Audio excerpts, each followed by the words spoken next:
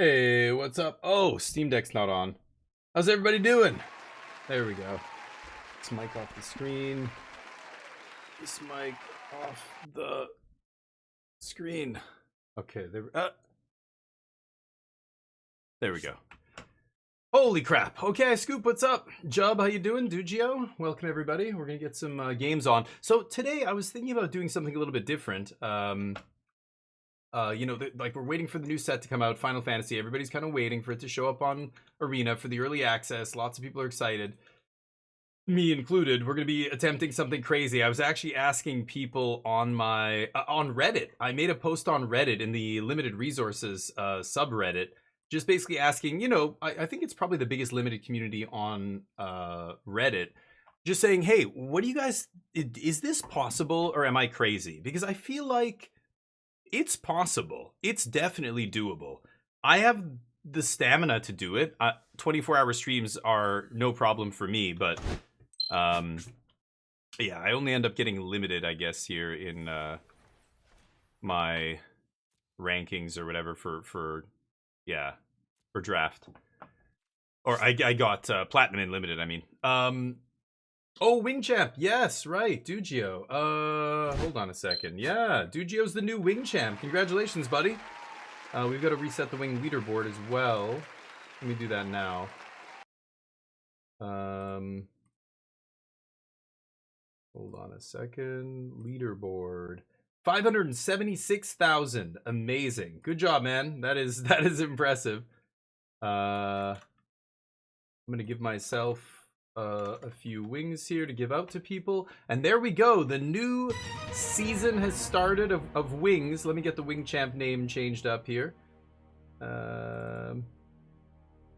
So the Wing Champ for May 2025 is the Duginator, Dugio. Very nice. Congrats again, dude. You're put to pasture. That's a 3 times. Once you 3-peat, you're out to pasture. That's right. Be tough to people haven't solved it all. Exactly. So yeah. So not only are we having to figure it out as we go, I'm fine with that. I think I perform better in new formats where everybody's on the same playing field, where nobody knows what's coming. I think once the format develops, that's where it starts to lose me, and I'm not like, I don't keep my thumb on the pulse long enough to to know, oh, everybody's overdrafting this archetype. People, this is the best. Now we're switching to this because this one nobody's drafting. Like the people who draft only they only play limited. They're keeping on top of that, right? But Jan, February, and May, nice, Dugio. I should have like an all-time. You know what? Maybe I'll make that like a little thing that shows all the people who have 3-peated. That might be something, because at first it didn't matter, but now we've got a bunch of people. I think there's 3 or 4 people who've done it. So I should make like a little list of like the Hall of Fame. Once you 3-peat, you're in the Hall of Fame. So yeah, stint to win. So there's a couple things going on. First of all, I mean, usually it's not a problem getting matches. I just end up playing against the same few people over and over. But at about 1 a.m., 2 a.m., they switch to quick draft. And that's going to speed things up. The draft will go much quicker. I don't have to wait for it to fill. I can just immediately do a draft, jump back in, and play the same person who's still playing their last draft deck. I don't think that's going to be a big deal. But I think the problem is the win rate and the number of drafts. So keeping my win rate up throughout the entire 24-hour stream is tough. Now, the last early access, we got a couple 7 wins with, I think at after hour number 18, but it is not easy. I'm starting to like, my brain's melting, but I think it's definitely doable. I think it depends on the format. I think this format is not conducive to bronze to mythic in one shot. I think from what I've seen, this format looks very slow. And if this format is slow, then I can't just like force aggro every time. Can you imagine doing this kind of a run in Phyrexia All Will Be One and just forcing aggro, and all the decks are aggro? The drafts go faster, the games go faster. I could totally do it in a format like that. But this format, it's looking very slow. That is something I can't control that may make it not possible this time. But I'm certain if the set lines up and, I draft well, and I think we can get in enough drafts to do it. But it's right on the cusp. Like, most of the people commenting on Reddit are saying, it took me like 23 drafts. It took me 20 drafts to go from silver to mythic. It's so close. It's about 20 to 25 drafts, depending on your win rate, to do it. and that is like 25 drafts in 24 hours is like, you know, that's the problem. I've got to draft quickly. I've got to play well. It's going to be awesome, I think. And you know, the other thing is I'm doing giveaways and other stuff that day, so it would be interesting. Maybe I shouldn't even do the giveaways, or I don't know, somebody else can handle it. I can probably take a minute while I'm, you know, jumping in the queue again. I don't think I'm gonna get any of these art styles. I don't really care. These lines look kind of nice. Are these Bloomborough? Yeah, these are Bloomborough art. Bunch of packs. That was from the last draft. I think I still have a draft going here. I poisoned my opponent out in mixed up draft here. Oh, we're 2-2. Oh, I actually am still playing this blue-black deck. It's not amazing. How did I do it again? I can't remember.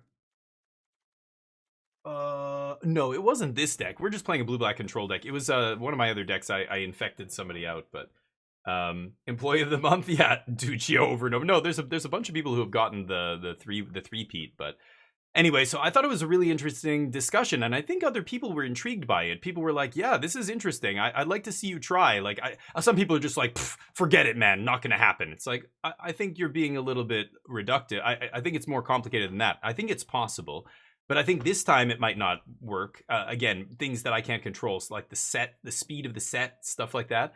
But most people are like, I don't know, like it's going to be so hard. Like it's right on the cusp of being almost impossible, but not quite. Like it's definitely doable, but it's super hard. So just the perfect challenge. I think if I could ever pull it off, I'm going to do early access 24-hour streams every single set. So, you know, if it's not this set, I think next set maybe. You know, it just depends on the set. It depends on my streak. Like, you know, maybe I start running hot and I just, you know, the variance lines up, you know, and I get a few trophies and bam, that's all it takes. It'll be interesting, but I mean, again, I did about 16 or 17 drafts last time, and I ended up in high platinum, going from bronze to high platinum. And I didn't even, like, I was playing standard. I played some sealed pools. Like, I wasn't even drafting the whole time. So I know I can do at least 20 drafts. And I got to high platinum with 16 drafts or 17 drafts from bronze. So I think I can get to Mythic, but I don't know. And then what's going to happen when you get to Mythic? Nobody else is Mythic on that server. I'll be the only person on the server with that rank, so I'll be just Mythic #1, right? I don't know. Like, that's what we're gonna try and figure out. I don't think anybody's ever gotten to Mythic on the experimental server ever, which is kind of awesome. But okay, I'm gonna end step lethal exploit here. I do want to put a card in the yard for countervailing wins. But you know what? Actually, now I've just got hard counter up. Let's just pass. If my opponent's not playing anything there, I was gonna exploit maybe something better than this green 1-drop, but.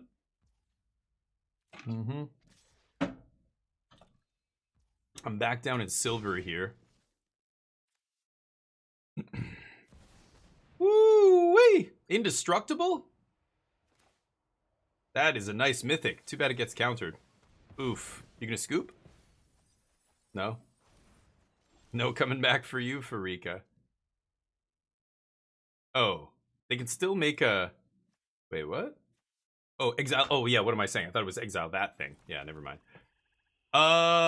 Could slam Maulfist here, use up all my mana, or still leave up a counter. They didn't make a land drop last turn. They went on to play this game, so I'm going to go for Maulfist, go wide. That sets up a block for the Evolving Adaptive. And then I have Menace, so this guy can't even threaten to stay back and block me.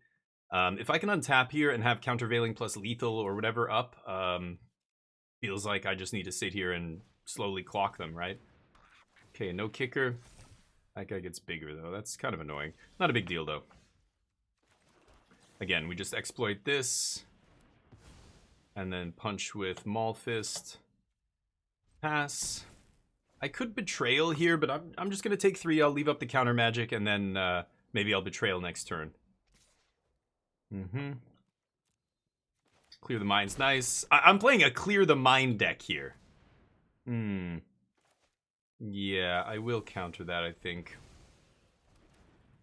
Okay. And let's eat that 3/3. And I'm going to swing. I'm not going to Clear the Mind just yet. I can hold that. I could cycle it here. I do have a way to flash it back, so... And I don't think this game's going to go to decking, but... Reaper. Okay, get in with the Menace dude. No islands, so... A little awkward here, but... Surveil 2. Okay, well, I don't need all the islands now. Thank you, though. Appreciate you. I think I'm going to leave one land in my hand. They are playing black. They could have easily some kind of, you know... I can never remember some rat that like ETBs and makes me discard, or you know, there's like a million cards like this, right? Man, clear the mind. I really don't want to put islands back in my deck, but I kind of want to cycle this and just redraw here. I probably should. Timuret, yeah. Exile 2 cards from graveyards. That's kind of awkward now. Could just slam big boy here. Maybe I will do that. Well, let's go to combat. I want to see if they double block Maul Fist. I think I'll trade for Timuret here if that's what they want to do. Bam. Okay, we jam the crab, and now crab's going to start taking over the game. And if it dies, then I'll clear the mind back. Now that this is gone, it's not going to eat my graveyard and make clear the mind worse. Oof, that's an ugly one. As in bad. Becomes a 3/3. That's not enough to double block and stop the crab. Could Spark Harvest, but there's no reason to do that. Just the crab. Oh, no. Thought maybe a combat trick there, but no. Okay. Sorry, catching up with you guys. Making history, Stin. I know, dude. And if I actually make it to Mythic, I'm gonna put the whole thing. I'm gonna edit it into a big video, put it on YouTube, maybe split it into 2 parts or something. And that's gonna be the record. I think that record, if I get to Mythic in one 24-hour stretch from Bronze 4, and obviously nobody can claim that I'm cheating, that I started at a higher rank or whatever, because we're on a totally fresh server, totally fresh accounts, all at the same level. Like every content creator's at the same spot. I can't. Did they have another Timuret? Oh, what did they cast? Omen. My bad, my bad. Okay. I could Truths sack the Eldrazi spawn to kill Timuret here. I think I might do that. Let's draw first here. Okay, well, not amazing. Let's... Yeah, let's sack a creature here. Okay, see what happens. Maybe they can protect this. 2 cards left.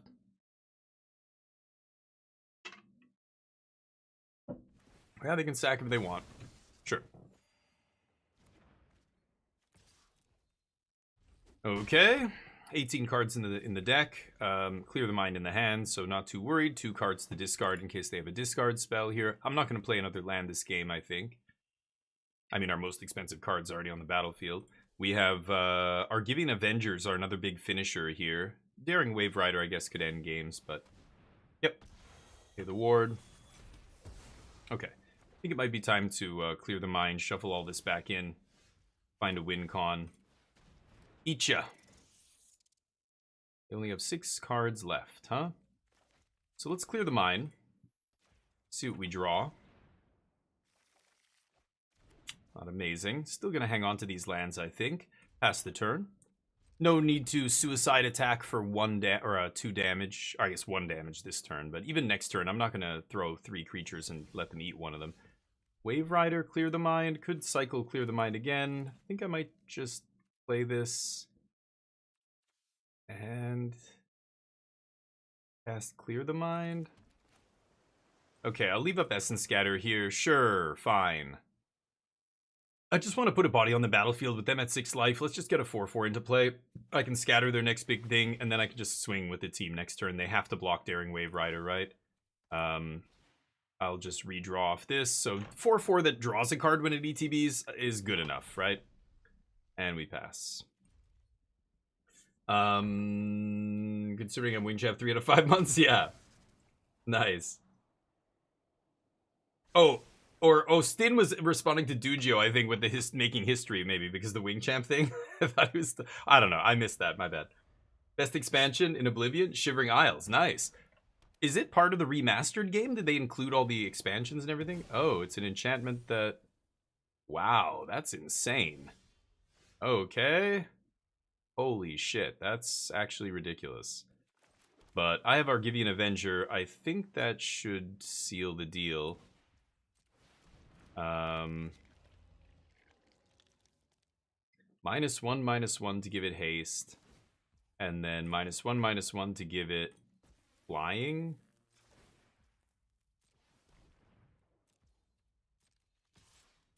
Punch. Pass. Still with Essence Scatter up here. Everything's in it. Okay, cool. You were okay, yeah, I wasn't sure. They're just top decking. I think I'm gonna counter this. I mean, if they had something better than this, they would have played it already. I think one of their cards was just this dead white card that they have no fixing. They couldn't find their splash. Excuse me. Let's see.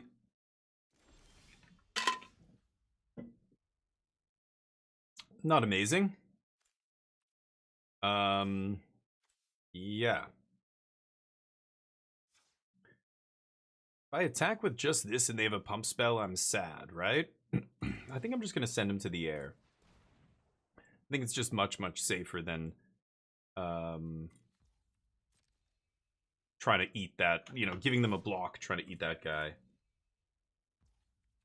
Okay, they take it. Go. They're going to start eating my graveyard. Yep. That thing is nuts. Holy shit. That is a crazy bomb. Yeah. I mean, I don't have any more creatures. Is it any graveyard? An opponent's graveyard, yeah. So they can't make another 2/2 flyer here.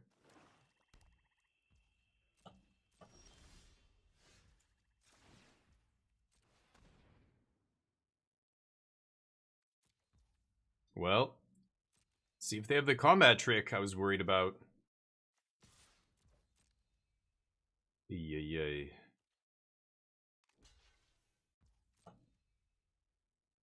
Sack it and draw. Yeah. Sure.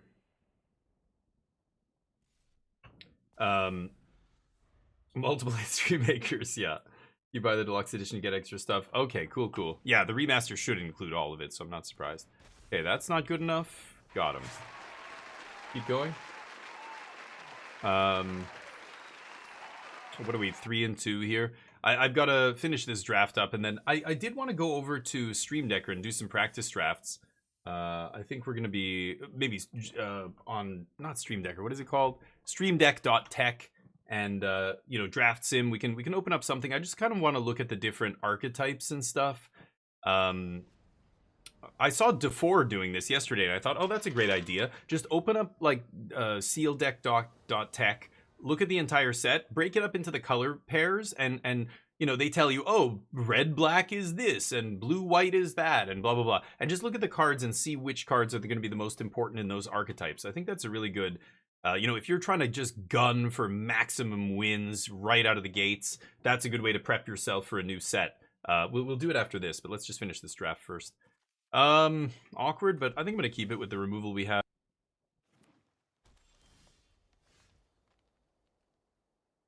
Little blue-black control here. Not gonna show them the black source first, just in case they think, oh, it's just an island. My creature won't die. They just have an island. Ooh, that's a great one. I'm gonna kill that immediately. Always bolt the bird, kids. Always bolt the bird. Except when they have a goddamn aviary. Not much I can do about that. 2-mana ramper into 2-mana ramper, huh? Okay. Sure. At least it doesn't attack me. Next turn I can leave up out cold, I guess. Not doing a ton here. Need to get to 5 to keep the gas flowing. Okay, perfect. Card draw is exactly what I want. My opponent doesn't even use their mana here. Yes. 4 mana, no plays. Love to see that. Could have out colded there.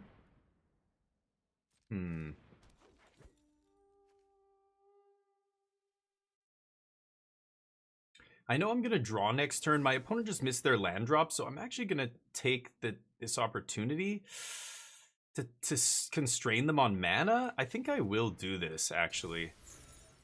Okay.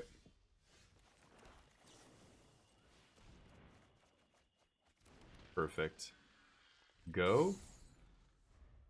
So I'm doing that, of course, on my main phase. I know it's an instant, but I don't want to pass the turn. They have blue mana. Oh, they top decked a land there. They could easily counter it, right? So get it out of the way on my turn when they're tapped out. I cut off their mana source, but they top decked the land. That said, they only had 1 4-mana play next turn, maybe, or last turn. Maybe they don't have a 4-mana play here. Okay, blow up my clue. Sure. This is now a 6/7, can't be blocked, yada, yada, yada. Sure.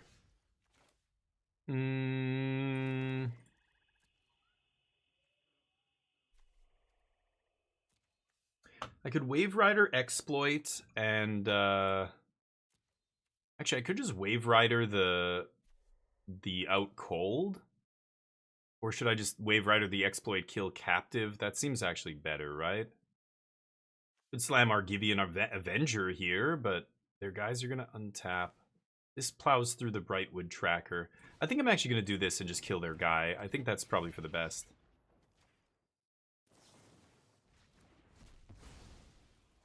Okay. Pass. Yeah. Anyway, we'll see how this goes. Hopefully, I don't know. We get a couple more wins and then we'll finish it up. I don't need to get 7 here. This deck was not very good.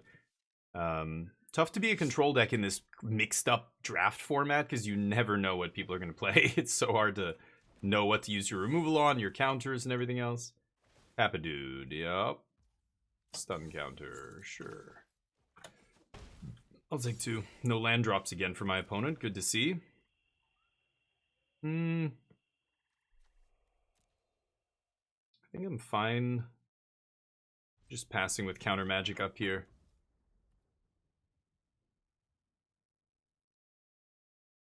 Soon I'll play Avenger and have counter magic up, but not yet. Ooh. Interesting. They're going to try and activate this guy? Why wouldn't they attack? Or they're going to leave him back to block. Oh, goodness. Okay, let's get the speed going first. And that will hopefully... no. Okay, they mill 3. Sadly, not enough blue to leave up cancel here, which makes me a little bit sad, but yeah, that's why combat tricks from a like when you're playing a defensive combat trick, it's terrible. It's just you put yourself in a really bad position. I don't know how experienced my opponent is, but if you have a combat trick, doesn't this untap the creature too?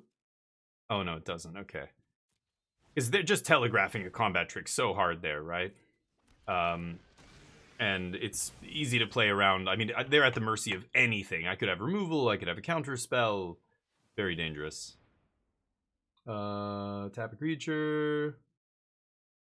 Oh, okay. Okay. So just a 2-mana, keep my guy tapped down. Yeah, that's pretty good. Okay, nice. Well, I'm gonna have to play my other big dork now.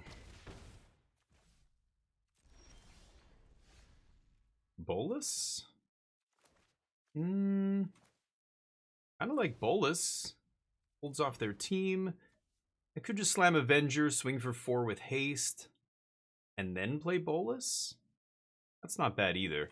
I think I'd like to see what's on top first before I Avenger here. Nothing. Awkward. Okay.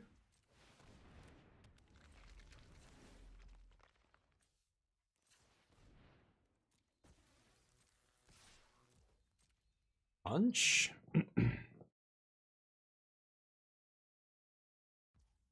Yeah, whiffing out on Bolus there, not ideal. 21 cards in the deck to their 22. Always having to keep an eye on the deck size in this weird format. A lot of these games get very grindy. There's some mill. There's mill just tacked onto random cards. I already cast that counterspell that mills them. Okay, another one. Jesus, that's super annoying because I have a bunch of, like, I have ways to bring stuff back, but not if it's sitting on the battlefield chained up. Not amazing. Mm-hmm. All right. Take 4. Might be time to cruise here. I don't really want to lose all this, but maybe I will just get rid of that and then clear the mind later.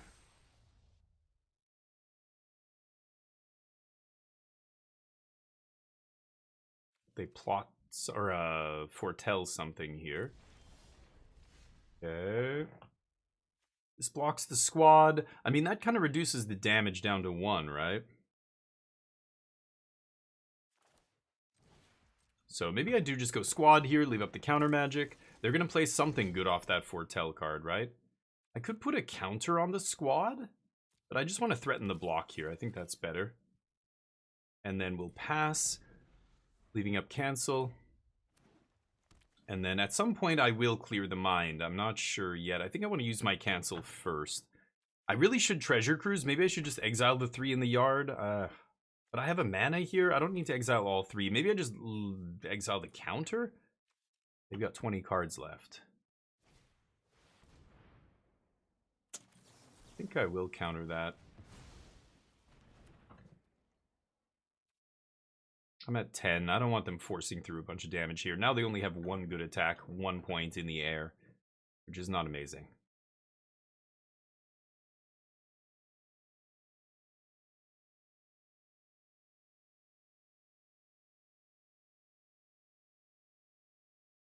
One card left, 1 card in foretell, and a 6/7 sitting there. So I'm tempted to clear the mind here. But I think I might have to treasure cruise first. I don't have any more counter magic in my deck. Jwari Disruption, I guess. Actually, yeah, the Jwari Disruption would do it. Surveil 2.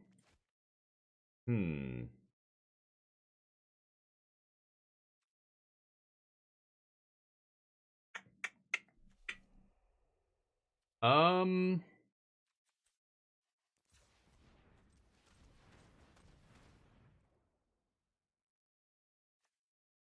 5.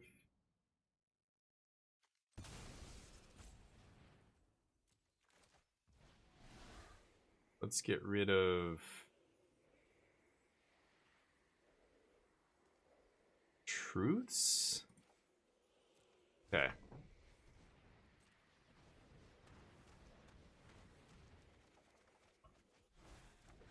Okay. Essence Scatter for the big guy. Do I bubble snare the flyer? That seems crazy, right? They're at 12? What if I bubble snare their 3/3 and start swinging? Is that crazy? I'm just gonna pass. I don't know about this. Maybe I should have maybe played Demir Informant, but then I can't leave up Essence Scatter. I think this is fine. I don't know. I'm at 9. They're top decking. They had 1 card in their hand. Rasta, how you doing, buddy? Opponent can't take the heat. 5 pre-release events? Holy shit, Professor. I'm jealous, dude. I would love to do pre-release with people, but no such luck.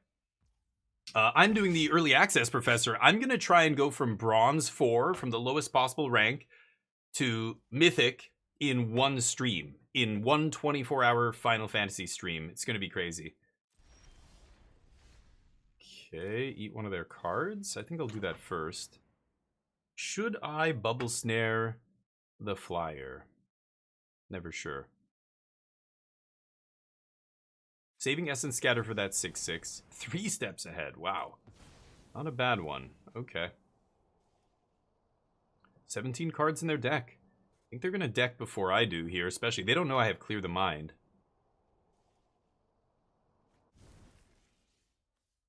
Leading Reflection. Okay.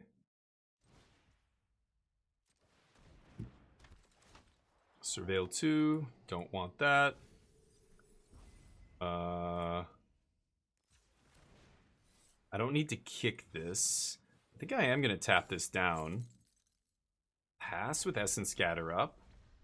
and then clear the mind maybe next turn. I'm not ready. I'm 13 cards left. I think my opponent with 16 cards, they might think they can just deck me here. They don't know about clear the mind, but that's awesome, Professor. Good luck, man. I hope you kill it. Oh, twin. Okay, so you got some help at least for some of them. Yeah.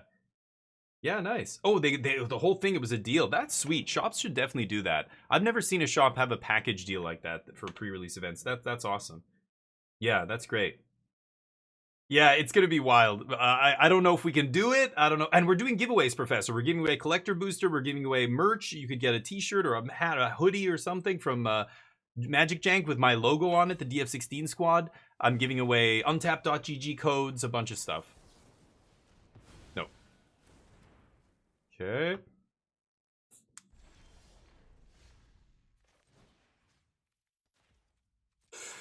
Time to redraw. That's pretty good. Tap their dudes. Swing with the team. Yeah, let's pass here. I've got 19 to their 15 now.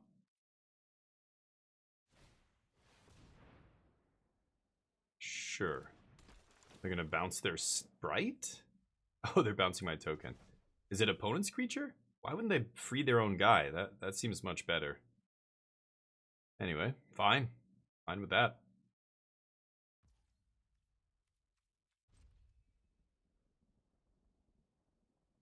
What is that card in Foretell?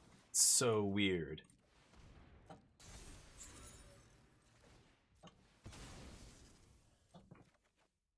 Oh, shit. Okay, they're at 15. Cancel. The way to bring up back clear the mind is sitting on the battlefield. I don't think I have a way to bounce, do I? Shadow's Verdict? That's pretty insane. I don't have another way to bounce my Daring Wave Rider, so I can't cast Clear the Mind again.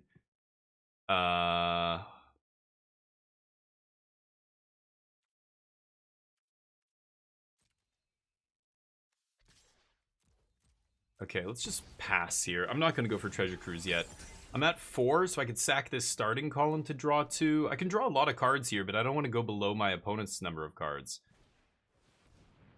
ETB draw a card. And it's a 4/4 with crew 3.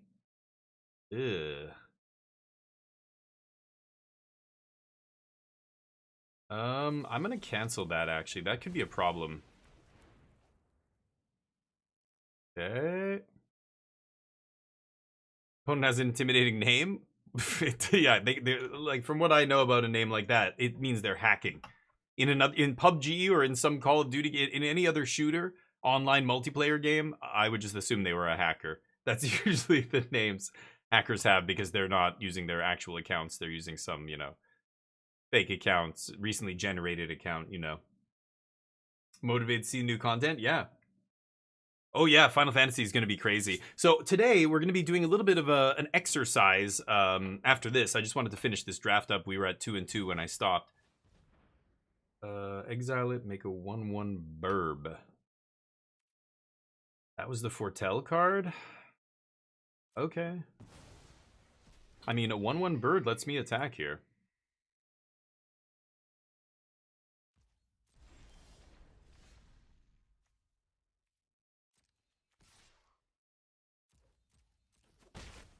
Is it time to cruise? They're at 14, I'm at 16.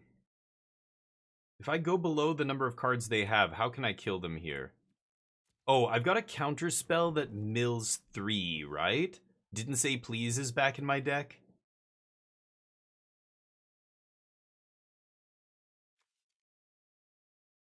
Huh.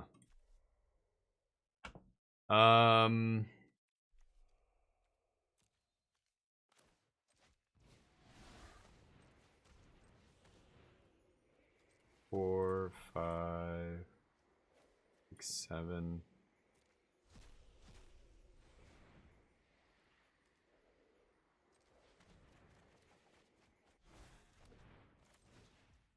Okay. Their last card. They scoop. Ooh, I'll take it. Exercise. Let's get some gains. In a way, yeah, we're powerlifting with our brain. It's it's gonna be great. I'll show you here before we jump into the next game. I'll show you what I'm talking about doing here. Second. So what I was gonna do is take draftsim and we just crack a pack and do some drafts. We can do draft simulator here and just go Final Fantasy. It's up on draftsim now, so we can do some practice drafts. The shitty thing is, of course, you can't play games, but it's nice to kind of look at the packs, see what kind of distribution, like see if there's enough. Are you seeing this common enough to make this worth it? The whatever strategy it is. There's also sealdeck.tech where I can just go. Let's see here. Choose set Final Fantasy. And then full set. There we go. And it just puts it all in. Sorry, let me just turn on dark mode. There we go. So you can, I can start. This is the entire set. So this looks ridiculous, of course. But what I can do is go, okay, blue-white. What are the blue-white strategies here for Tarkir? Well, we go over to the, you can go to the official website. I can just pop up this page. Okay, here we go. Artifacts. Apparently blue-white is built around artifacts. Artifact creatures, generating equipment, token generating equipment. Okay. So, with that in mind, I'm going to start looking at the cards here and going, okay, is this, we can even zoom in here. Is this good in that deck? 1 mana equipment that plus, yeah, this is obviously good. And it transforms. Wow. But then it dies. It's kind of sweet. Magitech Infantry, 1 mana, 1/1 artifact creature. This has got to be pretty good in the artifacts deck, right? And if you have multiple, they all buff each other. That's pretty good. And of course, you can fetch it up. So, anyway, we go down each card and kind of talk about, well, like, are these good for the archetype? And then, any good ones that we find, we put them in or whatever. We go, yeah, Magitech Infantry would probably be one. What does a good blue-white artifacts deck look like in this format? Like, this is a good way to do it, I think. I actually saw DeFore doing this yesterday, and I'm like, yes, that makes sense. That is a great way to approach it. Like, before the set comes out, you know what I mean? Yeah, Professor, for sure. If you don't know about these sites, go check them out. Here's SealDeck. It's sealdeck.tech. If you're a Magic player, you should know about these sites. And then draftsim. Sorry, I'm giving you the link to my draft here, but if you just take out the last part after, just draftsim.com, you'll get the website. So draftsim, I can go and do a draft here. We can zoom in a little bit. Let's say I take this card, and then it gives me the next pack, and this card, and this card, and I take cards, and it slowly builds, and you can see the deck on the left or on the right coming together, and pack 2, and we do the same thing. So you simulate the whole draft. When it's done, you can configure the deck, you can export the deck, you can do a bunch of stuff. You can even look at stats and things like that, sort it by different stuff. It's good. I like draftsim. So these are good websites to use when you are, again, learning a format. If you're hardcore, like this is what you do if you're a hardcore competitive player. Oh, there's the draftsim link. Yeah, no problem. Definitely, like if you're doing all these sealed events and stuff, you're playing a lot of this format this weekend. This is what we're going to be doing right now. So if you're able to stick around, like do it with me here and then do it on your own in the next few days when you have time. Jump on. Yeah, it's massive. Yeah, dude. And it's free. All of that stuff is free. You just have to know some of these good sites. Magic players are pretty awesome. Look at Scryfall. It's the official way to look up Magic cards, and it's not even run by wizards. It's run by people who play Magic who are like, we can do this better. Let's just make our own version of this. It's But yeah, draftsim, they've been around for a few years now, but the algorithm is like, this is where it gets a little bit weird. So some people will say, the pack collation is not going to be accurate to what Wizards packs officially are going to be. I think it's very close because Wizards tells you, oh, this is going to be a chance of an uncommon. This is going to be blah, blah, blah. So that's what draftsim uses. It goes by that. But as we know, even if Wizards says it's going to be this or that, there are printing malfunction. There are errors that happen in printing where a bunch of packs get no rare, or the old Masters sets were full of crazy crap. I remember stories like on Reddit, somebody opened a box of like Modern Masters 2 or whatever it was, and got all the foils. Every single foil in the entire box was the same card. It was like a common rusted Gear Hulk or something. I can't remember. Just hilarious shit like that. You know, like that kind of stuff can happen. So is it going to be totally accurate? Well, it's not going to account for printing errors. So it might not match up with actual packs, but that's what it should be. You know what I mean? So you're safe to use stuff like that. You don't have to worry about it not being like truly random or truly accurate or whatever. It's accurate enough that it's fine. It's perfect. It doesn't matter. Just like the shuffler is so close to actual true randomness that it doesn't have to be truly random. That's just being pedantic. It's irrelevant. You know what I mean? But yeah, so check it out. Get some value off that. It's oh, I can just take care of this guy right now. Fantastic. Love it when they come in tapped. Just lock your rare out. No big deal. Oof. Okay. Could cycle the countervailing winds. I have a land for next turn into starting column, so I don't need to find lands here. I think I'm just gonna save the winds, even though they're not. It's not really a counter spell yet. Column. Okay. Wow, no turn 3 plays. Turn 1 bubble snare, just doing overtime here. Overtime work. All right. 2 pieces of cardboard, go. LGS would handle pack errors. Oh, yeah, good question. That's one of those things where, you know, you make a house rule, or you make a call. You make a call. You're the LGS owner. That's one of those things you gotta try and just make the best call possible. And there is no right answer, because it could be a circumstance that, you know, a lot of other stores have never seen before or dealt with or what have you. Okay, that's pretty huge. So we're definitely going to win this long game with all of our card draw. All I have to do is make sure I don't lose the short game. We've already apparently got that under control. They only played 1 creature. We tapped it. This is a force spike right now, which is not amazing, but I guess I'll start slapping and pass. And see what they do. Don't look at my starting column. Don't get your filthy eyes off that column. My eyes are up here, all right? Don't stare at my column. My pillar. Ooh. Okay. Well, now it's counter or pay 2. That's slightly better. Speed goes up. Getting close to treasure cruising here. Yeah, let's pass. Still want to leave up the counter for now, I think. This format is... There's some bombs. My opponent apparently drawing absolutely nothing here, though. Okay, let's attack first. See if they want to do something about this servo. They have 3 cards, so I'm going to eat one of the cards with Elder Fang Disciple here. We go to max speed. Now I can discard my island. To starting column. I do have to sacrifice it to do that, but that's fine.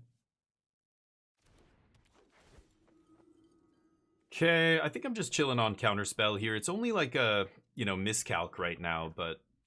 Ooh. Oh, ugly. Okay. The rats do absolutely nothing. So this is the dead card that's sitting in their hand right now. I think I'm going to crack this starting column. It also puts another card in the yard. 2 cards in the yard, actually. Little free draw 2 off my mana rock? Don't mind if I do.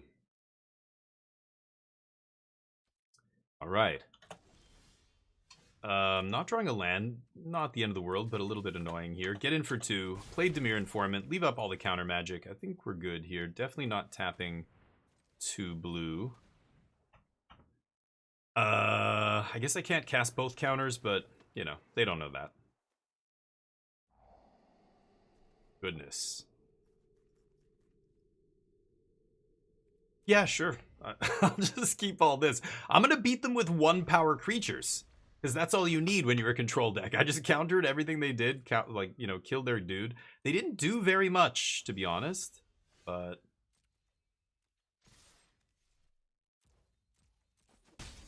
Okay. Could cruise here, but it turns off countervailing winds. Just pass.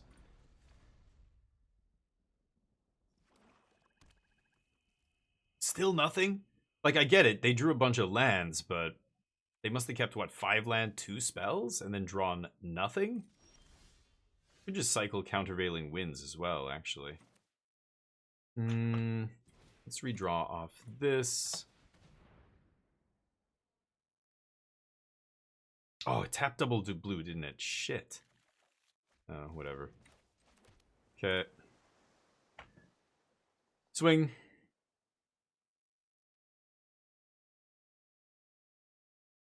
Like, my 7 cards to their 3 and my bigger board already means I don't think they're coming back from this, but...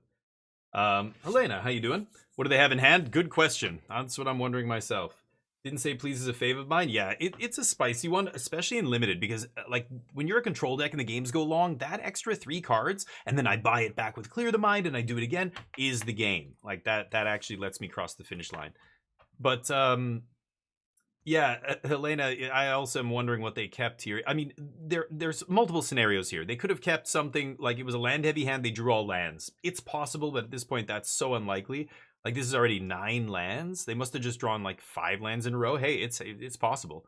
But the other issue is, I bet you they have a splash card in their hand and they're missing their 3rd color. That's more likely. Not a single dual land in sight. So I bet you they're just putting 3 basics of whatever, 2 basics of whatever in their deck, hoping to splash a card, and it's just rotting in their hand, and they're going to lose because of it. I wouldn't be surprised. I see that happen so often that I feel like that's the majority of, you know, cases like this. But or maybe they have like primo removal, and they're just like, I don't want to remove this. I don't want to cast it on that. God, everything they play sucks. You know, that's another. But at this point, you would have to use the removal. Like, they're at single-digit life totals, right? At this point, they don't have a choice. Jesus. Why not more counter magic? Okay. I guess I'll cast this. Hello? It's not letting me... Can I pay the cost?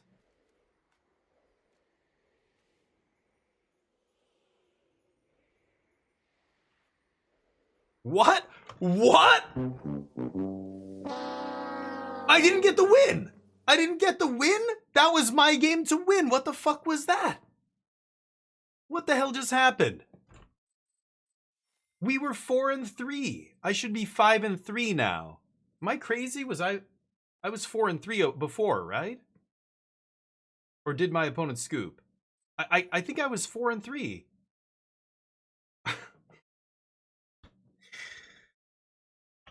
Right. That was my win. I don't know if I got it. But god damn, that's frustrating. Out of nowhere, I go to put Treasure Cruise too good. I mean, I don't know, did my opponent scoop as soon as I put Treasure? But I didn't pay the mana. They wouldn't have seen it on the stack until I pay the mana, right? So I was paying costs, maybe, and they just scooped, and it caused it to, like, you know, I don't know. What the fuck? I need somebody to go back and look, but I don't know if you can do that on Twitch. You can do it on YouTube. There's a live VOD, but yeah.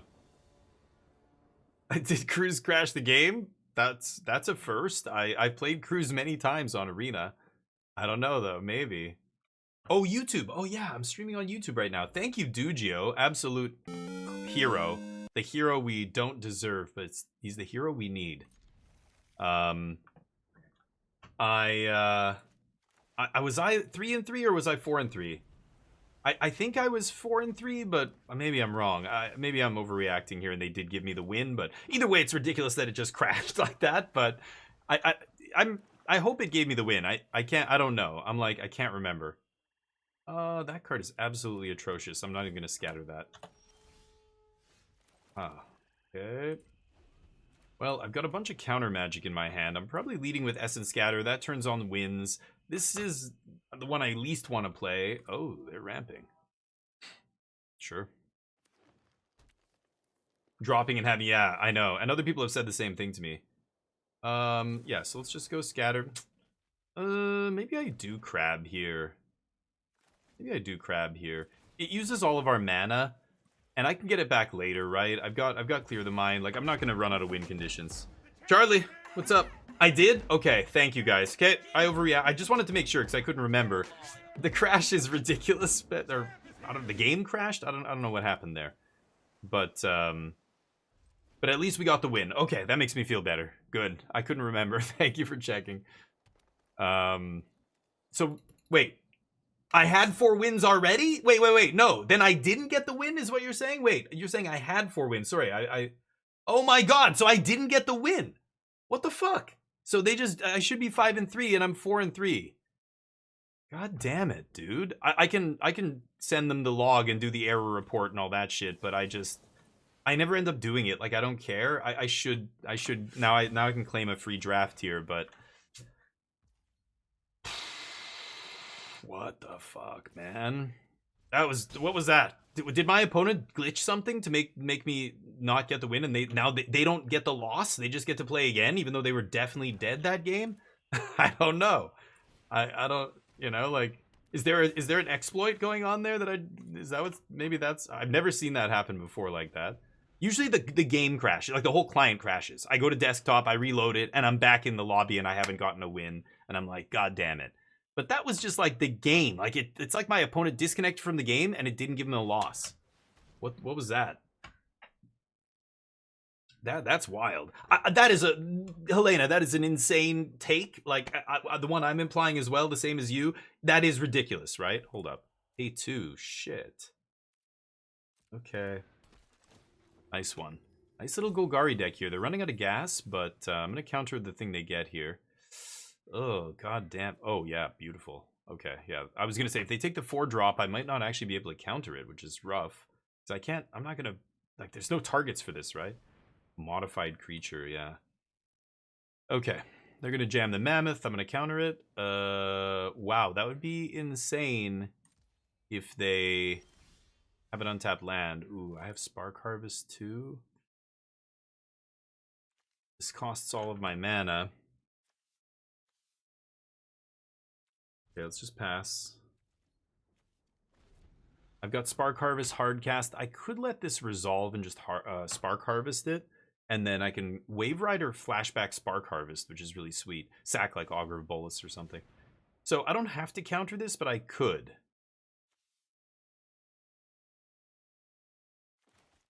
Okay, I think I am going to counter this. We'll save the Spark Harvest for their next dork here. They gotta pay 2, so get wrecked. Double Force Spike, aka Miscalc, aka Quench, aka there's a million of them. Okay, well, let's go to blockers. I can actually set up the lethal exploit here. I'm debating not killing the Acolyte, though, because that's the kind of, like, a Gravedigger like that can loop, right? If they have another Gravedigger, I'm not really crazy about doing that, but this is also awkward because I don't want to play Wave Rider yet. I want to cast this. I'm going to keep 1 card in my hand here, 1 land, and just pass. Crazy. I'm definitely going to claim the free draft, but what the hell just happened in the last round? That is ridiculous. Whoa. Elf, Warrior, or Tivar? Nothing. Yeah, that's got to be a kind of a long shot there, isn't it? Okay, so let's just hardcast this. Which one's more threatening? Menace. He doesn't do anything. Let's just eat this guy. And I'm going to take 3 here. Not a big deal. And then I'll Wave Rider Flashback. Kill Herald. They're in top deck mode. That leaves us with, after next turn, we'll have a 4-4 in play. They'll just, and a 1-3. Although I probably am sacking the 1-3, right? And they'll have a 3-2, or a 1-3, and that's it. I guess I can attack first. I'm gonna sack him anyway. Yeah. Yeah.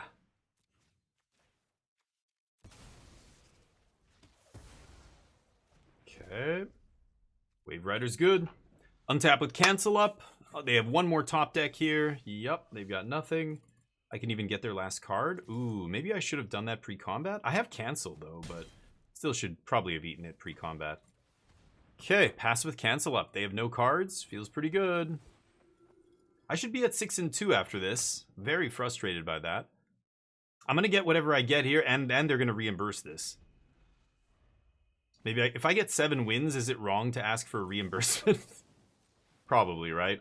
I still want them to know they fucked up, though. Cruise bugged the game. Yeah, it could have been Cruise, but I feel like if the game bugged, it would have crashed the game. It didn't crash. It just, the game ended. Like the client didn't crash. You know what I mean? Like the game, like it's not like a card bugged. It's like we disconnected, and instead of giving me the win, it didn't. You know, that's super weird to me. Like if a card bugs or if some animation glitches or whatever, usually the game crashes, right? That's what usually happens to me anyway. Which is weird. The fact they passed so many turns without doing yeah, I don't know, right? Maybe I don't know. So, but think about what you're implying. So you think that this person is just drawing out the game so that what? So that they can eventually just disconnect and then nobody wins? Like they're not. I don't think they're getting the win there, are they? Like I don't know. I don't know what happened there. God damn it. Uh-oh. Okay, there are two. Pass. Self-censor the word F so impressive. Oh, really? I didn't even notice. Did I say? I don't even remember doing that. I guess I did. Did I self-censor the F word there? What did I say? I just said, what the F? Oh, you mean when I go, what the like, I just, like, I mouth the word, but I don't say it? I do that sometimes. I think I just drew 5 lands in a row. That's wild. They've got a chump blocker now. I guess I'm still swinging, but at some point they're going to draw a way to kill Daring Wave Rider, and I'm just flooding out here now. Okay. They aren't risking anything? I guess so. I just don't get the motivation. That's the number one thing when considering whether or not somebody's guilty of a crime. What's the motivation? Do they actually have motive? That's number one. Before opportunity, before everything else. Like, it's motive. Okay.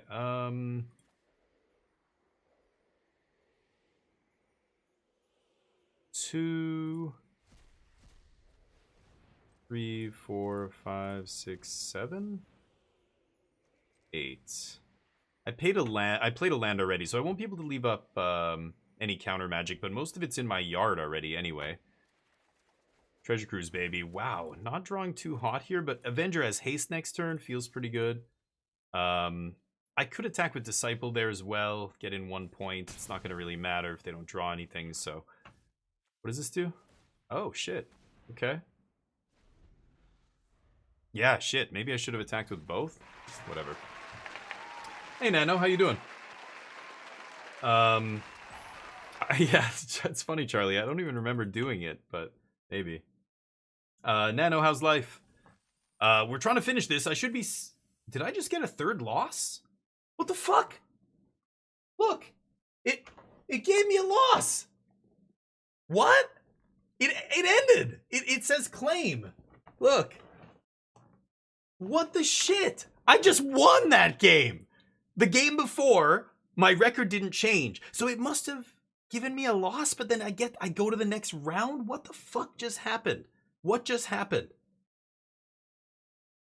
I am so baffled right now. I don't even know what to say. So we were 4-3. I'm beating my opponent. The turn or 2 turns before I end the game, I put Treasure Cruise on the stack. The game kind of freezes for a second. I can't click anything. It's not asking me to pay costs.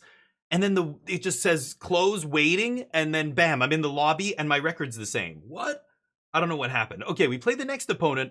I beat them. They scooped. And then I get a loss and a win. And I'm out. I got a loss and a win in the same round. What the fuck just happened? Did I scoop that game? No, right? Am I crazy? They scooped, and I got a 3rd loss. Look at this. What is going on with this client? Are you kidding me right now? What a gong show. I'm going to I'm gonna claim my prize, and I'm gonna refund this draft. But what? What the fuck happened? I get my money back. I mean, I made a little bit of gems, and I'm going to get a free draft off that, because that is absolute crazy bullshit. What do I do? Oh yeah, I send them the whole draft log from today, right? Something like that. I've got to remember to do this after.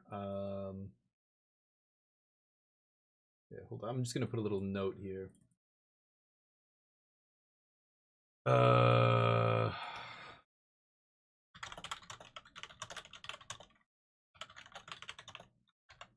Okay, it finished at about 1 p.m., right? Absolutely ridiculous. I don't care about any of this crap. I could have gone 7 wins there. It just gave me a loss for no reason. I didn't lose. Just gave me a loss. What? Oh my god. Anyway, let's open some packs, I guess. Hey Dreary, how you doing, buddy? Yeah, I'm gonna contact them. Like, what the hell just happened there? That was so ridiculous. I wish I want to just open all of the packs at the same time. I don't need to do it one at a time here. I deserve to lose? Why? I beat my last two opponents. The first one didn't count as a win, and then the second one gave me a win, but then gave me a loss at the same time. Why do I deserve to lose? Because I'm playing the Clear the Mind deck and people don't like that? Is that what's going on? Yeah. No, that's ridiculous. That's just like, I just literally won the last 2 matches and now I'm out. Like, what? Yeah, exactly. Oh, Nano, can you imagine if I do 24-hour stream and I'm like high diamond, I'm like only a couple matches away from mythic, and then it bugs out like that? Oh my god, dude. I mean, I don't know.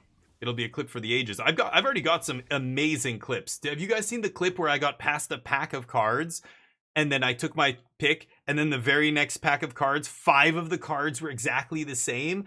This is in Cube Draft, where everything's supposed to be a 1 of. It was absolutely bananas. And I'm not talking about lands. I know there's multiple copies of lands, but it was like the same 5 spells in back-to-back packs. It was like, I've got a clip of it somewhere on the YouTube channel or wherever. Oh, I should have cycled this up, I guess. So what I was going to do next, and I guess I don't know how many people know about this, but you know, you can go to sealdeck.net, sealdeck.tech, I mean, and you can load up the whole set of Final Fantasy here, and we can start going through, like, the first archetype, blue-white, is artifacts. So I can look through the cards that are going to be good in the artifacts deck and start trying to, like, pull them aside here. So, like, we were already talking about crystal fragments be looking pretty good. 1 mana 1/1, sorry, a 1 mana equipment that only equips for 1 and gives +1/+1. That's already acceptable, especially if you're in an aggro deck and it's a relevant type, like it's an artifact, you know, for caring about artifact. I think both these cards, I think even this might be okay. A 1 mana 2/1, not hard to get cheap artifacts in this. I could see both of those being good in this archetype. What about Phoenix Down? Exile artifact, choose 1, return creature, mana 4 or less than battlefield. That's not the worst. Spirit, skeleton, or zombie? I wonder how many skeletons, zombies, and spirits there are.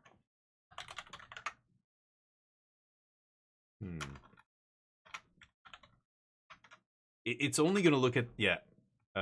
It's only going to look at the text, though. It's not going to look at type, right? Yeah. No. Oh, I can turn off blue-white. So there's 1 spirit.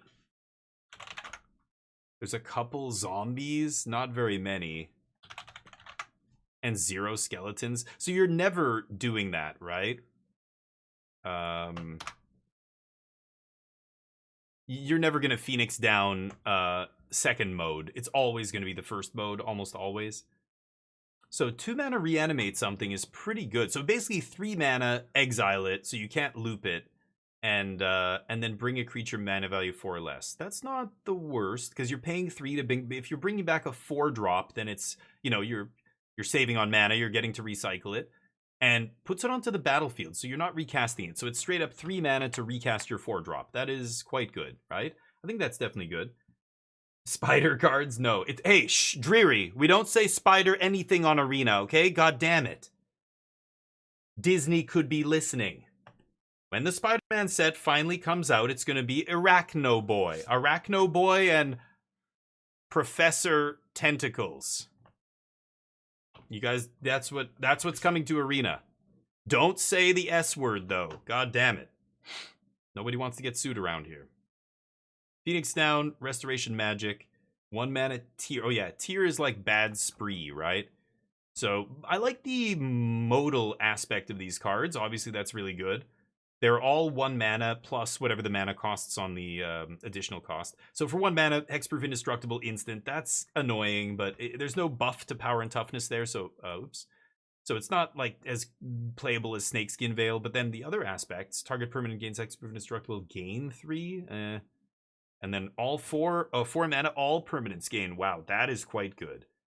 Oh no, sorry, that's 5 mana, right? That's a lot. 5 mana is a lot. I think this is actually pretty good, though. I could see this seeing play. Oh, it's uncommon. Yeah, I think it makes sense. Not for the blue-white artifacts deck, though. Stiltskin Moogle Merchant. 1/2 with lifelink. Target opponent gains control of another target permanent you control. If they do, you draw a card. Bizarre. Rare. That probably isn't going to see play. I don't know what kind of permanents you can give your opponent in this, but not for the blue-white artifacts deck. Remember, the exercise here is to say, what is the archetype that we're looking at? It's blue-white artifacts. Let's look at cards that are specifically going to be good in that archetype, right? You're not alone. 1 mana +2/+2, 3 or more creatures +4/4. That's probably pretty good. I don't know how wide you're going to be going in the artifact deck, but Zach Fair. 1 mana 0/1 ETBs with a counter, so a 1 mana 1/2. 1 mana sack, target creature you control gains indestructible in a turn, then put his counters on that creature and any equipment attached to him. Oh wow, okay, that's not amazing. But these kind of 1 mana protect my other stuff cards have historically been pretty good, like the Hound or whatever, the dog that gave indestructible that was 1 mana 1/1. This guy's a 1 mana 1/2 but you have to pay 1 to activate him. That's the worst part. Those other cards were really good because they had no additional activation cost. It was just sack this dog, protect the other thing. Killing X-Death with a Phoenix Down is lore accurate? Oh, no kidding. Oh, maybe you're right. X-Death? Is that one of the big, the green-black rare, right? Yeah, maybe. If that lines up, that would be perfect high electric. That would be a flavor win, but it's got to line up first, right? Ishkana's your favorite new Spooter card. Oh, nice. Oh, you're talking about the spider creature type Dreary? Yeah. Sorry, I thought you were making a joke about Spider-Man. There's a new Ishkana. That's right. I haven't even looked at it, I think, or if I did. It's looking strong. I mean, for limited, I think the best limited sets are slower sets, and this is looking like a slow set, right? Think about all these auras and random shit. Like these auras that Crystal Fragments is one of them, right? This thing, God, when I move the pointer off the card, it disappears. It's annoying. These sagas that act as creatures, but then when it gets to chapter 3, they get sacrificed. Like, think of how many of these there are. The games are gonna be weird. People are gonna be playing a creature saga, doing some stuff, and then it's killing itself. Like, it's so weird. I don't know. So there's not a ton of removal in this format, and a lot of the cards are slow and kill themselves and that kind of stuff. So I feel like it's looking like a slower format to me, which normally means it's gonna be good for limited. For Constructed, it looks very low-powered. And I think the reason this set is low-powered is because they want as many new players to get into it as possible, so a lot of the things are pretty straightforward. Yeah, we have some complicated sagas and flip cards and that stuff, but for the most part, nothing's like, crazy convoluted build-arounds, like Lost Caverns of Ixalan was, or what's another good example? Maybe Kamigawa. Like, I don't know. Some of those sets are much more complicated when you're drafting because there's so much more going. Like, the way the cards interact with each other isn't super apparent on its surface. I think these are all pretty straightforward. There's so many legendaries that are just self-contained. They just do this thing. So I don't know how much overall synergy there's going to be. So basically, Constructed, I think it's a lower powered set than we usually see. Fafredo, yesterday we were talking on the podcast, it'll come out soon actually, and he made an interesting point. He says, typically it kind of goes like this. We have a powerful set, then a not powerful set, then a powerful set. And I didn't want to say anything, but I think, like, when I think about it, that's not always true. Sometimes it does that. Other times we get Bloomburrow into Duskmourn, and it's banger into banger. Both of those sets were super powerful, back to back. Right? Now, you could say that was because of rotation, sure, and that's part of it too. The first set after rotation is usually juiced up. But this set does not look juiced. The limited environment, I think, actually might be really good because it looks slow, which is ingredient number 1 for a good limited format, if you ask me. It's got to be a little bit slow. That lets a lot of different archetypes be viable. When the format's fast, it just makes a bunch of stuff not really viable. You can't draft some goofy ass late game engine card and expect to go the distance, or some ramp deck, or 5-color nonsense, or all these kind of things you can't do in an aggro format, right? So anyway, so yeah, the Saga rule change doesn't affect. Like I think we talked about that yesterday on the podcast as well, and at first we thought it I hadn't heard it, so I was like, what? And we thought it worked one way, but it didn't. It works still the same way. Sagas work the same way, except when the Saga's a creature and you remove all of its abilities, then it doesn't get sacrificed, which makes sense. That's how it should be. So before, if you had Crystal Fragments flipped and it was a 4/3 Saga, and then somebody cast I don't know what an example from this set would be, but this is more for modern and other formats. A blue enchantment that says now citizen, whatever it's called, unassuming business person or whatever. This thing turns into a 1/1 with no abilities. The way the rules used to work, even though this has no abilities, it would still keep ticking up, and eventually it would sacrifice itself, which doesn't make sense. If it's not supposed to have abilities, then the Saga part shouldn't be ticking up. That's what happens now. So that's good. It's a good rule change. It should be like that. But some people think it doesn't get sacrificed. That's not what happens. It has to lose all of its abilities, and then it won't get sacrificed, which makes sense. I don't know, Dirty Priest. That's a good question. You mean for limited? I honestly don't know. I don't pay attention to how often the sets stick around, because I don't even think there's a consistent... I think it changes. So yeah, is it some are 60, some are 90? I think some are even in between. I have no clue. You're gonna have to look that up. It'll say on the mothership website, the main Magic website, it'll say when the new limited format shows up, but I don't even know. Sometimes they say, oh, starting at this date, we're also going to get throwback draft to blah blah blah, but this is still going on at the same time. Like they'll have multiple formats, so I have no clue. Let's keep going here. So Zach Fair, we've got Adalbert Steiner. Why does this guy have to be legendary? I know he's a guy in the game, but 2 mana, 2/1 lifelink, gets +1 for each equipment you control. Is this card going to be good in the artifact deck? I mean, you think it would be, but... I mean, a 2 mana, 2/1 lifelink is Child of Night, right? That was playable back in Core Set 2015, but this is 2025. Is a 2/1 lifelink for 2 good enough? I mean, if you do have... It's each equipment you control. I just don't think this is even good enough. I don't think you're going to end up with enough equipment to make that guy a 3/2 often enough. For each equipment, and then yeah, like multiple? No. Ambrosia Whiteheart, the bird. 2 mana, 2/2 with flash. ETB, return another permanent you control to its owner's hand. This is a very powerful effect. Whenever land you control enters. Oh, that's kind of interesting. Sure, so it attacks as a 3/2 often. I don't think there's that many fetch lands going around here. I think there's a couple that can put lands at instant speed into play. Sack a land, go get something or whatever. But not this, this is mostly going to be a utility card. So the strength of this card will rise and fall based on what else you have in the deck. Now, remember, white has the artifact, a lot of equipment that has the new mechanic. It's the same shit we always see every set. It was called Manifest, and then Cloaking, and blah, blah, blah. Living Weapon, for Mirrodin, like there's been a bunch of, the equipment comes in, it makes a creature. Job selection, job select, something like that. Whatever. The ability, the mechanic that's in this set works very nicely with Ambrosia, right? You have a bunch of equipment that ETBs makes a piece of cardboard, and then this can rebounce the equipment and move, play it again, get another piece of cardboard. But depending on what you're getting, I mean, the job select is just giving you a 1/1, so that's not crazy value. I think you're hoping to bounce something a little bit better than that, but 2 mana, 2/2 flash with bounce any permanent that you control. That is sweet. I can definitely see that being good in some decks. But again, it depends on what you're blinking, right? Bouncing. Battle menu? God. Right. 2 mana, make a 2/2 white knight creature token. Or target creature gets +0/+4. That's quite weak. Or destroy creature with power 4 or greater. That's not bad. This is a 2 mana instant. That is quite good. Or gain 4. That is quite good. That's a great card. That kind of flexibility, like that is the abilities are very diverse there.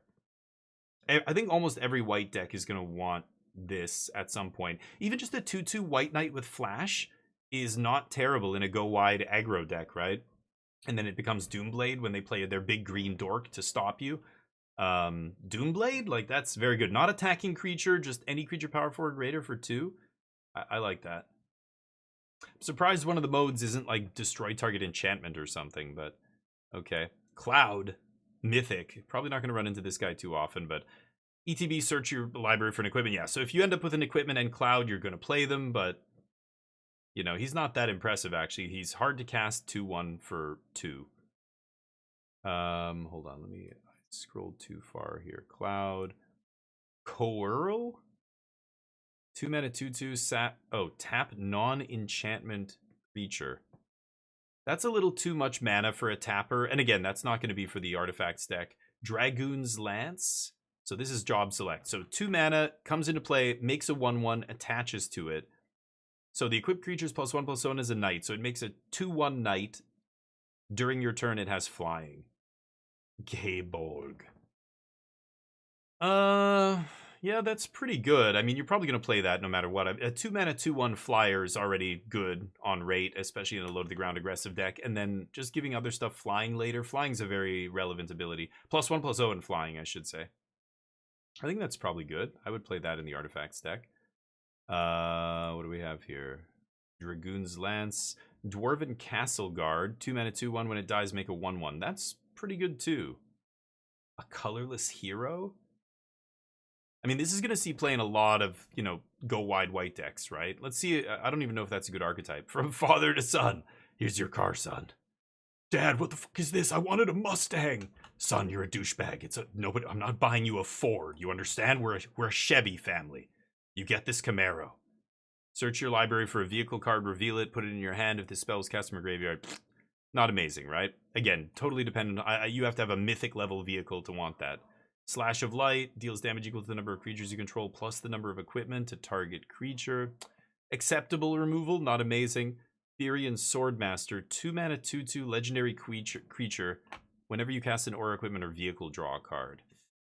That's probably going to be very good. Is this guy rare? I can't tell by this goofy ass art. I'm assuming he's rare. That's why he's got an alt art, right? I mean, this guy would be good in the artifacts deck. Imperial City of Arcades. Oh, it's Wall of Omens. Wow, Wall of Omens? These are going to be in like a special slot. That's not just a regular common, is it? But yeah, Ambrosia's cool, yeah. Yeah, some of it's sweet. Yeah, I think Ambrosia will be good. I don't want to put it in right now. What we're trying to do right now is figure out what are the best cards for the blue-white artifacts deck. White Mage's Staff. This has to be good, right? So a 2 mana 1/1 that gets +1. So it's a 2/2. Whenever it attacks, you gain a life. And then it's 3 to equip. I mean, that's acceptable. This is kind of the deck I think that you're going to end up drafting if you do go down the white artifacts road, right? So ideally, you're going to get a bunch of equipment that has job select. And then you've got, yeah, like Ambrosia to bounce it and get value. But let's keep looking here. Aerith. 3 mana 2/2 lifelink. Whenever you gain life, put a counter on her. Whenever she dies, put X counters on each legendary creature you control, where X is the number of on each. Wow. When you gain life. I mean, that's not great, but there. I mean, this randomly gains a life. The White Mage's Staff. There's not a ton that gains life. We saw one other lifelink dude. I don't know if I like her. I don't think I love that card. I mean, again, you've got to attack with her and do damage, and she lives for her to gain herself some life. 3 mana 2/2? Not amazing. MTG, what's up? Another one? Are you kidding, dude? What is going on? Wall of Omens is awesome. What happened? Why? What, like, did they take anything specific? Like, how does this keep happening? That's insane, dude. I'm sorry to hear that. Did they get away with anything crazy, or was it small, big? Like, how much damage? How did they even get in? Broke the door down. Jesus Christ. Sorry to hear that, man. That is wild. All right, 3 mana 3/2. Whenever she attacks, look at the top 5 cards of your library. Reveal an artifact card from among them. Put it in your hand. Top 5. Any artifact? I mean, that's obviously got to be pretty good. It's a 3 mana 3/2 is really underwhelming. See what I mean? Like this, I think a lot of these cards feel very, I don't know, powered down. I think if you have 8 or 9 artifacts, this is a good card and you should play it. Like it is a free creature, right? It's going to immediately replace itself in a lot of games, but you need to have at least 9 artifacts. The more the better. 10, 11, even better. But I'm never playing this unless I have at least 9, I think. Squall. Oh, did I miss this? Looked at Ash, Aerith. Oron's Inspiration. Attacking creatures get +2/+0. So this is the kind of go wide, and it has flashback. Whoa. So for 7, you can give them +4/+0. It's kind of interesting. Yeah, that's gonna be a lot of games ended in 2 turns when you play it and then get in an attack that alpha but doesn't kill them, and then just do it again next turn.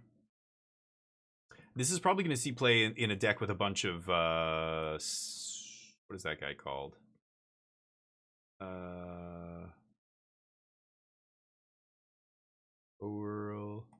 This guy, Dwarven Castle Guards and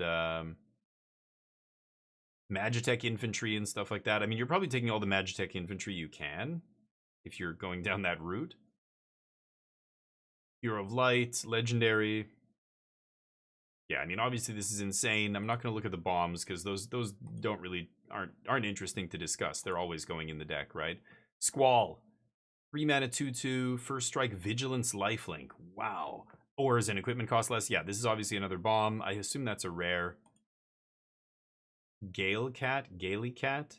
3 mana 1/3 flying Vigilance. 2 or more artifacts, it becomes a 3/3 flyer with Vigilance.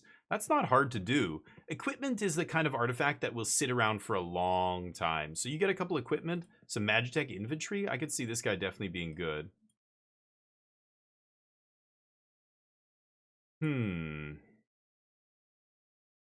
Garnet till Alexandros 17th. Oh, it's Lauren. Oh, okay. Right. That's crazy, MTG. Sorry to hear that, man. 2 toughness earlier, yeah. Deck boxes and binders. Took deck boxes and binders? Yeah, the door, fixing the door. I mean, hopefully insurance covers it, but yeah. Get a nice big thick like hobbit hole door, with like iron door nails and stuff in it. That hopefully they'll have more trouble breaking that down. Paladin's Arms, 3 mana, ETBs as a 1/1 but gets +2/+1. So 3/2 with Ward 1 for 3 and then equip 4. +2/+1 Ward 1. Not amazing. A 3/2 with Ward 1 for 3 mana is not amazing. I don't want to play... Like, if I'm going to play an equipment deck, I want to play the cheapest equipment possible, and I think 3 mana is probably too much for me for that. For that effect. Not worth it. Oh, man. Crazy. Sorry to hear that, man. That sucks. Ranger Captain of Eos is in this? Wow. That's pretty good. Again, a rare. Side quest, Catch a Fish. 3 mana at the beginning of your upkeep. Look at the top card of your library. If it's an artifact or creature, reveal it, put it in your hand. Artifact or creature. And then make a food and transform. As soon as you get 1, it turns into a land, which sacks an artifact. Oh.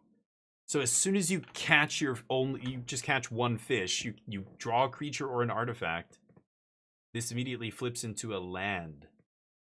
And then you can sack an artifact to put a counter on each creature you control. So it immediately gives you the artifact to sack to give your whole team a pump. But that's a lot of mana here.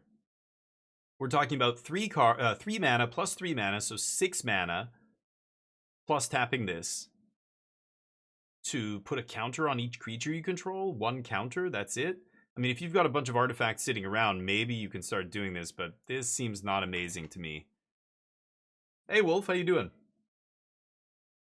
Yeah, MTG. I mean, I don't know what else you can do at this point to prepare. It seems like people just don't give a shit. Like, you've got cameras, you've got, security system. Like, what are you going to do? Like, put a spike trap in there, Indiana Jones style? Like, at this point, that's what I would do. A little blow dart to the neck. No? You like side quest? Okay, give it to me. Give me your spiel. I don't think this is high enough impact for the amount of mana you're paying and the time it's taking to do the thing. You get a free card off it. Reveal, put in your hand. So you get it. If it draws you an extra card, okay, it replaces itself. And then, I don't know. I guess it replaces itself. But for 3 mana and then another 3 mana. And then if you don't have any other artifacts, like, is that worth it? Other artifacts are going to be good. You're not going to have a lot of artifacts lying around that aren't good. You're going to have equipment, you're going to have artifact creatures. You don't want to sack that stuff usually. If there's a way to make tokens, then this would be amazing. But I mean, unless there's other stuff that's making treasure all the time or whatever it is, maps, food, anything. If there's other stuff, then maybe, but by itself, I don't think it's good enough. But the ability, you need a bunch of artifacts. It's a 1 point, yeah, you get the card back, right? So it's almost like, it replaces itself, but its impact is so low. I mean, 3 mana to cycle and replace itself is not worth 3 mana, right? I mean, the baseline is 2 to cycle. So you play 3, it replaces itself. You're still not at the point where you want to play it. So then it flips, and then you pay more mana, and you pump your team by 1. It's a permanent pump. I like that. I think you need a way to have other artifacts. If you have other artifact tokens, then I think I agree with you. Then I could see it. But this isn't pumping out more and more food all the time, right? It just gives you 1 artifact, so you can activate once, and then you have to start sacking your other artifacts, right? Well, that's what I'm saying. Yeah. So if you have a bunch of artifacts lying around, then then this is great. But like, what artifacts are you gonna have lying around? If this is my artifact deck. I could even put this in here for now. Let's say I'm playing an artifact deck that looks something like this. I'm not sacking my Dragoon's Lance or my White Mage's Staff. Like, I want to Voltron up a creature later, or, blink it with this and replay it, or whatever. Am I going to start sacking all the equipment? I mean, it depends how wide my board is, I guess, right? I guess there's moments, but like, you can always craft a scenario where this is good. If I have 5 creatures in play, yeah, this is great, putting 5 power on the board. But if I only have 2 creatures in play, are you even sacking a thing, like, to put 2 counters? You're definitely not sacking one of your equipment. You'd be better off just equipping it, right? So that's where you're losing me. I don't know. I think the situations where this is good are going to be situations where you either may already be winning or a board stall or something. Like, you got to have a wide enough board that this makes sense. You do get the first one for free, so to speak, because it makes a food. But after that, like, if you want to keep growing your team to the point where you're going to win the game, maybe. I don't know. I don't love that right off the bat, but I could see it being better than I think. I don't know.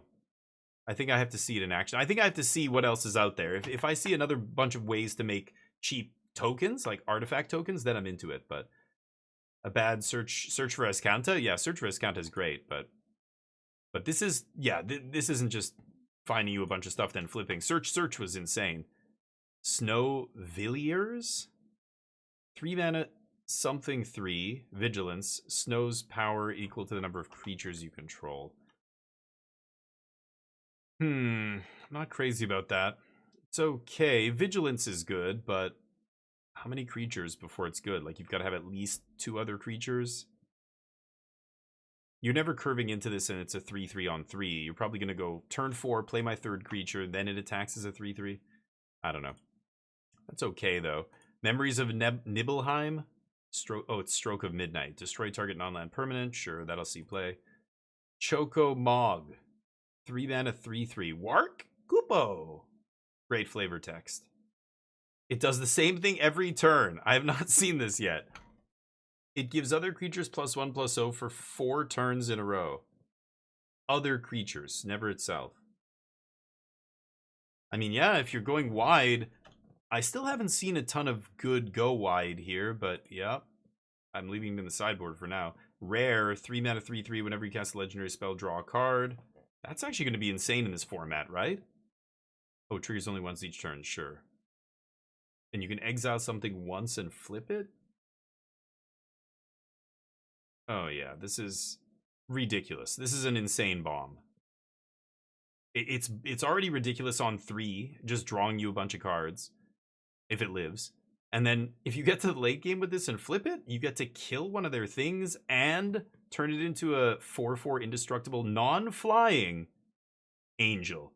Remember that. That thing looks like it should fly. It does not. That's going to trip people up. But yeah, it gets you the card draw back. I mean, I don't know. That's an interesting one. I think it's okay. I don't love it, though. I think it's just fine. I don't think I'd be happy to have more than one of these in my deck. Even one, I'd probably be like, it's like the 23rd card or something. I don't think it's great, but I don't think it's terrible. I think you're right. It has a good baseline, I guess. Like, it's replacing itself. You're getting at least one trigger. It's a lot of mana, though. Aerith Rescue Mission. I remember this mission, too, but look at this art is so goofy. 4 mana sorcery. Create 3 1/1s. Okay, and this is a common? That's the first one I've seen that really lets you do the go wide thing effectively. I would love to see a 2 mana card that makes 2 1/1s that can curve into this, because this is 4 mana. Take 59 flights of stairs. Tap up to 3 creatures. Stun on one of them. Oh, weird. Okay, I like that. I mean, you're almost never playing the second part unless it's you win the game that turn. But that makes 3 bodies for 4 mana. That's interesting. That makes things like the Choco Mog much better. And you know, the other go wide stuff we were like Catch a Fish. Yeah, sure. Now if you have a bunch of these in your deck and Catch a Fish, I mean, that it makes Catch a Fish a little bit that's a lot more attractive now, but so it'll depend on the deck, I think, but Blessing of the Oracle. This is a Chroma's Will. These cards are probably never showing up, so I'm just gonna ignore them. Delivery Moogle, 4 mana, 3/2 flying. When this creature ETBs, search your library for or graveyard for an artifact. Oh, that's great. Oh, 2 or less? I think that's still great. White Mage's Staff and Dragoon's Lance already solid here in white.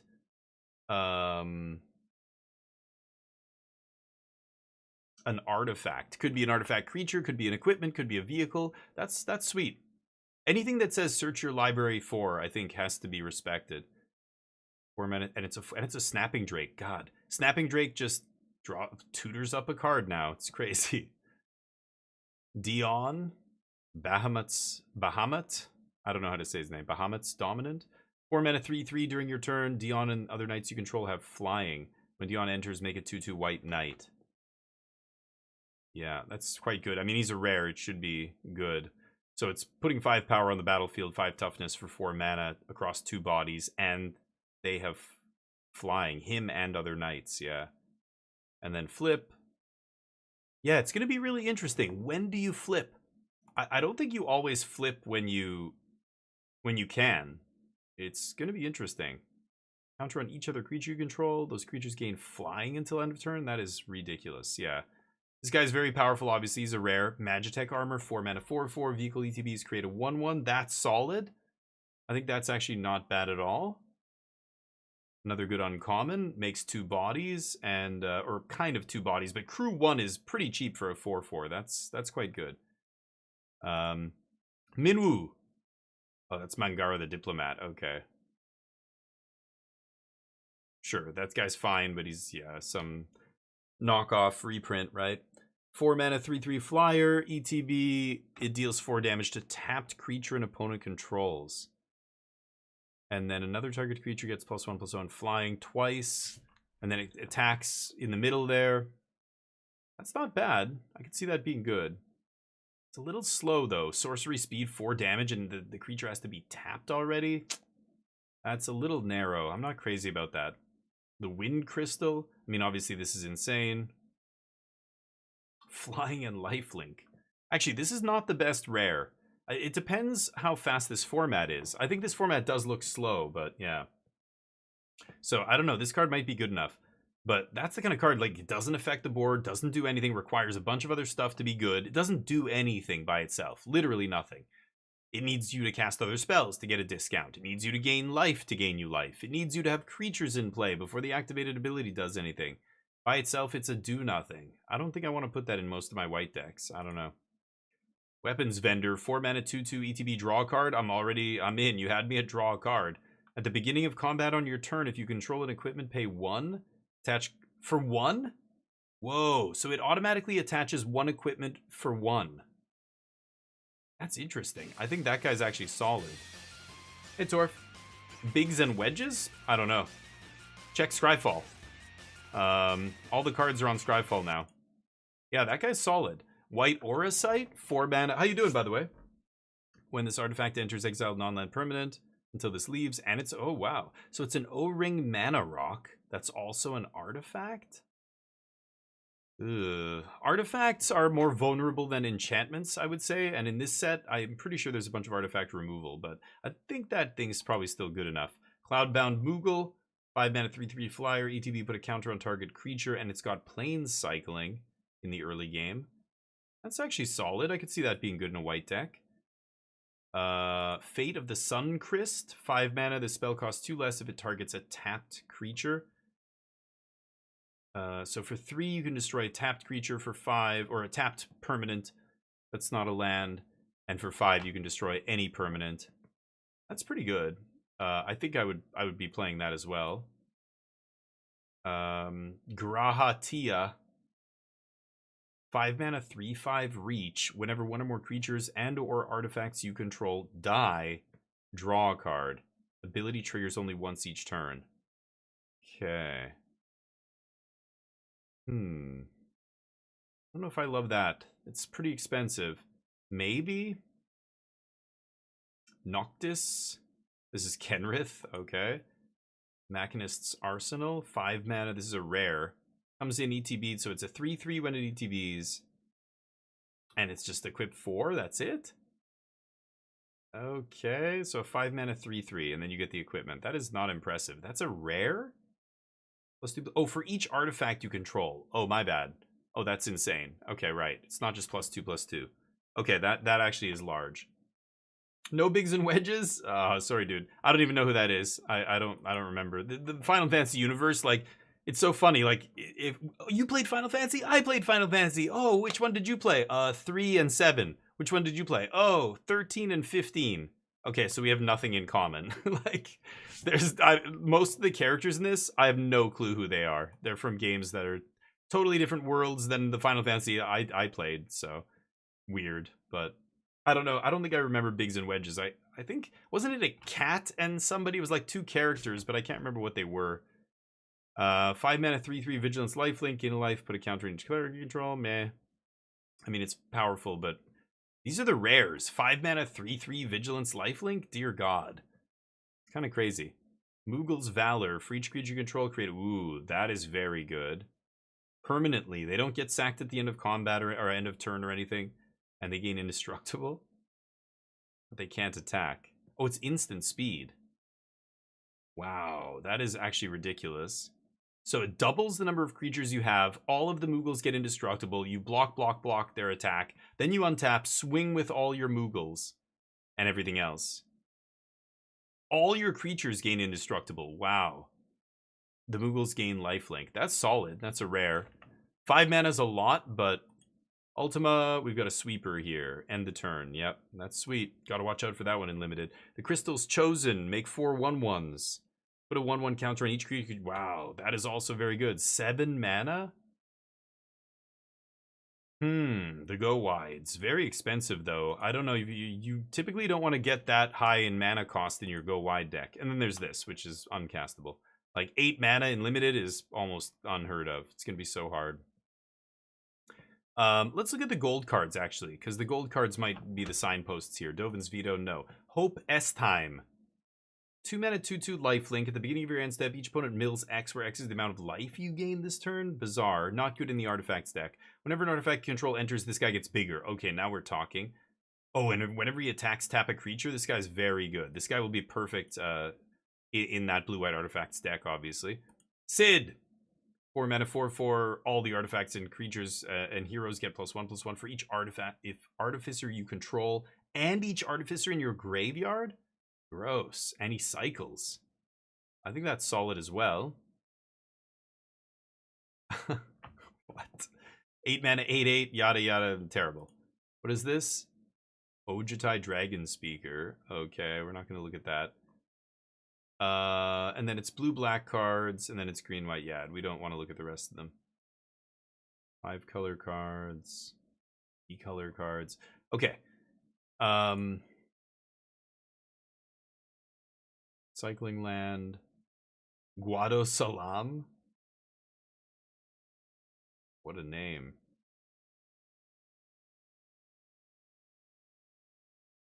Return up to 2 artifact or enchantment cards from your graveyard to your hand. That's not the worst. If you get Ishgard as a rare, it's going to go in this deck. But that's it. You've got 2 Signpost uncommons. Let's take a look at the blue cards here for this. Draw 3. Oh, yeah, wait. This is something else, right? Brainstorm. Louis Suarez Sacrifice. I don't think that's going to be great. In limited, Magic Damper, creature gets +1, gains hexproof, sleep magic. I mean, these are removal spells that'll see play, but choose target equipment you control and target equipment. Could be the opponent's. Gain control of that equipment, attach it to the chosen creature. Oh, weird. I don't think that's great. 1 mana, take one of their equipments and put it on your creature. I mean, you can really swing combat with that. It is only 1 mana, but it requires your opponents to have equipment specifically. I don't think you're ever playing this card in your main deck. Card, how you doing? There's good reanimation? Oh, I didn't see any. The only reanimation I saw brings back a 4 mana card or less. I don't even remember which one it was. Crystal? No. There was something that brings back a 4 mana card or less, but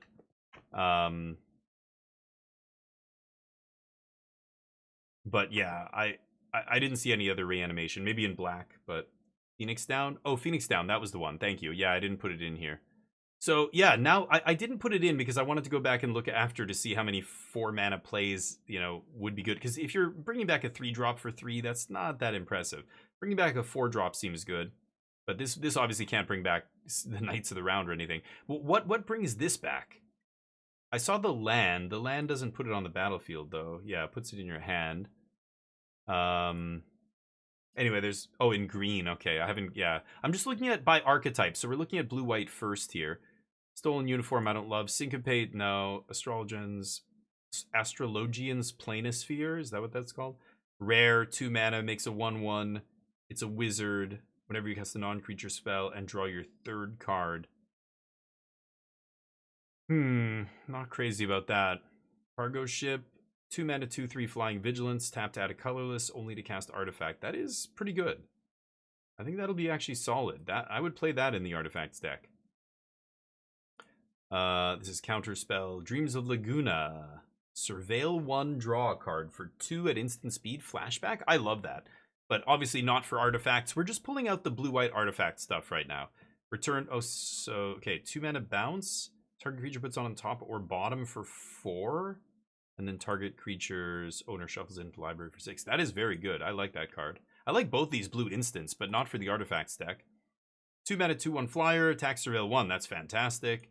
Sage's Newliths.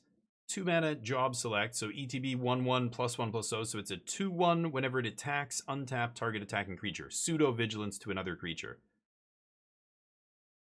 That's not amazing. I don't think I'd actually even play that. Whenever you cast non-creature spell, if at least 4 mana was spent to cast it, put a 1/1 counter on this creature and it can't be blocked this turn. Whenever you cast a non-creature spell for 4 mana or more. Weird. Scorpion Sentinel. Okay, this card I love. Wow. 2 mana 1/4 that turns into a 4/4 later? That is fantastic. Relevant creature type? I would play as many Sentinels, Scorpion Sentinels as I could get, probably. In a defensive deck, this is great for a controlling deck, right? 2 mana 1/4? That's fantastic. Taram, what's up? This is a stream deck, or a sealed deck. So you can go to sealdeck.tech. And what we're doing here, we've got the whole set of Final Fantasy up here right now. But,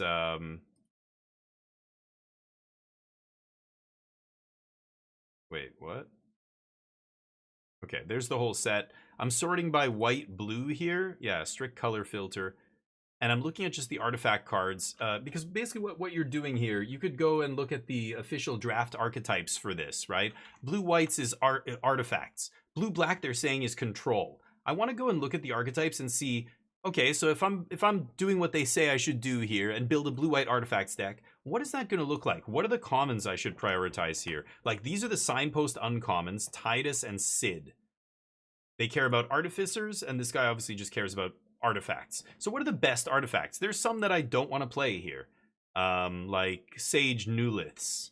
I don't think that's worth playing. I don't know. Doesn't seem amazing. Pseudo vigilance. But some artifacts are great. I think Scorpion Sentinel is going to be awesome.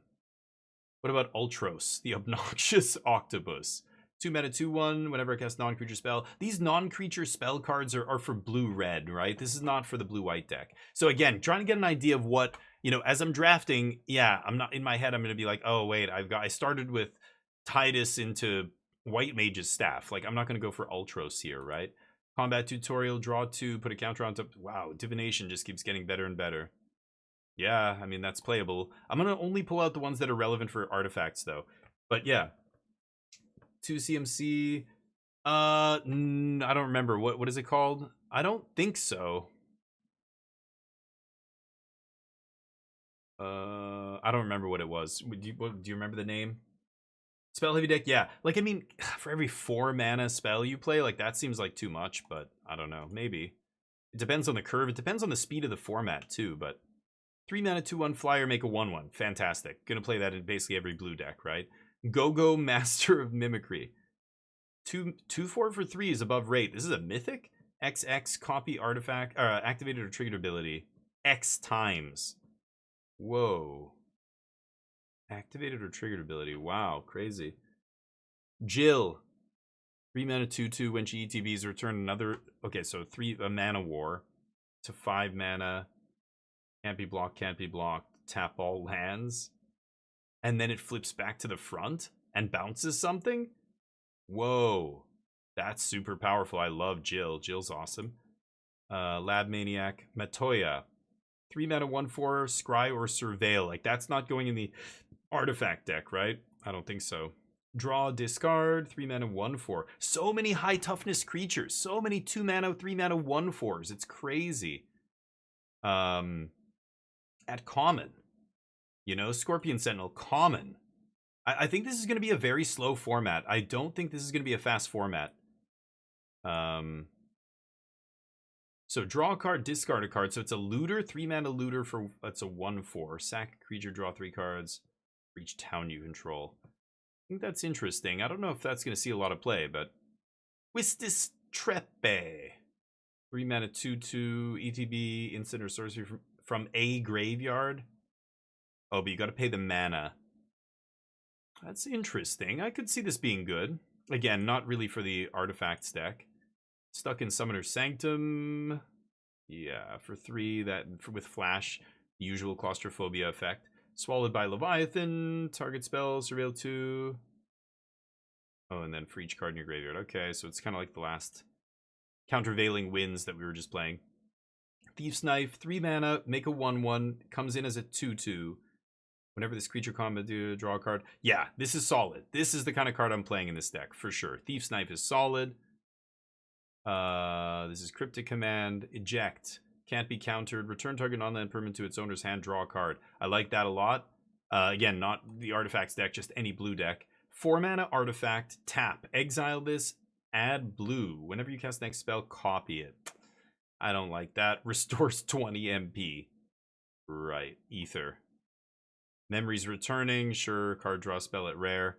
4 mana. Make a token that's a copy of target artifact, creature, or land.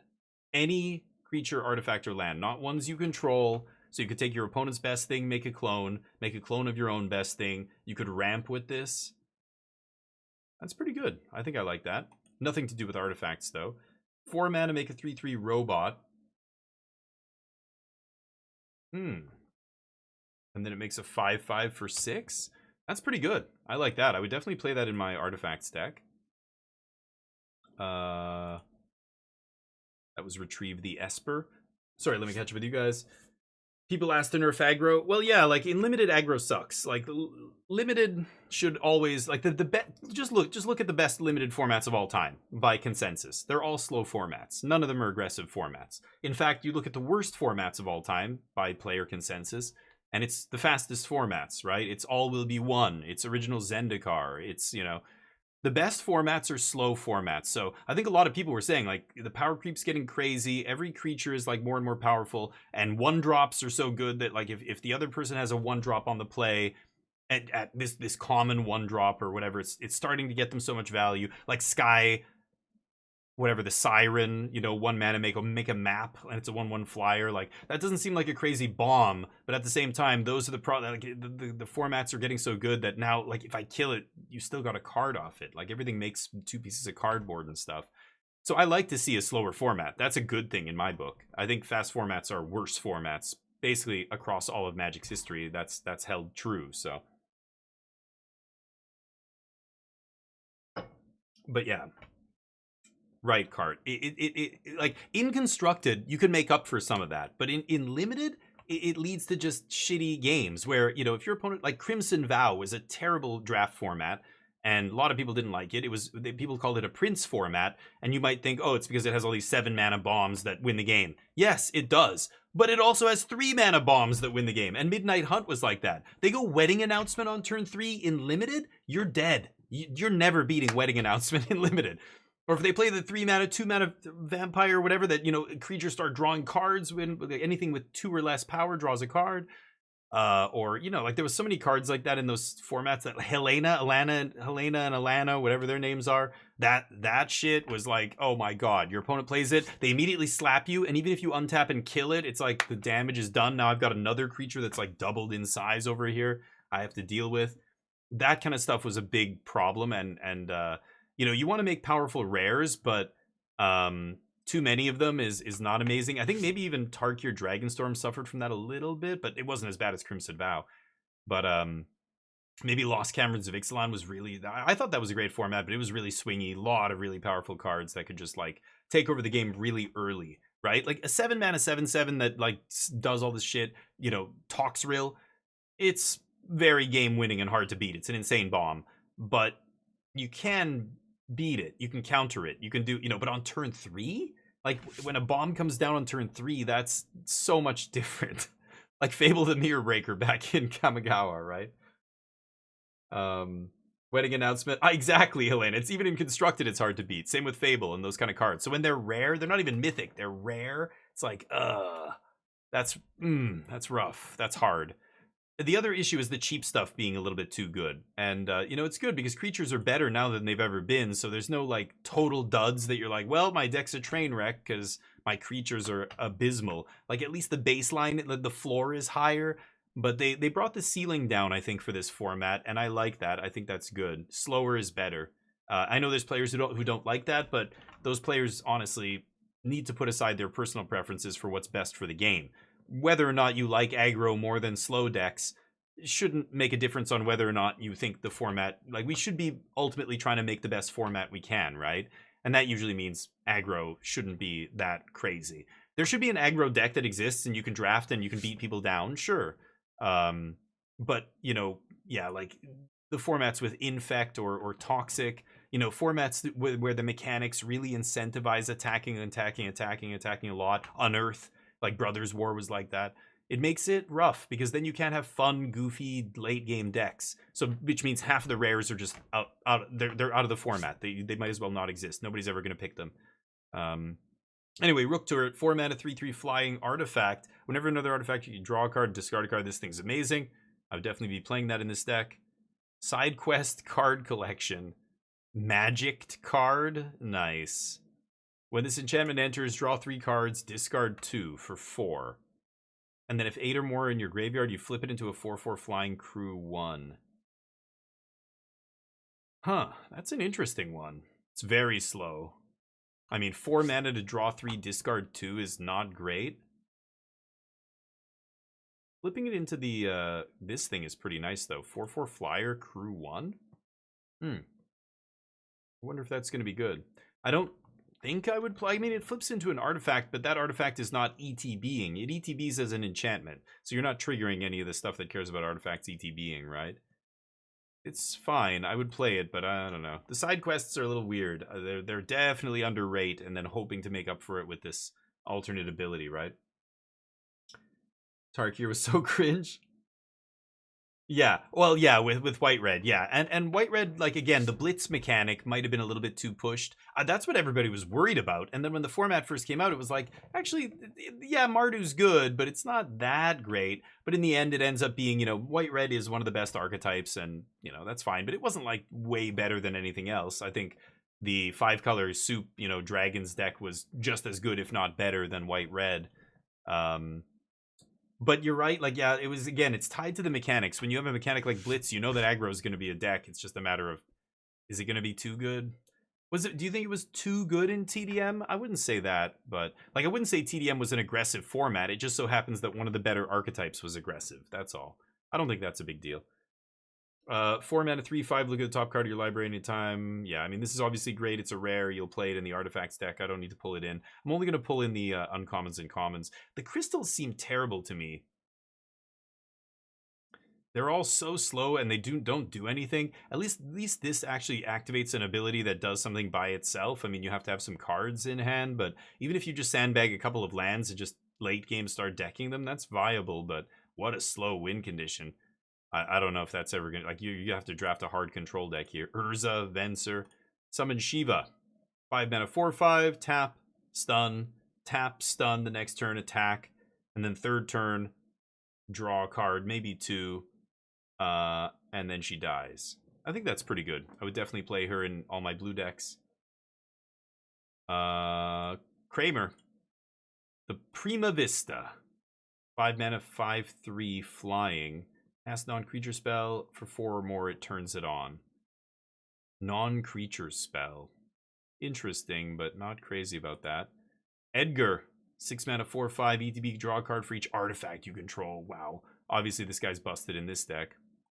First time you flip out 1 or more coins, you auto-win your first flip? Whoa! Okay. Hacking.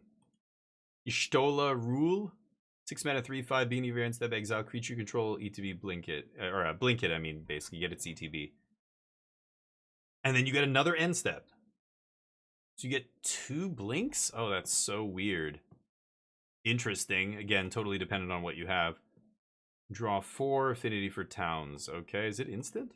Ugh, sorcery. 7 mana, flying, affinity for artifacts. Yeah, this will definitely go in the artifact deck. So the artifact deck's going to look like some combination of these cards, right? With your signposts here at 3 and 4.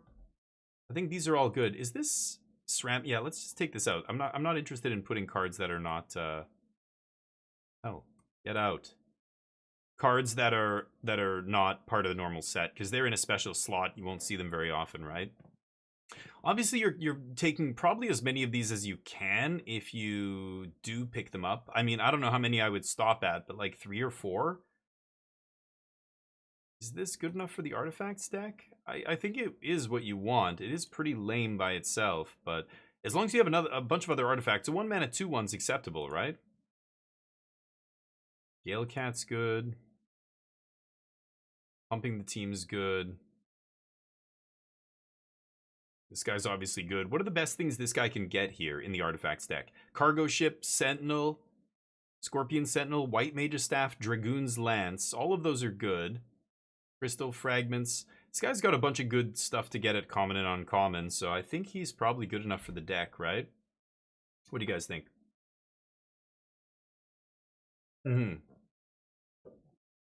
I see I know what you mean, Helena. I think you're right. I agree with you. It seemed to be at 4 CMC, yeah. They printed Prismatic Vista, yeah. The guy from promo sleeves? Blue, White, Black is Artifact Legendary. Oh, from the promo stuff? Blue, White, Black? Oh, somebody's at the front door. Hold on.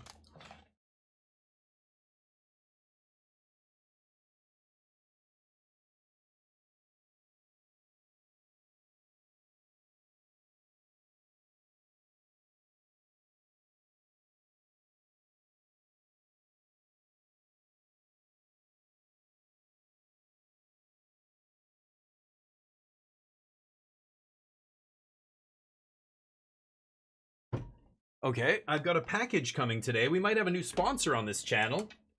And this might be the product that they're sending me.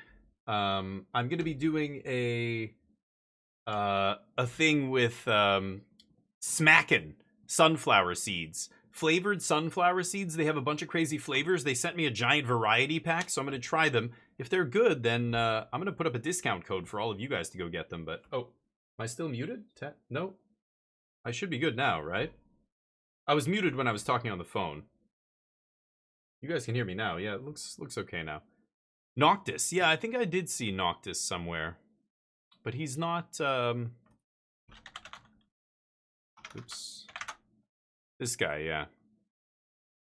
Yeah, so rares like this might be worth splashing, sure. I didn't touch 3-color cards here because it's just, yeah, I mean, this guy's insane, actually, if you get him in this deck. But that's a much less likely scenario. Like, you're probably... Like, you stick to the 2 colors that you're supposed to be, and then, yeah, sure, there's a couple really sweet splashes. Sweet. Hold on.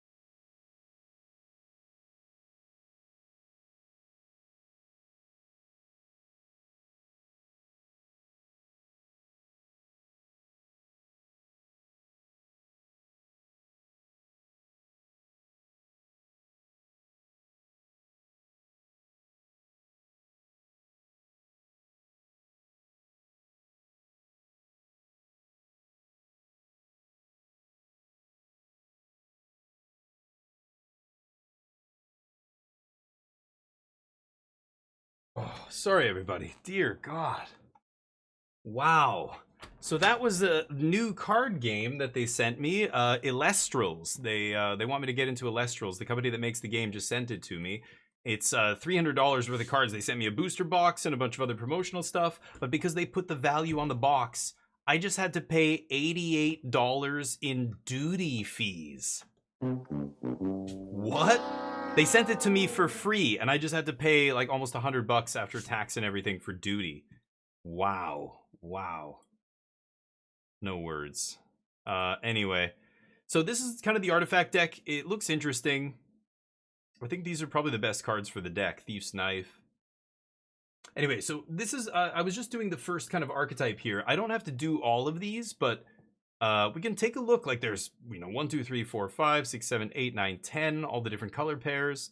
So, I mean, I could go look at all of them, or what we could also do here is try a draft. So let's go to Draft Simulator. This is draftsim.com if you want to do it yourself. It's different every time. You choose the set you want to draft. You choose draft. It opens up your first pack, and you draft just like you normally would on a client. So let's do a little practice draft here. We open Tella the Great Sage. I wish I could zoom in here. Oh, I can't really. So Tella says, here, maybe I'll, is that close enough? You guys can see fairly well here. Oh, card size. Okay, there we go. I can just increase card size. Whenever you cast, so it's a 5-mana 3/3 legendary gold creature. Whenever you cast a non-creature spell, make a 1/1 hero token. If 4 or more mana was spent to cast the spell, draw 2. If 8 or more mana was spent to cast the spell, sack it, and it deals that much damage to your opponent. Wow. That's pretty insane. 5-mana 3/3 by itself, though. By the time you get to that stage of the game, how many non-creature spells do you have left? I'm not sure I would... Oh, the fuck? Get out of here. I'm not sure I would first pick that. Let's keep looking. Midgar Mercenary Planets Champion. There's a few different clouds, yeah. So is there only one cloud? One Tifa? No, there's two, I think, at least. Sephiroth, Cloud, Tifa, they all got multiples, yeah. Yeah. I think there's at least two. Yeah. I do love blue-white. I didn't even mean to. It's just the first one. It's the first one in the list, but I can go back and do another one after this, but let's do a little practice draft in between. Oh, only one Tifa? Oh, I thought there was two. Okay, my bad. Samurai's Katana, 3-mana job select. So a 3-mana 1/1 which equips, gets +2/+2 trample and haste. Very aggressive red card. I like that. +2/+2 trample and haste for equip 5 is also good later in the game. That's definitely sweet. Samurai's Katana. Circle of Power, 4 mana, draw 2, lose 2. Make a wizard with does 1 damage whenever you cast a non-creature spell. And then they get +1/+0 and lifelink, but you're not attacking with the one you just made, so unless you have other ones, that's not really relevant. Battle menu is good. Could definitely see starting with battle menu here. Warrior's Sword has job select. Make a 1/1. So 4 mana, and it's a 4/3, and that's it. 4 mana, 4/3, where you get the equipment. I'm not crazy about that. I would take the Katana over that if I was going to take a red card here. Dragon's Wyvern, 3 mana, 2/1 that makes a 1/1 is very solid. This is going to be one of the best blue commons in the set, and you could definitely start with that over any of the uncommons or the rare. I could definitely see that. Namazu Trader, when this creature EDBs lose a life, make a treasure for 4, and you get a 3/4. And then when he attacks, you sack another creature or artifact, surveil 2. I like the 4 mana make a treasure is good, but Weapons Vendor I think is really good. You need to be blue-white artifacts for that to be good, though. It's almost like a blue-white card. Grand Pulse Ochu, 1 mana, 1/1 Death Touch, and then it gets big later. Haste Magic, +3/+1, gain haste, and then play the top card of your library is not the worst. Stuck in Summoner's Sanctum, 3 mana. Oh yeah, right. Claustrophobia. Lunatic Pandora. It's a 1 mana artifact that's legendary. 2 to surveil 1, 6 to blow up non-land permanent. And item shopkeep. 2 mana, 2/2. Whenever you attack, attacking equipped creature gains menace. So, what would you take out of this pack? What? Hollow Prince, thank you so much. I'm just starting looking into limited here. How's it going? How do you like the new set?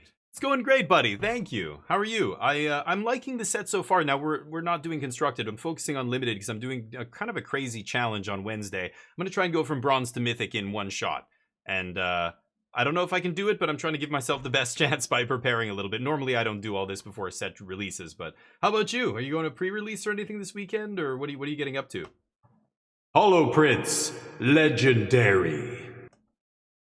Thank you for the sub, buddy. 13 months. You look beautiful. You know that? You sexy son of a bitch. You look so beautiful today. I like Samurai's Katana, Circle of Power, Battle Menu. I think those are the Really best good. cards. And then maybe Dragoon's Wyvern? What do you guys think? What would you take out of this pack? I think the blue-red rare is a little bit too build-aroundy. I don't know. Whenever you cast a non-creature spell, make a 1/1. Whenever you cast a 4 mana spell, draw 2 cards and make a 1/1.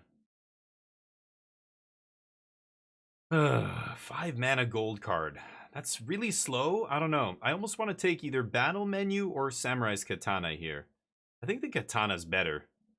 I think it's the Katana. Yeah, I think I would end up on the Katana and try and draft something aggressive. Let's take Katana here. So we put Katana in our pile. Final Days. 4 mana, 2 black, 2 colorless. Make 2 tapped 2/2 black horror creature tokens. Very good. So 2 pieces of cardboard, 4 power, 4 toughness across 2 bodies for 4 mana is excellent. And then you flash it back for 6, and you make a bunch more. This is a super powerful uncommon. Almost certainly what I'm going to take here. But double black, not ideal still. Black, red, fine. Sorceress's Schemes. 4 mana, bring instant or sorcery back. Whoa, I love that. Okay, for blue-red spells, that's amazing. I'm glad to see that. I haven't looked at all the uncommons and commons in this set, so. Prompto Argentum. He's taking a fucking selfie. 2 mana, 2/2 haste. Selfie shot. Whenever you cast the non-creature spell. Yeah, a lot of stuff cares about 4 mana. So this is why cards like this are going to be especially busted. This is already a very good card, but the fact that it's 4 mana makes it go so perfectly with the blue-red legend that I just passed. You know, if we end up in a Grixis shell where I'm touching blue for somebody like that, and then I cast this, and I make 2 zombies, a 1/1, and draw 2 cards, oh my god. Or this being 4 mana. Bring a spell back, trigger a bunch of stuff. That's very powerful, right? Doing well, nice. It's super expensive, Hollow. I know. I literally just wrote an article about my thoughts on the pricing and everything on this set. If you want to see it, let me see if I can find it. I posted it in the Discord as well, and on Blue Sky. But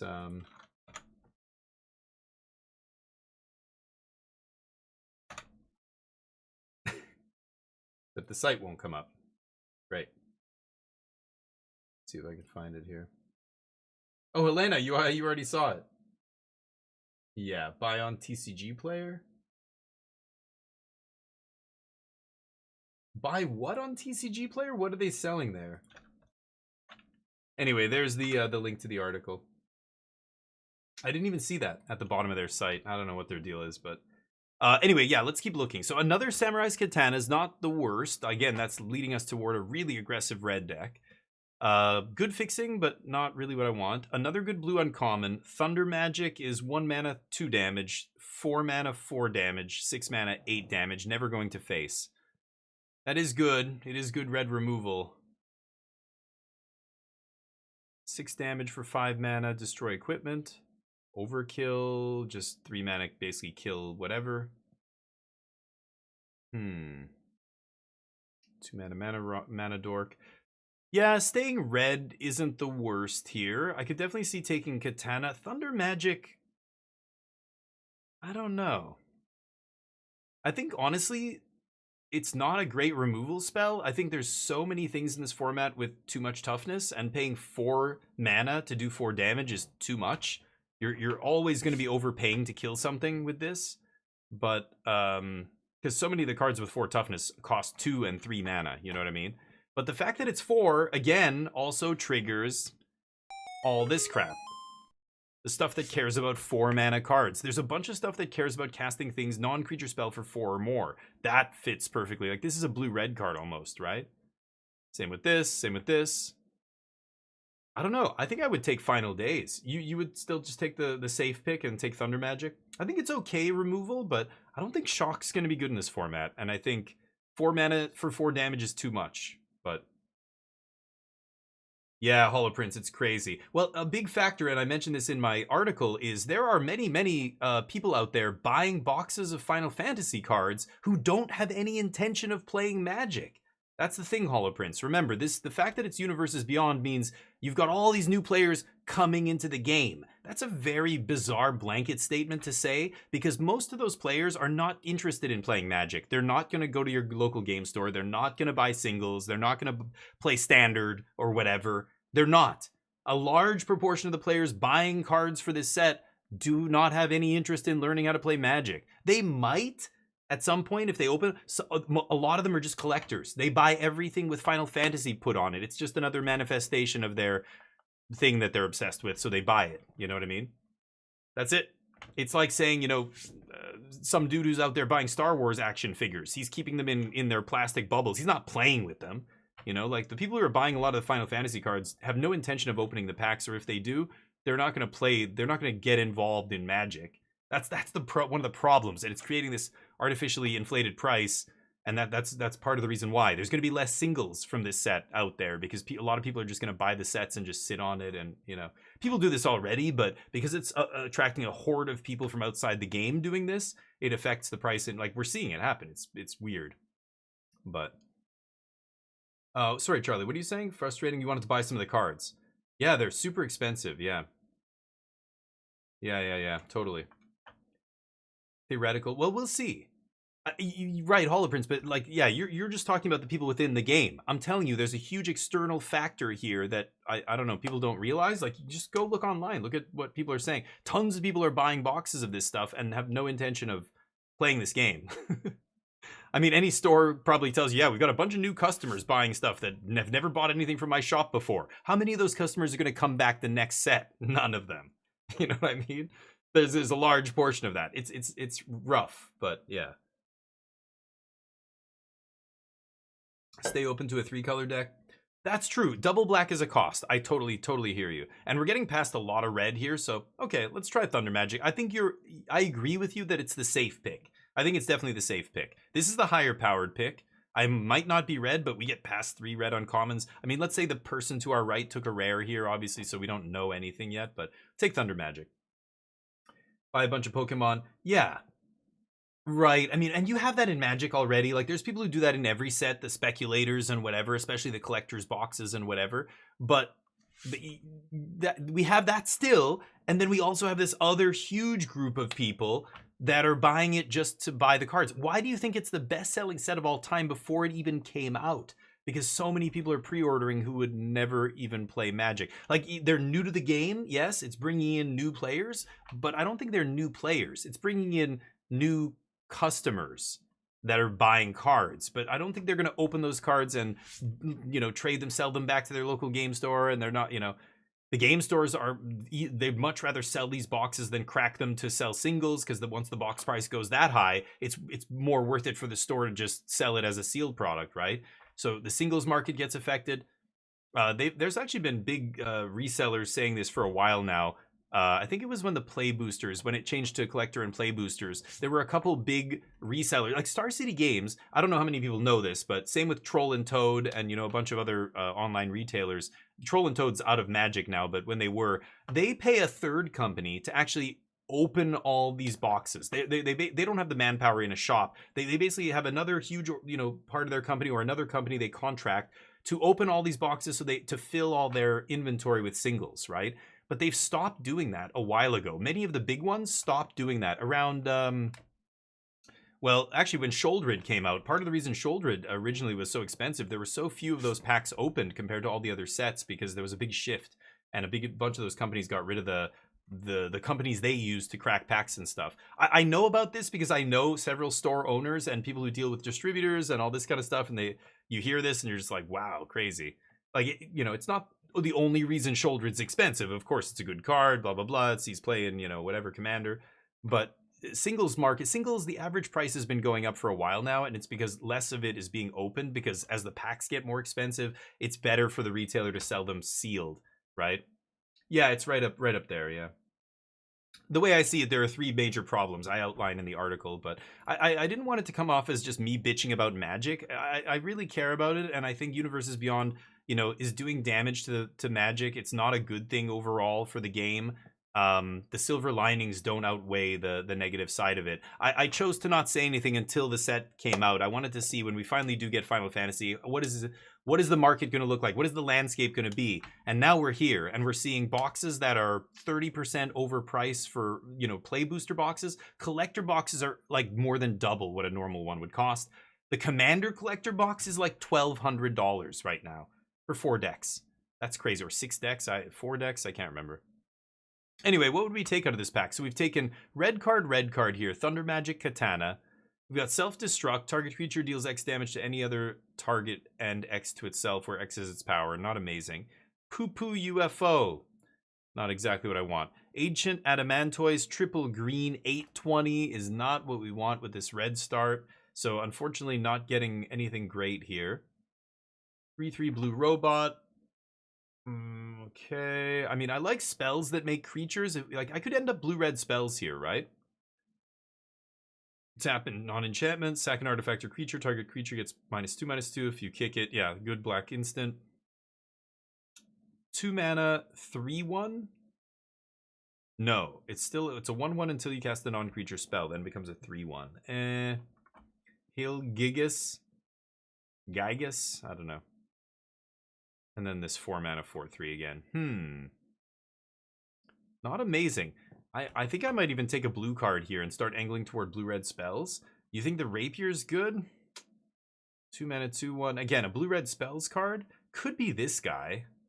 But yeah, Retrieve the Esper I kind of like. I think I would take this over the Rapier and maybe angle toward blue-red spells. 4 mana matters, and it's a spell, like non-creature spell that costs 4. So I kind of like that. We might wheel the blue-red legendary dude. But I like it. Yeah, card. Yeah, I like the blue one. Spider-Man set, I don't know, Vesa, and that's going to be a shit show. I have no idea. Are they going to release 2 sets of spoilers at the same time? The arena version and the real version? Or how's any of that going to work? We don't know. I like Esper. I say we go Esper here, and I could end up blue-red. Crystal's Chosen, make 4 1/1s, then put a counter on everything. A powerful late-game white card. 5 mana, 5/4 haste, ETB, destroy target land. Any land, not non-basic, any land. Its controller may search their library for a basic land, put it on the battlefield tapped. So, kind of messes with town synergies. It's not amazing. 5 mana, 5/4 haste. It's a decent-sized body with haste, but just plummet, cycling. This thing's not amazing. 2 mana, 1/1. It's a 2/1 that whenever it attacks, untap another creature. 2 mana, 2/1 reach. Why does this thing have reach? Whenever a land you control enters, it deals 1 damage to opponent. Okay, kind of aggressive. The Merchant, 3 mana, 1/4 looter. Gotta pay 1 to loot. 7 sack it, draw 3. Good fixing. When this creature dies, create a treasure. 2 mana black creature. What would I take here? Probably the Sandworm. It'll still be on. It is not the worst, top end in an aggressive deck, but I've got the Katana, Thunder Magic, and Retrieve the Esper here. I guess I'll take this. I probably should take the cheap card here, but what do you like? Red aggro? Yeah. 2 mana, 2/1 with reach. I think I'll take the 2-drop. I think 5 drops are going to be a dime a dozen here. Oops, click on that. Gold Saucer. Not going to do that. Side quest, catch a fish. Ice Flan. Love Flan. 6 mana, 5/4 ETB. Tap artifact or creature. Stun it. Island cycling. Not amazing. Yela Cat. Airship crash. Unexpected request is like threaten. Red white. This guy's not bad, right? 1 mana, 1/1. Whenever you cast a non-creature spell, it gets... Oh, if it's a 4 mana spell, it gets bigger, and then you could sack it to shoot stuff. I think I would take that over the Ice Flan here. Let's take that. Phantom Train, 4 mana, 4/4 trample, sack another artifact creature, put a counter on it, becomes a spirit. Combat Tutorial, just a nice little divination here. There's the 5 mana shoot something. I've got Thunder Magic, Blazing Bomb. I think I would take Combat Tutorial over the expensive removal. I think expensive removal is going to be easier to pick up here. Yeah, I agree, Helena. Magic Pot. Exile target card from a graveyard. Sack. Oh, it's a treasure. Yeah. A 1/4. Oh, when it dies, make a treasure. Okay, interesting. Haste Magic. The Merchant. White-black duel. I guess I'll take Haste Magic. I don't think I want the Merchant. I'm pretty aggressive here. Sahagin? Oh. Because, oh no, I thought maybe because I was zoomed in, it wasn't showing it. What is Sahagin? Is it even on MTG bot? No. Let me just find that real quick. Oh, this thing. It's the 2 mana blue, 2 mana 1/3. Whenever you cast the non-creature spell for greater, it gets +1 counter and can't be blocked. Not terrible. Could take a bomb. I probably just take the sword. Because it's a 4-mana non-creature spell. All I'm doing right now is Blazing Bomb, though, right? Could take another bomb. I can see the Blazing Bomb being better in Draft Commander than Standard. Oh, yeah. This is not going to see play in Standard. Yeah, I think I like the sword. The fact that it's 4 mana and also is a non-creature spell. Ooh, Dragoon's Wyvern Wheels. That's great. There's also blue removal spell here is great, but I think I'm going to take the body here. And then all the red uncommons wheel. Well, the 2 good ones. I think Sorceress's Scheme is solid. I don't know why. There we go. Okay. It's because I'm zooming in. Overkill Wheel. This is a very good removal spell. And then there's this guy. He makes treasure when I cast something that costs 4 or more, but I don't know. Should I take the flashback card or the 2-drop with haste? I think I like the flashback card, especially if we end up with some removal later, like more Light of Judgment and stuff. I'll take the schemes here. Self-destruct. There's the Rapier Wheeling. It's cheap. It's a non-creature spell, but the non-creature spells have to cost 4 or more.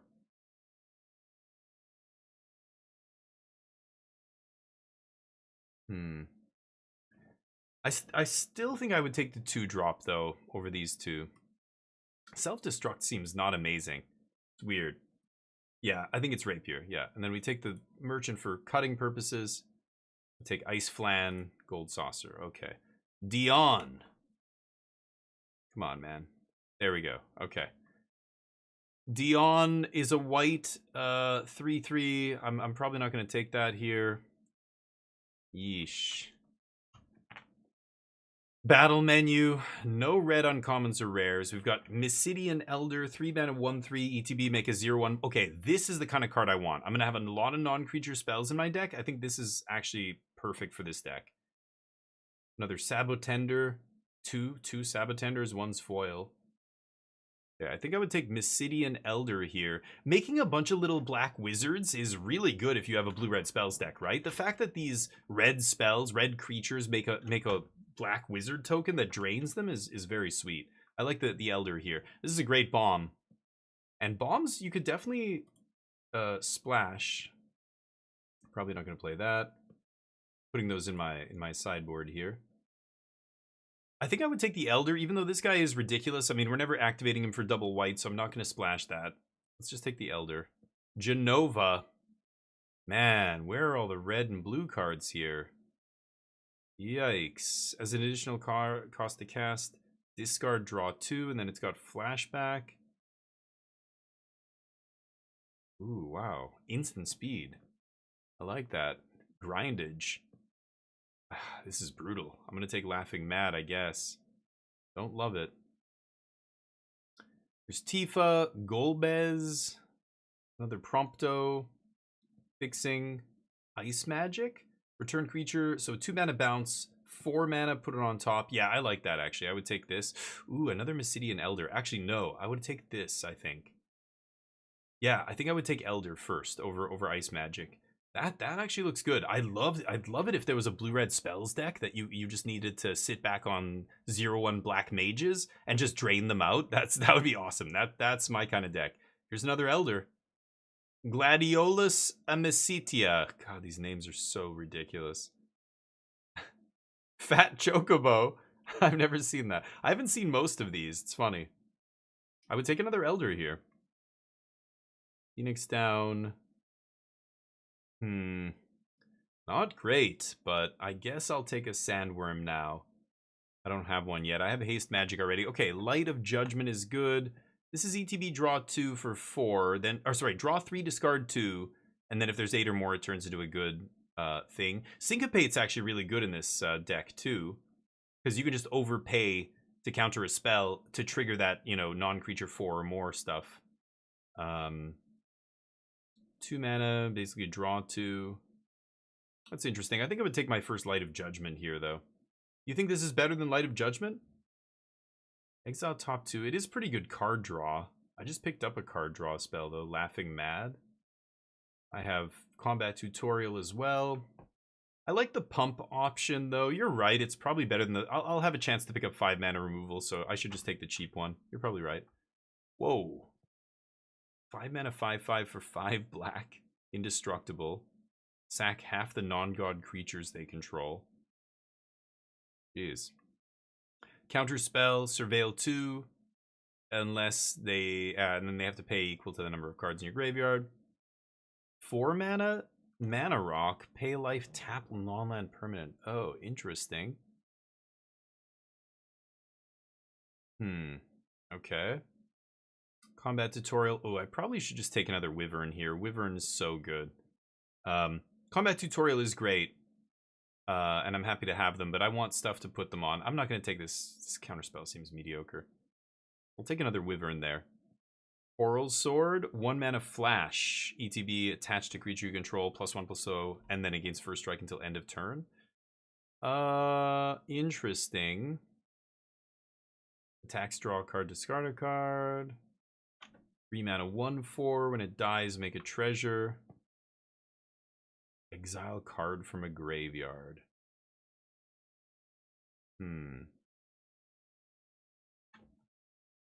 Probably just take the Coral Sword here, but I'm not crazy about that. Yeah, it's cheap enough, though. Sabo? Then we'll just make this quick. Sure. And there's Light of Judgment, last pick. Let's put some of these away. Itis, poison.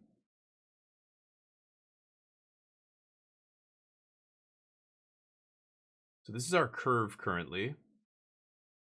Not bad. What do we open? Genji Glove. Equipped creature has double strike whenever equipped creature attacks. If it's the first combat phase, wow, 2 combats. It's 5 to cast, doesn't automatically equip, so it's 8 mana before it does anything. Yikes. Ooh, Fire Magic has to be good, right? 3 mana for 2 or 6 for... oh, to each creature. Oh, yeah, okay. So 3 mana for a Pyroclasm.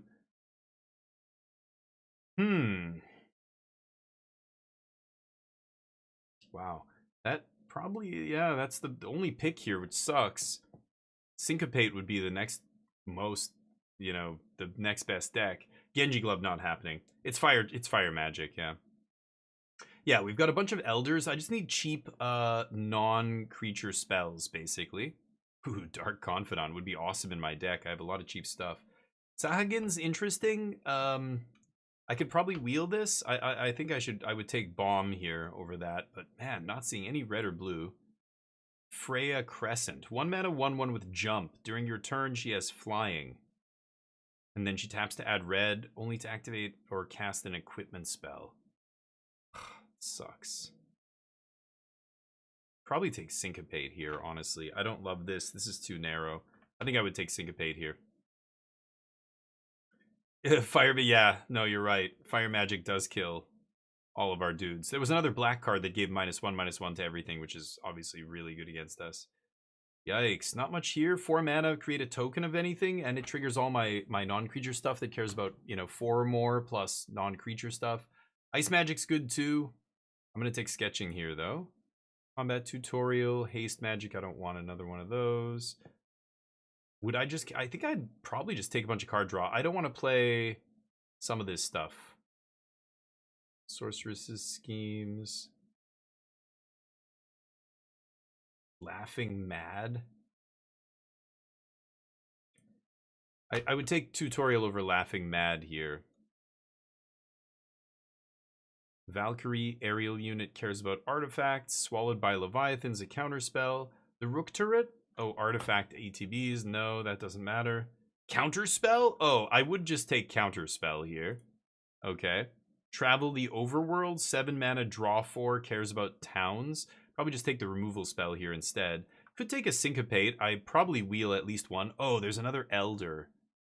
You know, at this point, that would be my deck. I would be going all in on Elders here and pings. And trying to either kill them with, you know, between my Blazing Bombs and the Elders making the 1/1s. I don't know if this is a deck, but I think I would take this. But yeah. Simulated Mike, yeah. Use my draft token to draft Final Fantasy, Mike. Yeah, how you doing, by the way? I'm catching up with you guys now. Yeah, for sure. Yeah, use that draft token. I like the draw 4 as well. I could have definitely taken that. Counterspell. Sure. Self-destruct still sucks. Look at all these black cards. Dark Confidant Wheeling. Plan. Starting Town. Mill 2. Sack a land. Return another permanent from your graveyard. I'm not going to have a ton of permanents. Sure. Sahagin last. Deck build. So... What? My pool. Oh, this is the rest of my pool, yeah. That would go... It's putting my deck here. So Syncopate ×2, I probably wouldn't play both. I would probably play the Counterspell, Sahagin, I guess. Double Combat Tutorial. Double Dragoon's Wyvern. So this is 33 cards with a starting town. I probably wouldn't even play the starting town here. 32. So I would have to cut some of this. Ice Flans can go. Dark Confidant shouldn't be in there. Retrieve the Elm. Retrieve the Esper. Let's go.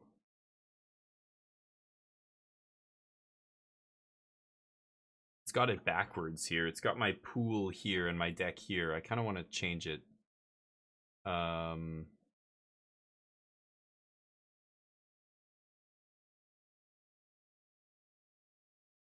Okay. Let's say I don't want to play those. Not going to play this. Take out the ones that don't even match. Okay. I would play 2 bombs. Coral Sword. Ugh, I feel like that's probably not good enough. Counterspell. Haste Magic's not good enough. Rapier, at least it's a creature. Self-destruct sucks. Double combats. The Merchant sucks. The Counterspell I don't love. Laughing Mad I don't need. 4 Mysidian Elders. That is quite good. With a flashback spell. Sorceress's Schemes, bring back, you know, Realm Sketching. Just keep triggering. That's 14. 1, 2, 3, 4, 5, 6, 7, 8, 9, 10, 11, 12, 13, 14, 15, 16, 17, 18, 19, 20, 22, 24, 26, 28. So I'd still need to cut some cards here. I don't know if I'd like Coral Sword, anything that's cheap that's not triggering my stuff. I don't know if I'd love. Oh, I could swap? I didn't even realize. 4 Elders. It's pretty crazy. Could cut like Sahagin. A little too weak, I think. Even Blazing Bomb I'm not crazy about. Sacks to deal 1, only deals it to a creature. It's getting... Nah, it's probably too small. Like, by the time you do this stuff, it's too late, right? But yeah. Cut the sword. Yeah, the sword was not great. Yeah. You think Fire Magic's a cut? I mean, it's kind of a non-bow in my deck. I know what you mean, like killing all my little wizards or whatever. Maybe. I could see it being a cut, sure.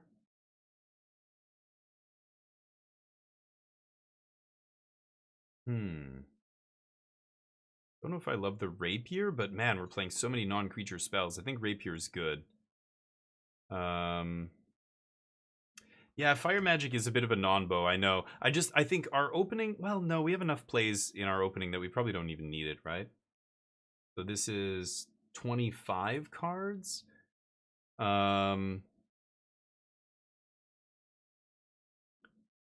Yeah. Double tutorial. I think Rapier is good. Maybe it's one of these idiots.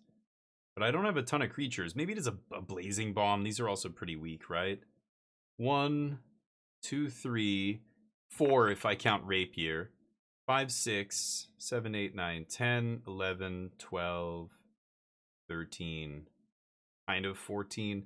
I don't have a ton of creatures here, but that's pretty much what I expect from a spells deck. It's only going to have 12 to 13 creatures or something, 11 to 13, right? I need to cut one more card. This is 24. Swap back. What do you think? It is a payoff, I know, but it's so weak.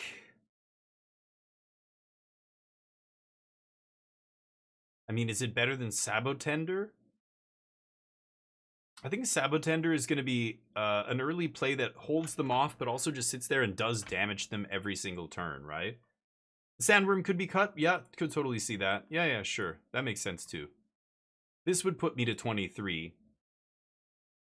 So I'd play something like that, and that doesn't look super strong. It's ironic that we opened a blue-black or a blue-red legendary rare and passed it, and then I think that put the bots into the same deck as us. Knowing that this is where I ended up, I would have loved to play that card, but... So we end up going into a deck that, yeah, the bots kind of drafted. I think I passed it to them. Deck doesn't look amazing, but that would be the deck probably, and who knows how well we do. I'm really curious to see how good this card is. A 3-mana 1/3 is pretty bad, but 2 pieces of cardboard, the other one being really relevant, maybe that's good enough? It's interesting. You think it looks strong? Yeah, maybe. We've got good card draw, we've got some good interaction, and then we just drain them out. Could be. Yeah, it could line up well. Again, this is where I don't know what the other decks look like, so I can try drafting another one. Restart. So Stilt Skin. Target opponent gains control of another target permanent you control. If they do, you draw. I don't love that. All creatures get -1/-1 for 2. Or look at their card and make them... it's... What is this? Despise artifact or creature, right? Shambling Seeth. 3-mana 3/3. ETB tapped. Cast an on creature spell. Play black. Pay black and you can return it. Wow, that's quite good. Realm Sketching is pretty good. Side quest Hunt the Mark. 5 mana. Destroy a creature. Beginning of your end, if creature died, it immediately flips. You make a treasure, then it flips. Oh, then if you control 3 or more, it flips. So he makes a treasure immediately. And turns into 5/6. Sack another creature artifact. It's indestructible. Wow. Feature EDBs mill 3, gain 3. Dragoon's Wyvern's great. Suplex, 3 damage to target creature. Sorcery speed, exile it, or exile artifact. That's obviously a solid red removal spell to start on. Joda, classic. I think it's between Suplex and maybe Shambling Seeth. This thing seems really powerful. Any non-creature spell makes it come back for just paying a black, or maybe just black removal spell is good. This thing, you play it and it immediately makes a treasure. So it's like a 4-mana sorcery speed removal spell that threatens to flip later. 3 treasures is tricky though. Even if it doesn't flip though, who cares? It's a good black removal spell. I think I would take Suplex or that. I would probably take Suplex here again. Start red. What would you guys take out of this pack if this was your first the Final Fantasy draft? I think I would side quest or Suplex, one of those. Maybe Shambling. I want to see how good this card is, actually. I'm curious. Suplex is the safe pick here. You can't go wrong. I mean, single red, 2 mana for 3 damage. Like, it's not an instant, but exiles instead. Sure, that's still great. What do you guys think? I don't need to even wear these. You take Plex? Yeah, me too. I think it's Suplex here. I like these black cards. They are very good, but let's start with a Suplex. Triple Triad. At the beginning of your upkeep, each player exiles the top card of their library. At the beginning of your upkeep, until end of turn, you may play the card you own, exiled this way, and each other card with lesser mana value, yeah. So you have to flip a card that's more expensive than theirs, and then you get to play both. You do have to cast them. Oh, without paying. No, you don't. Okay. That is a powerful late game card, but boy, triple red.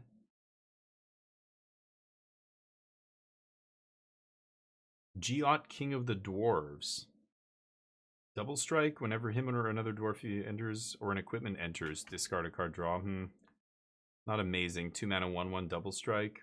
Reach. Powerful green ramp. 2 mana, 2/2 whenever you attack. Attacking equipped creature gains menace. Obviously wants to be red-white. There's another suplex. I'd probably just take another suplex here. Triple Triad seems a little silly to me, but shiny suplex, yeah. I think I would just take another suplex. You could do a lot worse. Yeah, nice commander card, yeah. Lot of commander cards in this format. Get out of here. Diamond Weapon. Cost less for all the permanents in your yard. Sure, we're not doing that stuff. Black Mage's Rod. 2 mana, 1/1. Or it comes in as a 2/1, I guess. And then cast non-creature spell, does 1 damage. Yeah, I could definitely see that. We have 2 good non-creature spells already. Could be easily black-red spells. Black-red spells is fantastic. I want that to be a thing. I want it to be another color combination except blue-red. It's always blue-red spells in every goddamn draft set. Give us a different spells, archetype. That would be sweet. Hold on. Let me look at the scavengers. 3 mana, 2/3. When this creature or another creature or artifact you control dies, lose 1 life. 3 mana, Zulaport Cutthroat. Artifact dying, so treasure. Creature or artifact dies. Can an artifact die if it's not a creature? So if I sack a treasure, is that going to trigger this? That's not... Does that count? It doesn't say artifact creature. Creature or artifact dies. That needs to be cleared up for me. Do they mean sacrifice? Because dying... I guess dying means going to the graveyard, right? So it still would matter. But it's weird to think an artifact that's not a creature could die. It's very weird. Yeah, that's bizarre. But okay, I think that's actually powerful. I think this could be... Like, Zulaport Cutthroat effect is really good. If you can... There's a bunch of stuff that makes treasure and other artifacts that easily get sacked. I've seen food. I've seen a bunch of stuff. The sword is bad. This card's just bad. I'm not crazy about that. And blade... Like, the red cards suck here. So don't get married to your first pick. Just because you start on double suplex, don't force red here. That's definitely a mistake. The other cards are way more powerful. Black Mage's Rod or Albed Salvagers is the pick here for me. 1 mana, 1/1, discard. You need sack outlets, like red-black sack. I don't know if that's a thing. Usually it is. I think I would take the uncommon here and see if we can angle into a sack deck. If we do get sacrifice effects, threaten goes up in value and everything. Could be Rod. Yeah, I could totally see Rod being fine here. I think it's either one. I would take the uncommon. I want to see if this is actually good enough. This guy sucks. Tonberry. 1 mana, 2/1. ETB, it's stunned. And then it gets first strike and death touch during your turn? Oh. I remember the creature in the game. Yeah, that's funny. Okay, call the mountain chocobo. 4 mana, get a mountain, put it in your hand, make a 2/2. Whenever the land enters, it gets +1/+0. And flashback. Interesting. 4 mana, get a mountain in your hand is not that amazing. 2/2. That's interesting. Fight On is a good grindy black card. Instant Ramen. Oh, Jesus Christ. This is like an unset card. Everything in this, half the cards in this set seem like they're from an unset. Poo Poo, UFO, Instant Ramen. What are we even playing anymore? ETB draw card, sack it, gain 3. I think I would take Tonberry. I just want to... First strike death touch is insane and limited, right? 1 toughness, it dies to everything, but 1 mana? It's never trading down on mana, right? If they kill it. I think I would take Tonberry here. You'd take Argentum, you take this guy. I think this guy is okay, but we're not going to be doing non-creature 4 or greater probably in this deck. 2 mana 2/2 is just too shitty. If this guy got bigger at least, like if he, you play a non-creature spell, then you get a treasure and this gets +1/+1 counter. I could see it being great, but 2 mana 2/2, you'll attack with him once and then that's it. He won't be able to get in again, or you'll trade him for something. I just don't think this guy's very good. But in blue-red spells, I guess I could see him. But even in my last deck, I was still like not picking him very highly.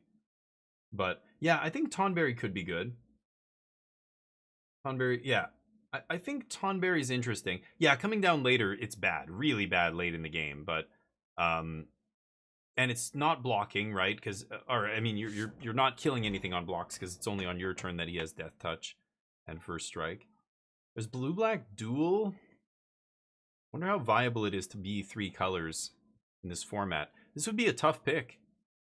I'm not even sure what I would take here. I kind of want to try Tonberry, but yeah, you're not wrong. He's a terrible top deck. So is this guy, though. I like Fight On a lot, but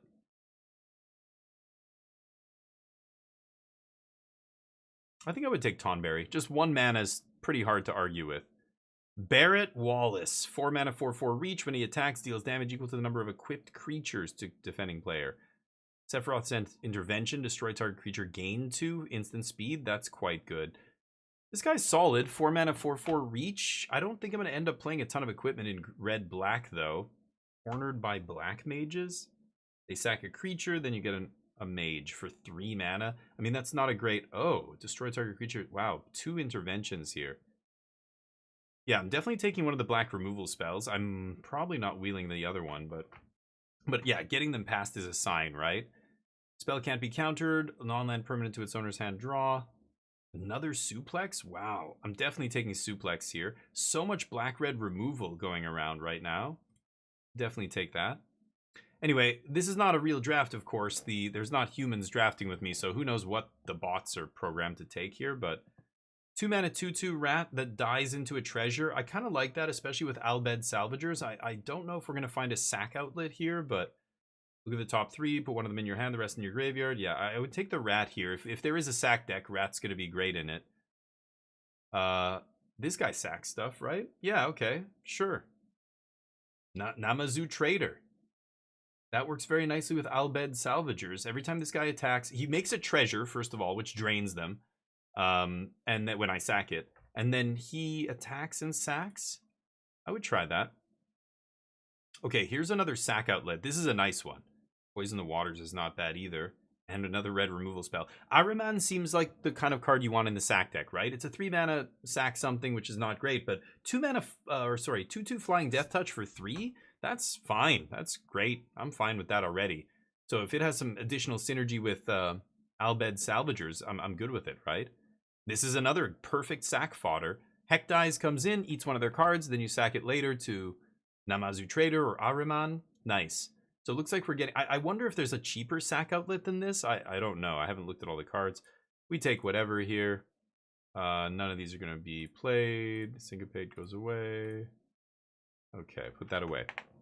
The equipment sucks. Black Waltz number 3. Whenever you cast a non-creature spell, it deals 2 damage. Perfect. I've already got a bunch of great non-creature removal spells here, so Black Waltz, kind of perfect. Just opening up a great Signpost uncommon. Signpost telling us to play non-creature spells. We're not exactly doing that. We're playing a sacrifice thing, but that's still insane. Obviously, I would take that here.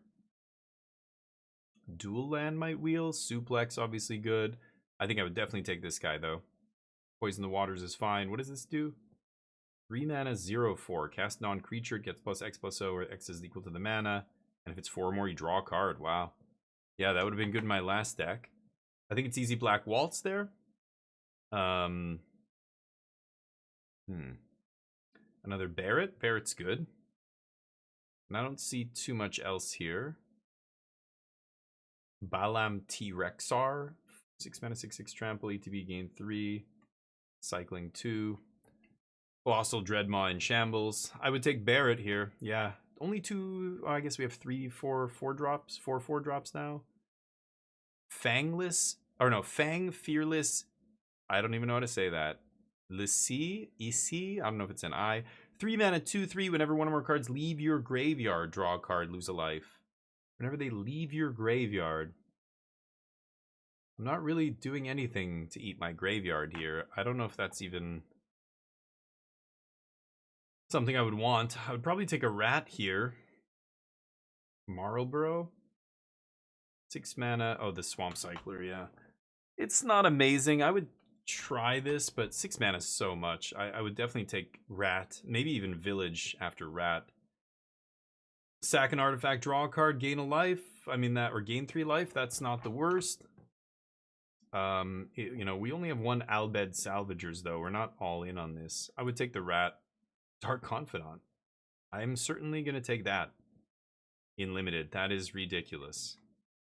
Thunder Magic's good here. Oof. Would you take Bob over Thunder Magic? What would you guys take? 25 Suplex? Yeah, sure. Yeah, Dire Rat in the last pick for sure. I think I would take Confidant here. Our curve is pretty low. I mean, we were topping out at 4. This card's, you know, it's Dark Confidant. It's insane. Thunder Magic's good, but I can get more removal. There's the Black Mage's Rod. Nice. I did want to pick up something like that. Give me that Black Mage. Ooh, another Namazu Trader or the Rapier. Non-creature spell get +2/+0. The problem is a lot of my non-creature spells are sorcery speed, which is awkward. You know, you want to catch people, you know, you attack with the 1/1 and they're like, am I going to block this with my 3/3? Shit. You know, but I only have one instant non-creature spell here. So Rapier's okay, but I don't know. Maybe I would take another Trader here. I don't think I'm all in on the Traders. I think I would take the Rapier. It's just cheaper. Yeah, I would take that. Zodiark. That is ridiculous. It's very hard to cast, but I'm pretty heavy black here. I've only got 5 red cards, and they're all single pipped. I would probably take this. Is it even playable in limited, though? I don't know what the Frank Karsten math is here for this. What are the chances? You're never casting this on 5, but I would still take this, actually. And you know what? There's some world where we end up playing mono black. Black Mage's Rod. Poison the Waters. Really matter. Marlborough. Nibelheim of Flame. So we dump some of our cards here.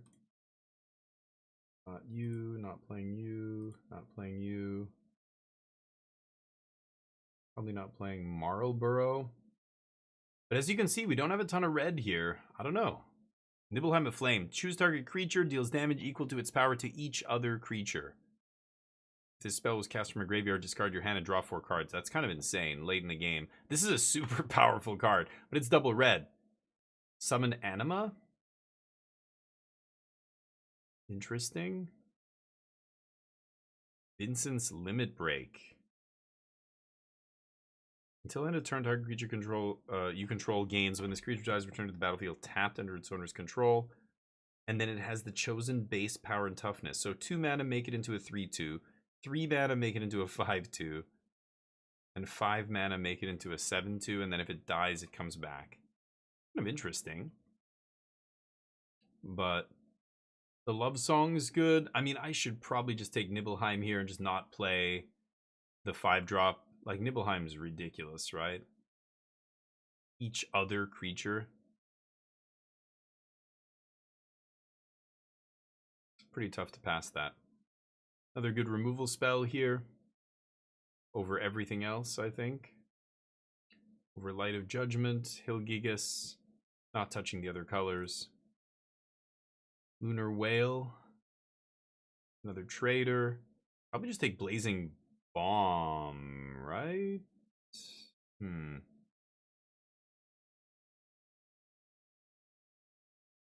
I'll take Trader. Good black removal spell here. Hectize Might Wheel. Thunder Magic's better. Am I really gonna... I don't know. I could not play red in this deck, potentially. Nibelheim of Flame is so ridiculous, though.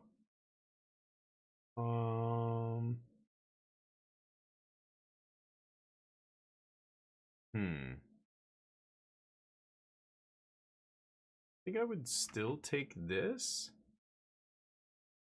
Alter, what's up? Another 24-hour, yep. Oh no, sorry Alter. Yeah, I haven't seen you in a bit. I was wondering what happened, but I assumed it was just, you know, life. But sorry to hear that. Hopefully you're feeling better. Nothing too serious, I hope. I think I would take the removal spell here. I'm just basically a control deck at this point. Super heavy black. I could actually ditch the red. I don't even know if I need Nibelheim. Sack another artifact or creature, put a counter on this vehicle, it becomes a spirit. Yeah, this is the kind of sack outlet I want. 0 mana, just sack, instant speed, bam. You can ambush people on their turn, and it gets bigger and bigger and bigger. That is very good. I don't want Namazu Trader. I want this. That's much better. Wow. Straight up nothing for us. Poison, Marlborough.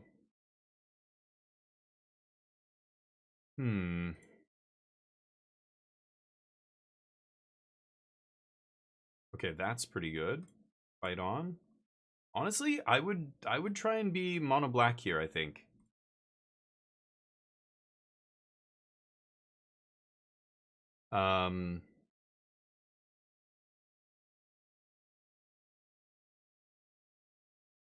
So let's put this stuff away. I don't think I would play any of that. I mean, what if I didn't play red? I mean, I could splash for this, maybe. I don't even know if I would. So this is 20 cards here with just black. I guess I would have to put that back in 21. So I would just be shy on playables here. I wouldn't actually be able to play mono black. But I could be super heavy black here. And still play some of these powerful red cards. Like Suplex, obviously, Black Waltz. Nibelheim of Flaying being double red's a little rough. I probably don't need it. I have so much removal. I have double Poison the Waters. I have double Intervention, Side Quest. And then if I play red, I can even bring in like a bunch of suplexes here. Barrett. I mean, this is already over. Yeah, that's 24. I probably don't need to play a bunch of suplexes. Could play Barrett. I don't have a ton of I have a ton of 4-drops already. You have treasure makers in the deck? Yeah. Oh, that's true. Yeah. I am making treasure. I just don't know what I would splash here. Like, I think I actually want a creature. I think I would take Barrett.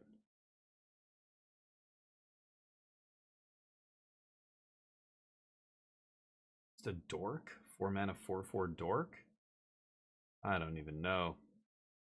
That's a tough one. I mean, this is 21?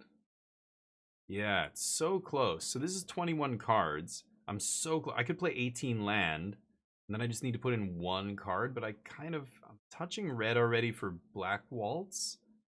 I could put in just like a cycler to get the mountain. I think that might be better.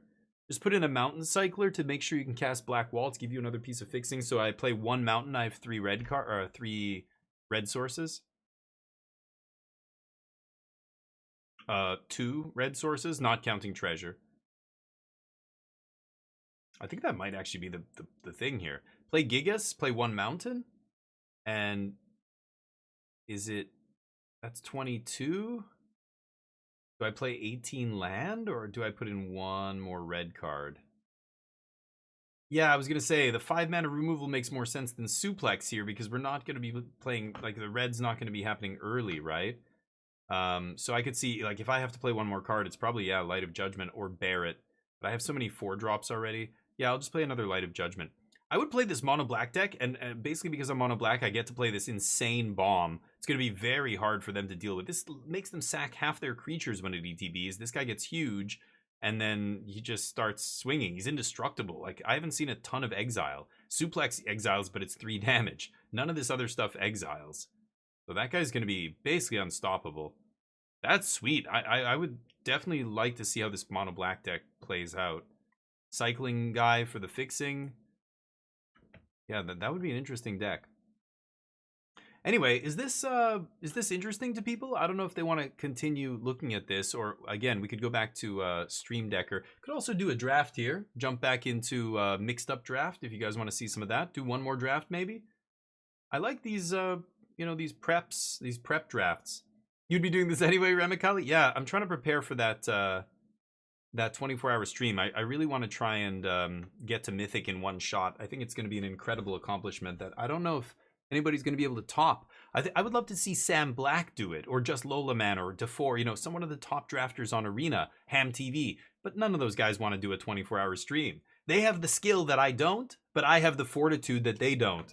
I can easily do a 24-hour stream and still win matches of Magic at hour number 22. I've done it before, but I'm not as good as them. So I have to, the hard part for me will be carrying like a 65% win rate, which is I think what I need to do to be able to get there. I don't know. It's going to be awesome. If I get to Mythic, I think I'm just going to instantly be Mythic number 1. Charlie was actually asking this. Like, if you get to Mythic and nobody else on the server is in Mythic, does that just make you number 1? I don't know. There's no percentages, right? Because I'll just skip past all. As soon as I get to Mythic, if I'm the only one in the entire rank, I go straight to number 1, don't I? These are the questions we're going to answer, I hope, if it happens. Captain America? Captain Canada. My blood is powered by maple syrup. Nothing can stop me. We'll see, but I could do it. I've done it before. I've 7 win at like hour number 20 or something before. It's fun. I would take Overkill out of this pack. What do you guys like out of this pack? I think Overkill, just 3 mana instant kill anything, seems good to me. Demon Wall, 2 mana 4/4, 2 mana 3/3 with Menace and Defender. As long as a creature has a counter on it, it can attack. Oh, and then 6 mana to make it a 5/5. Oh, wow, cool. So it turns into a demon later with Menace. That's interesting. I like that. I like that a lot. I love defensive black control decks, black-based control, where you have a lot of removal, some good cheap defenders. That's why usually blue provides the horned turtles. But if you have stuff like this, I think I would take Overkill over everything. It's basically a better version of Sephiroth's Intervention because it's cheaper. I think I would just take Overkill here. Yeah, oh, good call. Get rid of Indestructible God. Like, yeah, the minus just gets rid of everything. It's just basically unconditional removal.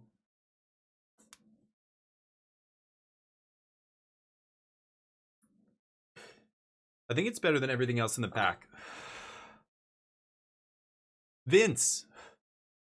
Somebody to my right, bot number 1, passed me a black rare. 4 mana 2/2. Whenever a creature an opponent controls dies, put a number of counters on this guy equal to that creature's power. Is very good. Black, I mean, God, if you can just get a couple removal spells with this guy, he already becomes insane. But then as soon as he attacks, you may transform him. This is very powerful. So not only does this sit here, I mean, a 4 mana 2/2 is definitely way below rate. But as soon as one of their creatures, so you play him on 4, you untap with him, you play your removal spell, kill their guy. This guy immediately becomes a 5/5, 4/4, whatever it is, swings, and then before he even gets blocked or does damage, you can flip him into a, well, let's say he's a 4/4. If you kill a 2/2 on turn 5, or I'm assuming the creatures you're going to kill are going to be bigger than that. Let's say a 2/2 or a 3/3. This guy's either a 4/4 or a 5/5. You swing, he becomes a 5 or a 6 power lifelink trample creature. And then if they kill it, he just comes back as a 2/2 again? That's crazy. That is super powerful. Obviously the pick here for us, especially after starting on a primo black removal spell. So many legends. Good God. What would we... Oh, whoa, wait, what? Oh, there's a foil one down here. Jeez. Okay, well, that sucks, because now the person to my left, like the bot to my left, is going to take this black card, right? Oh, no. I'll be sad if it says 99%. I know, right? Who knows? Oh, yeah, I want to find out. Either way, I hope you have enough. Me too, Charlie. Yeah. Oh, it would be so awesome. Yeah, because that's like when I mentioned it on the LR subreddit, and a bunch of people commented. I think we've got like 40 something comments on my Reddit thread. And I'm trying not to promote myself. Like I want it to come across as not me like, hey guys, look what I'm doing. Come look at my channel. I don't care. I want to know if the other knowledgeable limited players out there think it's possible. Like, am I crazy? I think it's possible. Now, what do the other smart people who know about limited think? I'm not saying I'm some genius, but I have a very solid limited foundation. I can carry a 60% win rate in any format usually, if I want to, if I focus on limited. But what do the other players think? Is it possible? And man, it's clear that I touched on something interesting, because I don't think anybody there was no consensus. Some people said no way. Some people said you can totally do it. Some people said there's so many variables it's hard to know. Many people were saying, oh, that's really interesting. That's like an interesting challenge, because I don't think I've heard of anybody ever attempting it. But it's also just in this perfect sweet spot of like, I'm not even sure if is it too hard? which is great because if I do it, man, that's going to be such an accomplishment. It's going to be awesome because it's hard to do. Everybody agrees that with that. But is it impossible? No, I don't think it's impossible. I think a lot of it has to do with the set. If it was Phyrexia All Will Be One or Triple Zendikar, I could do it. But in a slow set like this, which this set looks like to me, I don't know if I can do it. Like if the games are, the average game length is like 9 turns, 10 turns, then I don't know if I can do it.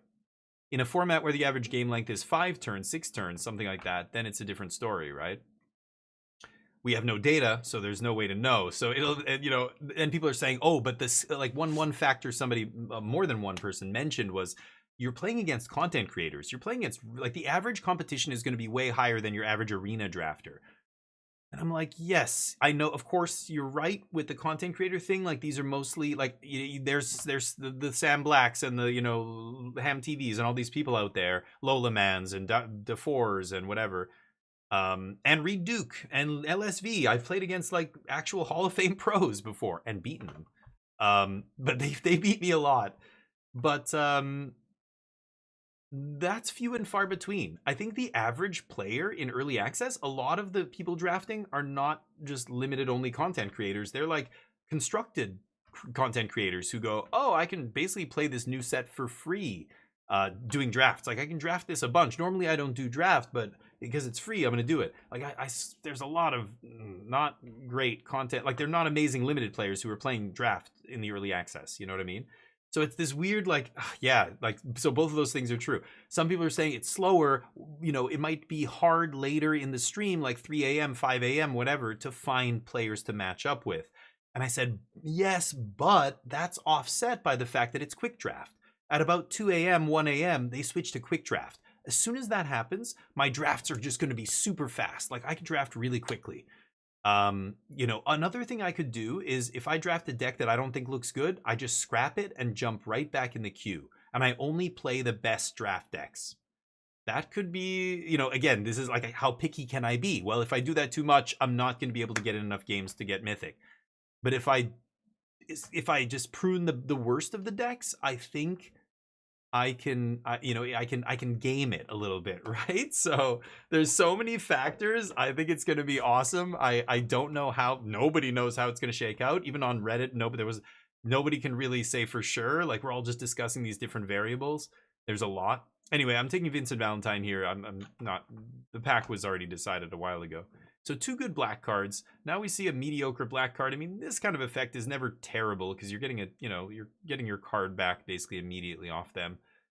Equipment sucks. Oh, this one ETBs and does 2 damage. That's not terrible, but I think you need to be synergizing with equipment. Galacats. Oh no, yeah, never mind. Ultros, when you cast a non-creature spell 4 or greater, tap a dude, stun it. Put 8 counters on him. Holy shit. I like Retrieve the Esper. There's a red removal spell, but if I'm already black, I'll be fine on removal. The blue spell is interesting. It's a 4. I think this spell is going to end up being a really good blue common. I mean, the fact that it's a 4-mana non-creature spell that also makes a creature, it's kind of cheating. It's letting the blue decks and blue-red decks and all this stuff that cares about 4 or more kind of have it both ways. Normally, if you play a non-creature spell, you're not really affecting the board, or maybe if you're lucky, you're playing a removal spell, killing their creature. But in this case, you get a creature out of a non-creature spell, so you get the best of both worlds. I think this card is going to be a very good blue common in this set, even though it's a hill giant. It's just a straight hill giant, but it's a hill giant that comes back later as a bigger dude, 2 cards. Like, I think this card is actually really good, even though on its first cast it's not super impressive. I think it's not hard to make it get value off a bunch of other shit that makes it busted. You know what I mean? Trample Lifelink. Yeah, he's ridiculous. He's a rare, so yeah, definitely a limited bomb there, Vincent Valentine. Pappy, how you doing, buddy? As long as you keep, thank you for the streak. Transforming him. I don't think anyone can race him. Right, exactly. Concedes being discourages also hurts. Not concedes. No. They get mana screwed. Oh, when my opponent is, yeah, right. And you know what? That happens more in the content creator. Nobody's roping you. Consider that. right? On the regular arena ladder, when people are like, dude, it took me like 17 drafts just to go from like silver to mythic or platinum to mythic or whatever, not 17. People were saying like it took them like 12 drafts from platinum to mythic, and they were running a crazy like 75% win rate. It was the best run they ever had. And that took like, 12, 13 drafts, whatever they said. And it's like, yeah, but the average game on Arena, yeah, you've got people roping you, you've got people being slow. When the content creator thing is happening, actually, you would think that people would be playing slow because they're yapping like I am right now. But that's not the case. Usually people are pretty quick, and they don't want, when they know they're losing, they don't want their community to sit there watching the other person like kill them. Like they know it's over, they scoop usually. Much more often in the early access than on ladder. So I think all those factors end up playing into what we're doing. I think it's a net positive for what I'm trying to do here. I think it's not a negative, the early access aspect.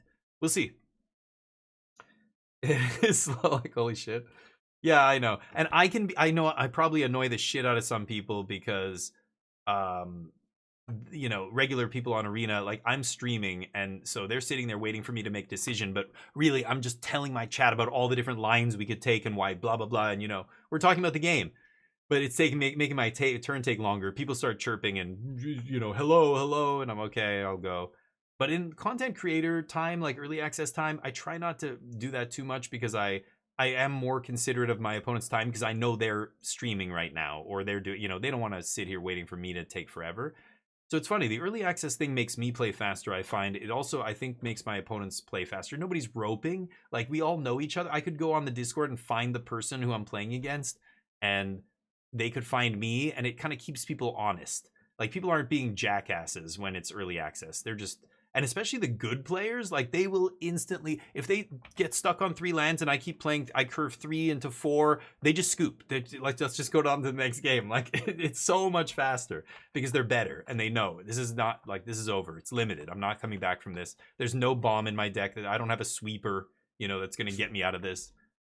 But right, so we'll see how it goes. I'm doing a bunch of giveaways as well, which I think, if I was hardcore, just like all in, I really shouldn't be fucking around with any of that stuff. Like, I love giving stuff away. I want to give you guys all that I can. But it's going to affect my ability to just grind, which is kind of what I need to do for 24 hours straight. How many drafts do you think we could do? I said we could do at least 23 drafts. And some people are like, not possible. They're like, my average draft takes 100 minutes. That's what I hear, the average, from a lot of people on limited resources, right? The subreddit. Some people were saying it's like 90 to 100 minutes. Most of them are agreeing that it's about 100 minutes. Draft, games, everything. The whole, all of it. 100 minutes, average. So, do the math. In 24 hours, how many drafts can I get? Well, definitely not 24. Can I get 23? I think I can do a draft plus games in less than 100 minutes. If I can average, we could, again, do the math. 24, an hour. If I can do it in 60 minutes or less, then I can do almost maybe 24 if I'm lucky. Probably 23. So I'm going to go to the bathroom. There's going to be, But, yeah, new month, Alter. So on the stream, what's their excuse? Yeah, right. Speaking of which, these bots are getting pissed. They would be spamming hello over and over. So anyway, getting back to this pick, I really like Retrieve the Esper in this format. This is obviously going totally off the seat of my pants, but I see a lot of stuff that, non-creature 4 mana cares about that, And this also gets you an actual creature while also satisfying that effect. How good is Ultros? This is an uncommon. 2 mana, 2/1, non-creature spell. It doesn't do anything unless it's 4 mana or more. 2/2 bird.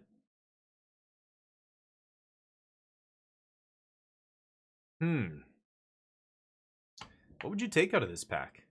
I mean, I could just take the black 2-drop. It's not terrible, but it's not very good. I'm kind of cutting black here. I think Retrieve is better. Black blue. Esper? Yeah, I like Esper, right? Anyway, so yeah, average match time is so dependent on so many factors. Everybody's average match time is different depending on how fast you play, how fast you draft, and your opponents. It's like so many factors, right? So it's really, you get a wide range of average draft times, I think. A lot of people say it's around 100 minutes. I think that's in your typical circumstances, but not in early access. I can definitely do faster in early access. And again, once we switch to quick draft, definitely under 100 minutes. I mean, I can do it in 60 minutes, I'm sure. But 60 minutes to play like 7 to 9 games average? I don't know. It's going to be interesting. I'm not going to concede to anybody, but I'll definitely I will just resign draft pools if it looks like I train wrecked, you know what I mean? But yeah. You know, people at Wizards of the Coast are going to be watching going, this asshole is ruining the experience for everybody. He's jumping into draft pods and then just not drafting. Like, that's not what we gave him access for. He's not showing them the cards. Anyway, you like great swords? What? This thing? What is this? 3 mana makes a 1/1. Equipped creature gets... Oh, so 4/1. Wow. Yeah, that's interesting. I like that a lot. Yeah, that's an uncommon. Ether sucks. Ether, whatever. Ether. Heck dies. I like the green Ramper. He's a 1/3, but green-black. Yeah, I think Greatsword's probably the best one here. It doesn't trigger the 4 mana matters thing, but turning all your little dorks, like if I get some Heck dies and then you turn them into 4/1s and they get to start trading with real cards, that's pretty damn good. Anything that gives +2 or 3 power, like I think I learned this lesson in Dominaria with Thalit, or what are they called? Saprolings. There were a bunch of stuff that made 1/1 creatures like Saprolings and stuff, and there was Jousting Lance, I think it was called. And Jousting Lance, at first, people were like, garbage equipment, nobody drafted it. But then you realized it was actually really good, because every time you had Thalids, or whatever they were, the Thalids, Saprolings, I'm a boomer. I keep saying Thalid, it's like Fallen Empires. You would equip your Saprolings, they're 3/1s, and then they're real cards. They trade for real creatures. They do real damage, and your opponent has to actually spend resources dealing with them. So having just one equipment like that when you're making a bunch of little dorks is good. So black, you've got well, actually I'm not even sure. I was gonna say you can make a bunch of these 0/1 mages, which this is good with, but I don't know how many black cards make mages. I saw red cards that made black mages. I saw blue cards that made black mages. So yeah, it's kind of weird. Anyway, I think it's still the pick, but I think the reasons why are, yeah, now we have something like this, we should, you know, try and, yeah, Heck dies, things like that are going to be really good with that thing. Enters tapped, exile this, shuffle non-land cards. Whoa. Oh, that's, yeah. Elixir. I love that. I love, like, the kind of a kind of deck that wants this is exactly the kind of deck I want to be playing. There's Dragoon's Wyvern. Heck dies is good. I think Wyvern's better. I mean, just 2 pieces of cardboard. One of them flies and has 2 power. I think I'm going to take that. And, you know, we've already got a decent blue card here. I don't think the other cards are as good. Elixir is interesting. I really want this kind of card in a deck that has a lot of removal, a lot of card draw, and like just 1 or 2, you know, ways to kill them. And just make sure you don't deck with something like this. And then just gaining a shit ton of life is so good in those kind of decks, right? Giving the sword to Vincent. Oh yeah, because pay 3 life, and then he's got lifelink and everything. Yeah, Vincent's nasty. I'm never gonna wield the other one. I think I would take the 3-drop over the 2-drop here. Both of them are good in my deck, but 3-drop's better, and I don't think I would take this, although I wonder what the win rate of this card's gonna be like at the end of the format. I wouldn't be surprised if it was pretty high. In a slow format like this, I think this, like, you're shuffling all your spells back in your deck, not even all your cards, all your spells, and then gaining like 8 life. That's awesome in the late game. Your opponent's just not going to be able to finish you, right? Either by decking or by killing you with damage. But it doesn't do anything otherwise. I don't know. I love this card. I hope this card's good, but I wouldn't be surprised also if it was a really low win rate card and never saw any play. Dragoon's Wyvern. I think Poison the Waters is good. -1/-1 to everything is actually surprisingly relevant from what I've seen so far. There's a lot of small stuff with 1 toughness. Target player reveals their hand, choose an artifact or creature, just 2 mana, basically like a 2 mana removal spell, plus you get a bunch of info. That's solid. This is a good black card. This guy's not good. Scorpion Sentinel only cares about... Oh no, this is a really good defensive creature. Yeah, even in a control deck, I would love to play something like this. 2 mana 1/4. That's what's so weird. You have a bunch of stuff that makes 1 toughness tokens, and then you have 2 mana 1/4s and 3 mana 2/4s and 3 mana 1/4s, and like, I don't know. It feels. Oh, I'm taking an intervention here. I didn't get to the bottom row yet, but Circle of Power is good too. Actually, this is okay. This is a black card that makes a wizard, right? So this is divination or Sign in Blood for 4, but you get a 0/1 token, and then it becomes a 1/1 with lifelink, but only until end of turn. Wizards you control, so maybe you have some other ones. Anyway, getting a wizard again with that Dark Knight's Greatsword is awesome. I think I would take the good removal spell though. Not only is this just a solid removal spell, it triggers the four mana matters cards. So does this. But that's actually interesting. I still think I'd take the removal spell. What would you guys take here? Circle of Power, good. Sephiroth's Intervention, good. I wouldn't even mind this. Like, if this wheels, I'll be fine. This is not going to wheel, but I think I would take Intervention out of all these. Just super flexible. Instant speed. Like, the card draw is nice, but I think card draw is less important than removal if I'm going to do this kind of a deck. Plus, removal with Valentine, yeah, is so good. I'm just taking this. You would take Intervention as well? Okay, if Helena says it, it must be true. I'm taking it. Resentful Revelation, not great. Malboro. But this is a remnant from back in the early Final Fantasy days when they were literally naming things after a cigarette company. Like, that's what this was. There was a couple of things like that. Enemies and characters with weird names that they just straight up pulled out of, like, the Bible or whatever. Or, like, some, yeah, like, brand name. So funny. Bad breath, of course. Ice Flan is not amazing, right? 6 mana, 5/4 stun something. That's not terrible, but what would I take here? I don't think I would take any other colored cards here. But it's so weird. This is the toss-up, right? We're a blue-black deck, and here's the blue and black cyclers. Which one's better? I don't know. This gets one of their cards immediately. Like, this gets a card out of them. Loses 2 life. I think the black one's better. The blue one's more of a tempo play, but yeah, it doesn't get the card back. Doesn't make them lose anything immediately. It just kind of clears the way. This doesn't affect the board, but it gets you the card advantage. This is the tempo card that affects the board. And in my deck, I think I want the card advantage, right? If I'm a control deck here, I'm not going to be able to maximize the tempo and kill them in the late game by stunning their dudes. Yeah. Well, I'm going to take one of them. They're both cyclers, right? So that cancels out. But is it Marlborough? I think it's the black cycler too. I also have more black cards. There's a chance I'm not blue, so that's another reason. All those things considered. You know, we're taking our sweet time, and I get to elaborate on all this, but this is what you have to do in your head in like 30 seconds when this comes around pick 6 or whatever, right? It's tricky. So getting it, oh wow, another intervention. So getting this out of the way now is oh, this is an awesome card too. Ooh, I think I would actually take the fairy here. I'm good for removal. Like, I've got some good removal spells. I wouldn't mind another one, but this is more replaceable than this. This is actually what I would take here, I think. But take Revelation. Oh, in the circle one? Wait, what are we talking about? I don't remember what Revelation is. Intervention. Anyway, I'm taking the Pixie here. This thing wheels. Shocker. I'll just take the blue card. I'm probably not going to play it. Blue Snakeskin Veil. Doesn't get the counter, but these are bad, right? Wow, this guy wheels.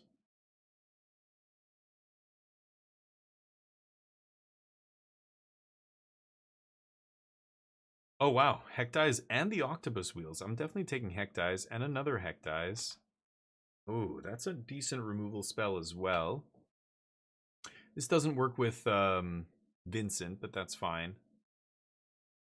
Yeah, I think I would actually take the removal spell here. And then this is second pack. I'll bed, but we're not doing a lot of sacking here, so nothing on top. Combat tutorial, but no uncommons and rares here that I would touch, I think. Sad. There's another intervention. Like I said, we can get plenty of those. This is Wall of Omens. Joshua.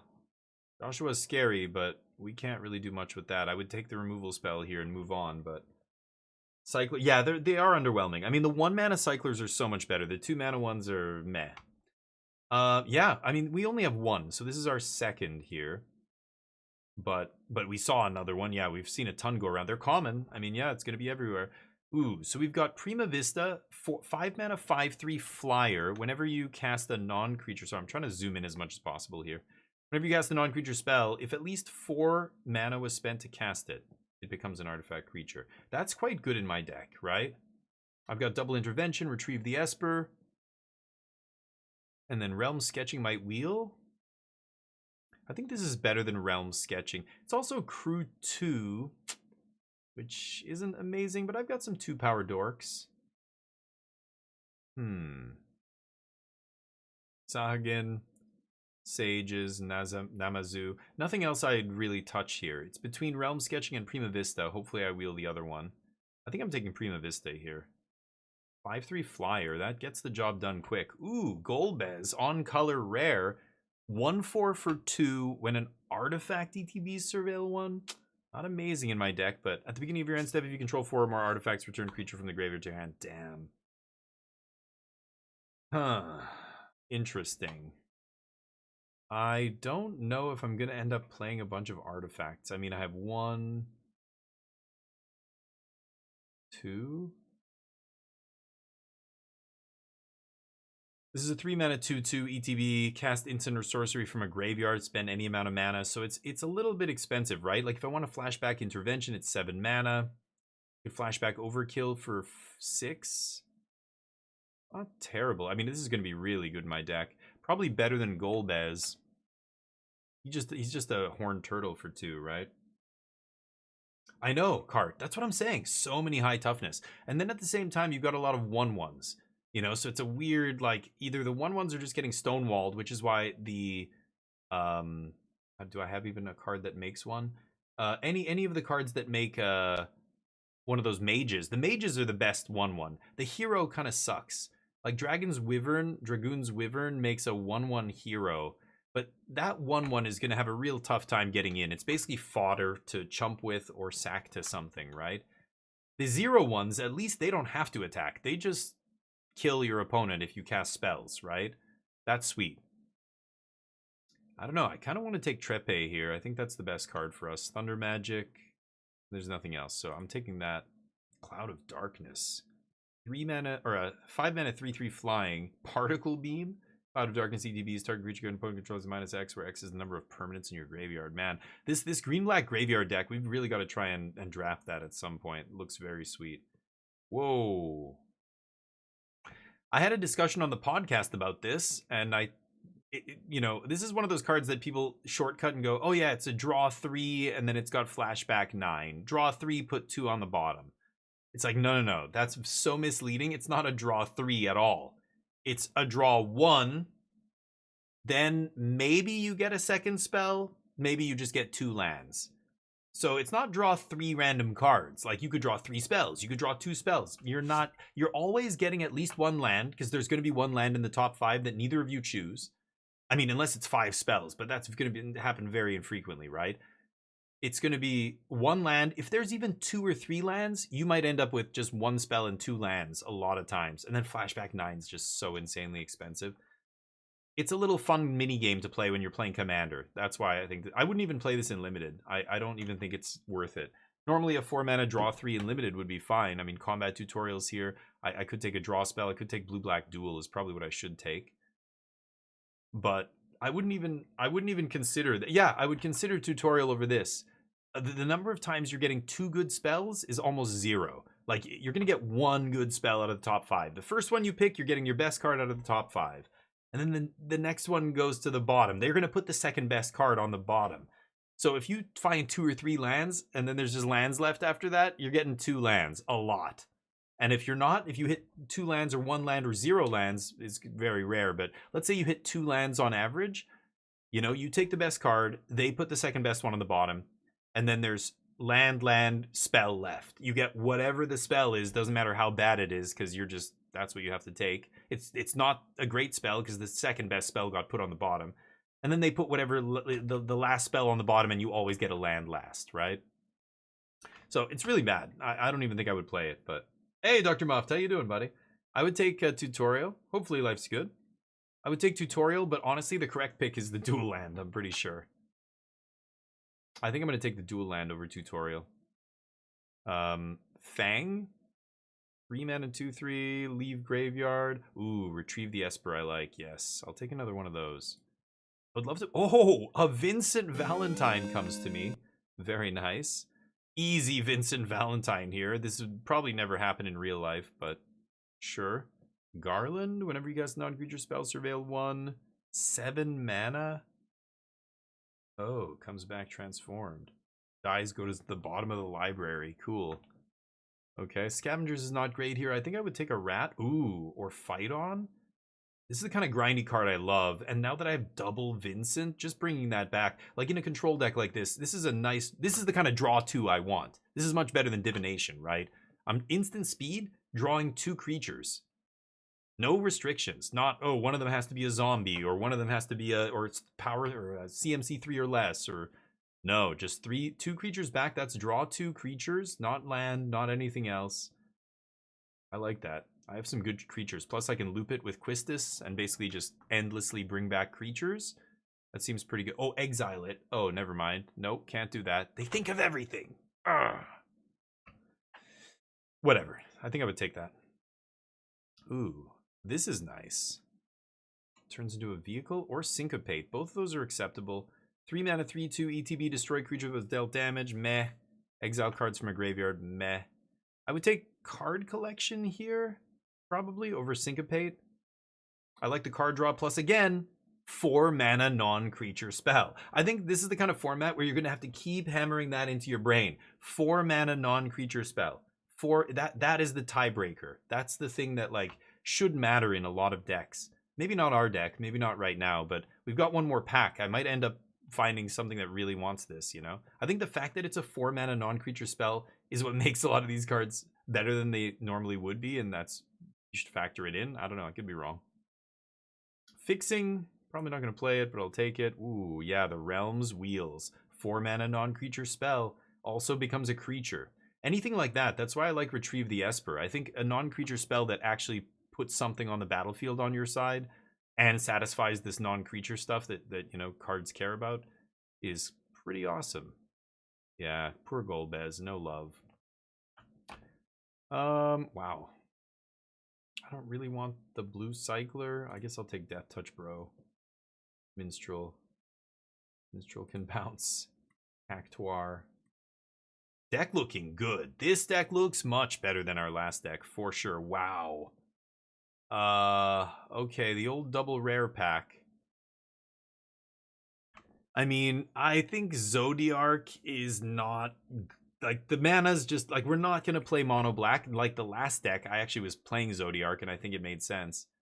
I would take a 3rd Vincent Valentine. I think Vincent Valentine's kind of stupid, especially with all of the removal that we have. The same legend, though? 3 copies of a 4 mana legend? Ooh, there's another blue-black duel as well. And Dragoon's Wyvern. I can't, I mean, I want to draw this a lot, right? I have so much removal. I think I would still take this guy. Yeah, and when you're trying to make land drops, Divination's better, right? So Divination's better as a card draw spell in many spots over that reanimation spell. But the Raise Dead or whatever. But the Raise Dead has so much more power in the late game, right? It's interesting. Yeah, I like Divination as well, but yeah. You take Vincent, you want to see him every game, and if he's removed, you put another right back in. Yeah, I know. Yeah, you're right. I know. I would be taking Vincent here. I think the God is cool, but it's just, yeah, you got to really respect that mana cost. That is 10 swamps, 11 swamps before I even think about putting that in my deck, right? So we take a 3rd Vincent. Damn, this deck would be fantastic if we got to play the games.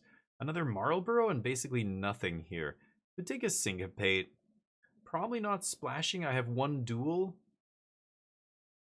6 or more permanents in your graveyard. I actually have mostly spells here.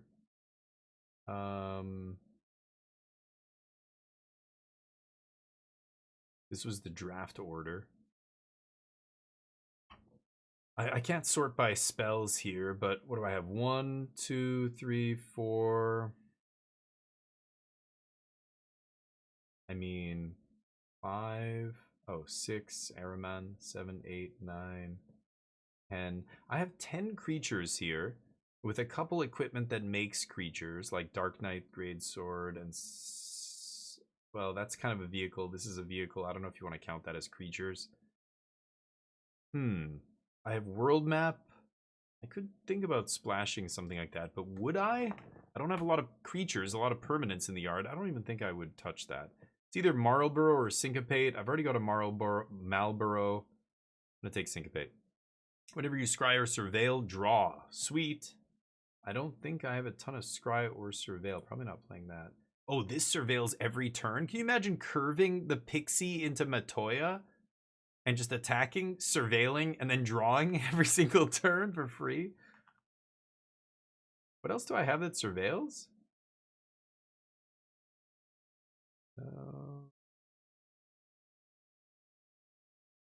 Nothing else, right?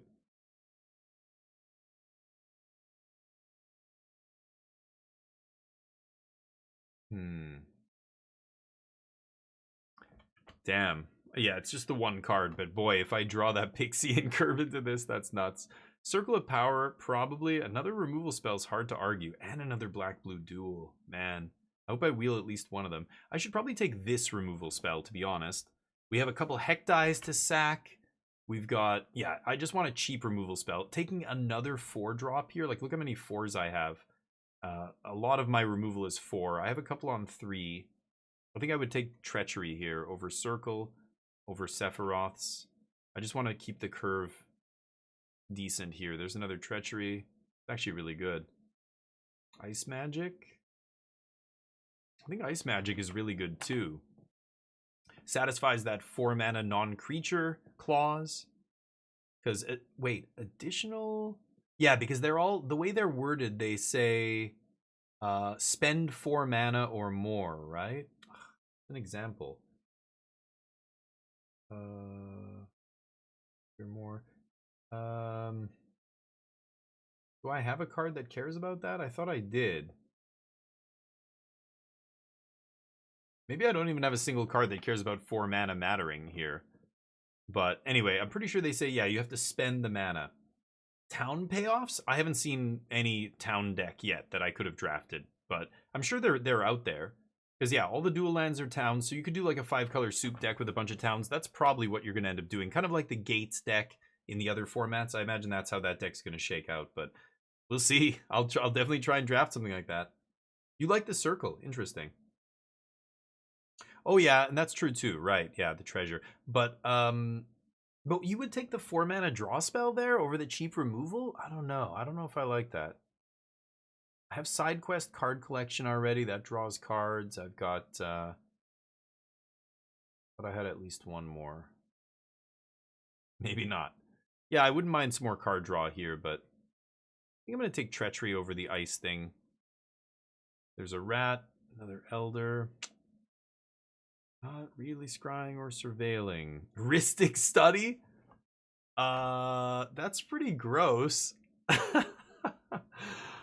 Oh, and there's Combat Tutorial. Ristic Study. This is something you could potentially open in Limited.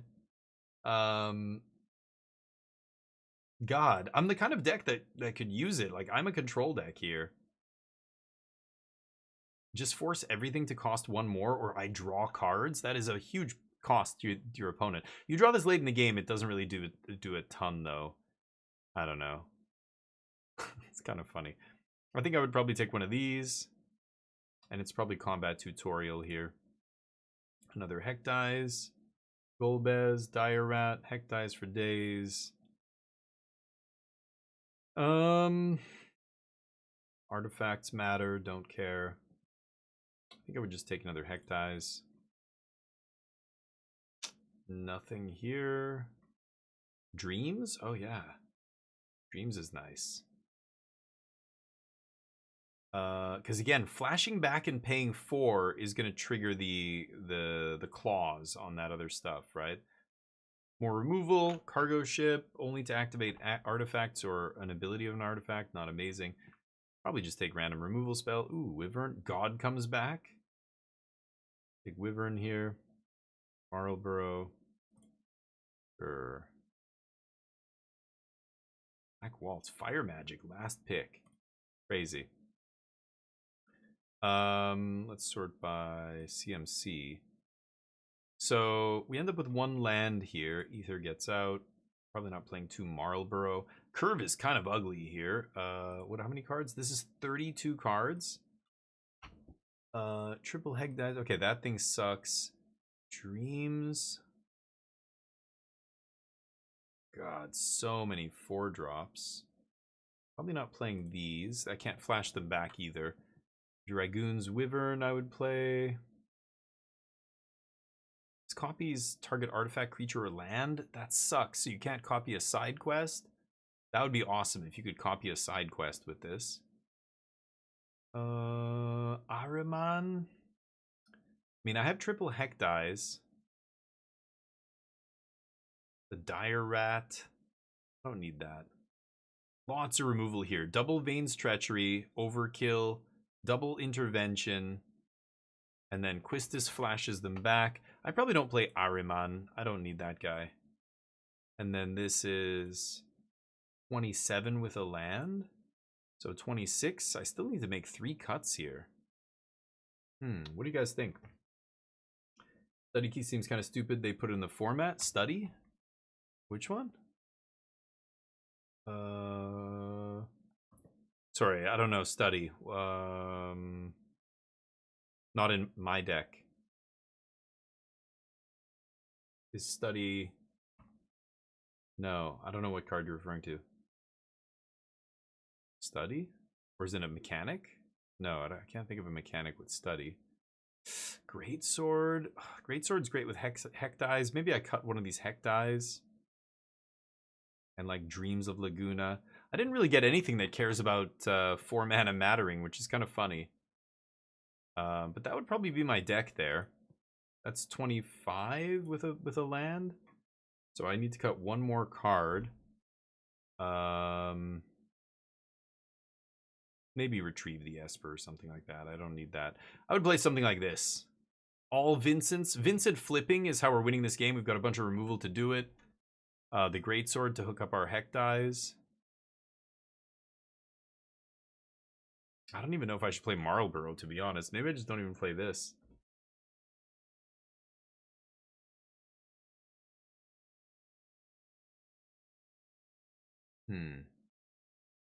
Honestly, yeah. I don't even think I would play that.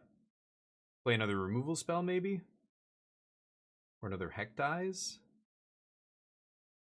Honestly, yeah. I think I would rather do something like that. That looks good. This deck is much better than our last deck. That would be my deck right now. And I would be pretty happy with that, I think. And I think we'd win a lot of games with this. I think Vincent's sweet. Triple Vincent. Bunch of good removal. Ways to bring him back. Yeah, flashback for the removal.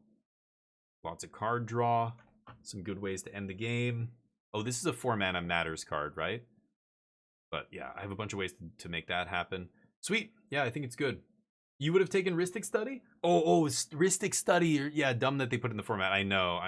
I don't like those bonus sheet card stuff, but I know that other people like it. They think it's fun or whatever, but I don't know. Should I do a real draft here? Should we do a draft on Arena? Do a mixed up draft just to change it up?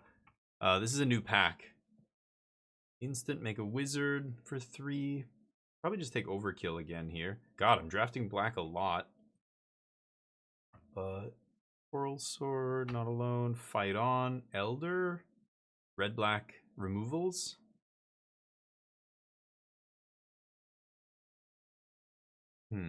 I like this card. Garnet, attack, removal, lore counter. Oh, wow. To keep your sagas alive? Wow, crazy. This would be a tough pack. Maybe Mysidian Elder? I want to see how good this is too. Fight on? Not even sure what I would take here. Yeah, green-white, I don't know. That's so specific.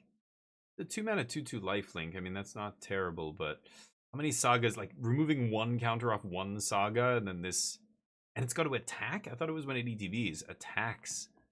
Jeez. I would take Elder. Relentless X ATM 092. Oh, kind of like that. Nice finisher.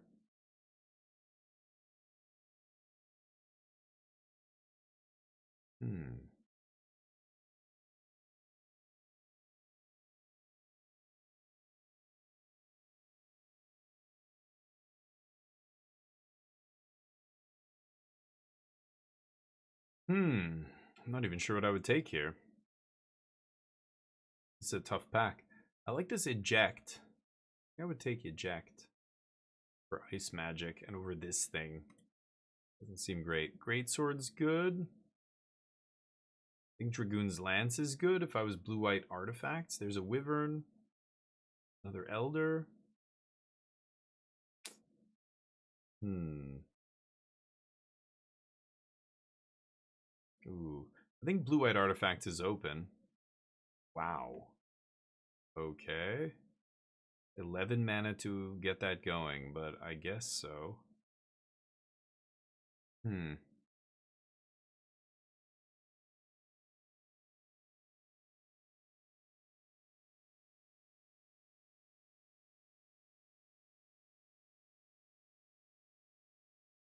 Big Sid. Ooh, okay, there's the Rise from the Grave. Ooh. Another Sid?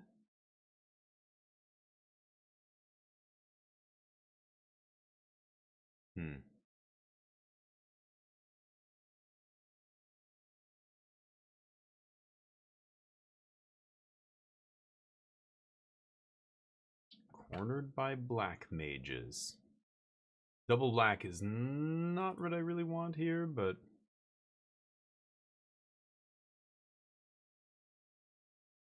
Okay, anyway. I don't know if I want to do another draft here. I'd rather just draft in real life. Let's do one draft, mixed up premier draft. So that was draftsim. DraftSim is a good way to practice. If you guys want to do, you know, some drafts yourself, it's totally free, of course. Pop over there and have some fun. Let's play some, whatever this is called, mixed up premier draft. I got a free draft today because I'm going to definitely report that last draft. It was so bugged. For those of you who weren't here, I played against an opponent and I had them beat. I think it was only going to last a couple more turns. I guess they maybe conceded when I put treasure. I was going to put treasure cruise on the stack. I don't even think it made it to the stack. And then the game kind of froze a little bit. Like I could hover over stuff, but it wasn't doing anything. And then it just kicked me out of the game, said waiting, and took me back to this screen. Even though I had won that game, it didn't go up. My wins didn't go up. I was still at 4-3. And then the next match I play, I actually win. My opponent concedes, and it gives me a loss. It gave me a win. I went to 5-3, and it gave me a loss at the same time. No clue. Anyway, let's try another actual draft here. See how this goes. And okay, hold on. I'm gonna drink.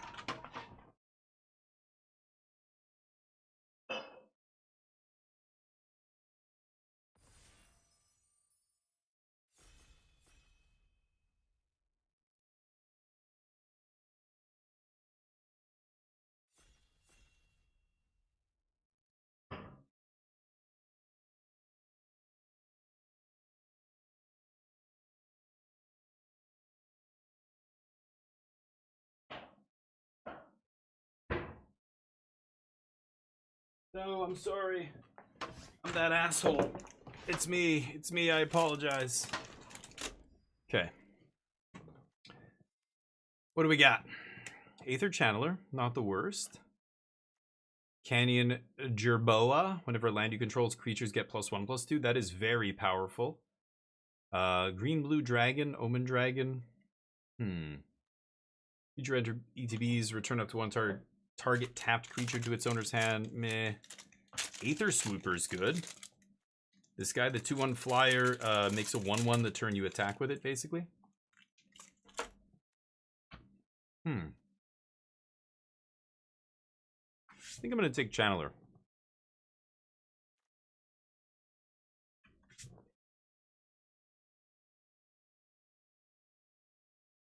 I think it is the best card in the pack.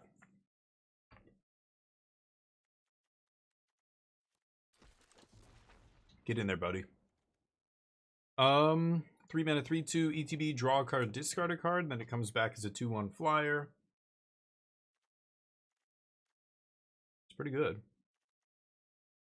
Claustrophobia. Ooh, Tribute to Urborg is nice.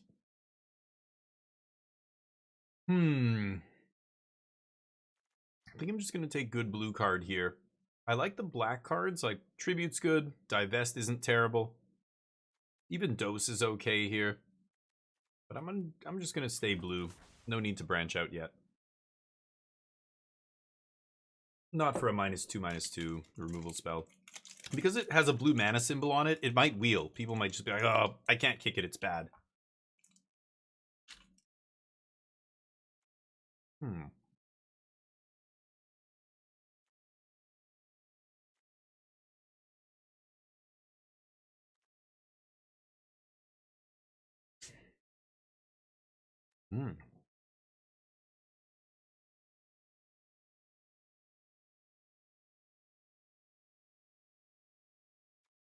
Could be blue-white control. Take a removal spell, but I think cancel is better and it lets me stay blue. I like the counters in this. This is a slow format, so having a cancel up on 3, like the only cards that matter are usually coming down on 4, 5, 6.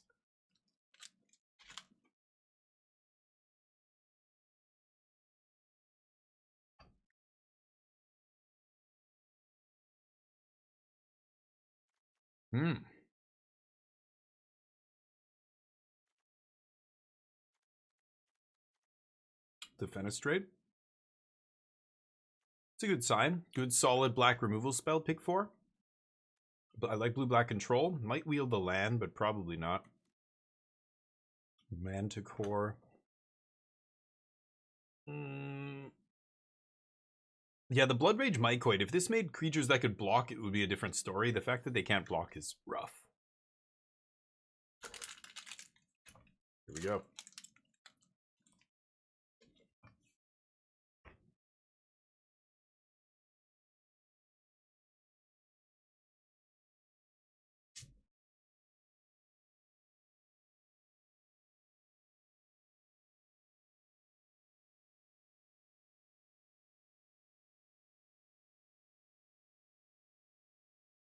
Taking their time.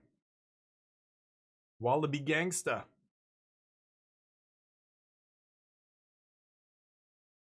Tiny Bones joins up. Not amazing. Subtle Strike is pretty good. Rate's not terrible. I don't like D-Stroke, but Subtle Strike is good. Take that. Choose one or both. Often you can get a 2-for-1 with this pretty easily. We'll see.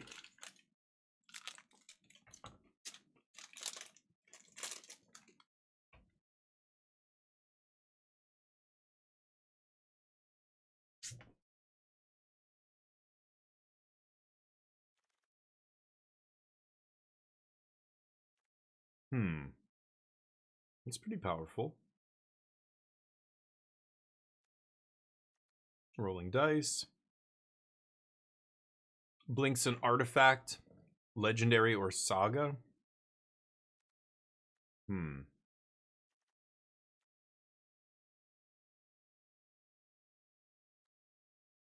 mana for a 1/3 flyer.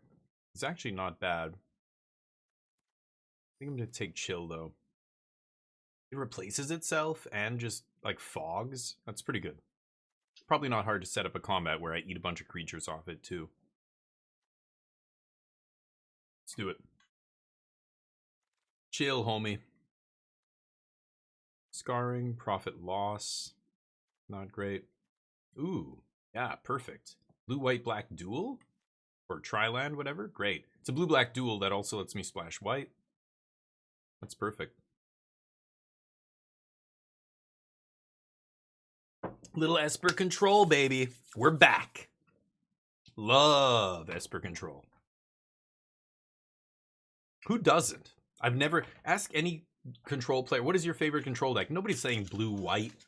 Blue-white's the best control deck because you're playing, you're eating your vegetables. You're like doing what you're supposed to do and play 2 colors, and your deck's just better because of it.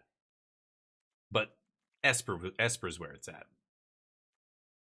I don't love Spell Pierce. Could take another blue-white duel. This could be something that's worth playing. Palaka Predation? Okay. Spell lands are fun. You prefer Bant? Really? Yeah, Bant I think is too like tap out for me, because Bant usually involves ramping and you're tapping out in the first few turns. I want to play a control deck that has like super reactive, but at the same time is playing fun one-ofs, fun legendaries to win the game, fun goofy shit. Big Kaya, sure. Something dumb.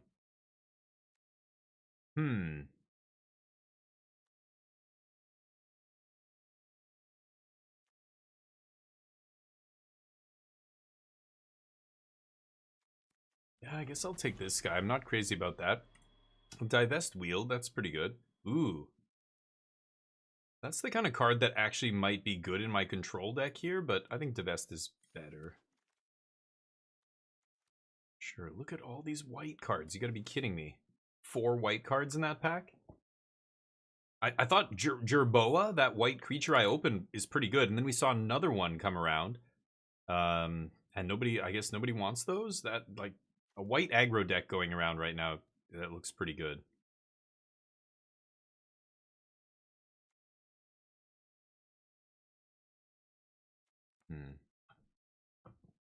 I'll take the Mycoid, not crazy about that. Sure. Sure. That's not the worst land in a control deck. Cruel Ultimatum. All right, that's it. I'm 2/3 of the way there. Just need to splash double red. We got this. I could do it. Should I try and do this? Oh, there's just a sweet black removal spell here. Oh wow, that's new. Is that because of Untapped? Yeah, that is. 4 out of 4 collected. So it's telling me that I already have a playset of this, and I'm gonna take these. It's gonna add to my wheel or something, right? Dismal Backwater is obviously perfect for us, but I'm gonna take good black removal. Cruel Ultimatum might wheel. I'm not joking. So I hope it does. I hope no crazy 5-color soup player is gonna take it. Tempest Caller, tap all creatures opponent controls. That's fantastic. But only when you're aggressive and you want to tempo them out. Watcher in the Mist is pretty awesome. Spellkeeper Weird is pretty good too, because I have some good removal already. Defenestrate, I just got taken by Nightmares, could get a counter spell back. I think Watcher's better. I'm going to take Watcher here, and maybe I wheel the Spellkeeper? Probably not, but Watcher's awesome. Hey, Minnie, how you doing, buddy? Long time no see. How's life? FF coming to Arena? Oh, for a while from now. It's not going to come to Arena till I don't even know. Average, I'm doing a 24-hour stream on Wednesday. You should come check it out. That's why today we don't. I don't know how many people are in here, but we don't normally play limited. I'm playing this draw 3 discard. I'm playing this to prepare for Wednesday. Ooh, another good 5-drop. Should probably take Guildgate here, but 4 mana draw 2. Or draw 3, discard a card. I don't know if I actually want that. Maybe I do just take the land here. It's been great, nice. You have your own apartment, hell yeah. There you go, your first one, I guess, right? Sweet, dude. Roommates? No roommates? What's going on over there? Tell me if you have roommates, so I know if I have to knock anybody out when I come abduct you. Minnie and I go way back. I don't know. I think it's the 10th. This weekend is the pre-release, so if you're referring to real life, I mean, you got to Google it. It's right on the first result, probably, but I don't know off the top of my head. I wish I could tell you. Not what I want. I think I'm going to take removal spell here. Power 3 or less. 3 is not amazing. Could just take a counter spell, but it's only ever going to be miscalc in my deck. I think I'm going to take Vanquish. Sales lead a sales company, nice. No roommates? Hell yeah, nice. That's the way to do. I had roommates, then I had no roommates, then I went back to having one roommate, and after that I was like, never again. I don't need to do this. This is dumb. It's kind of interesting. Convolute's good too here. Is this right? Okay.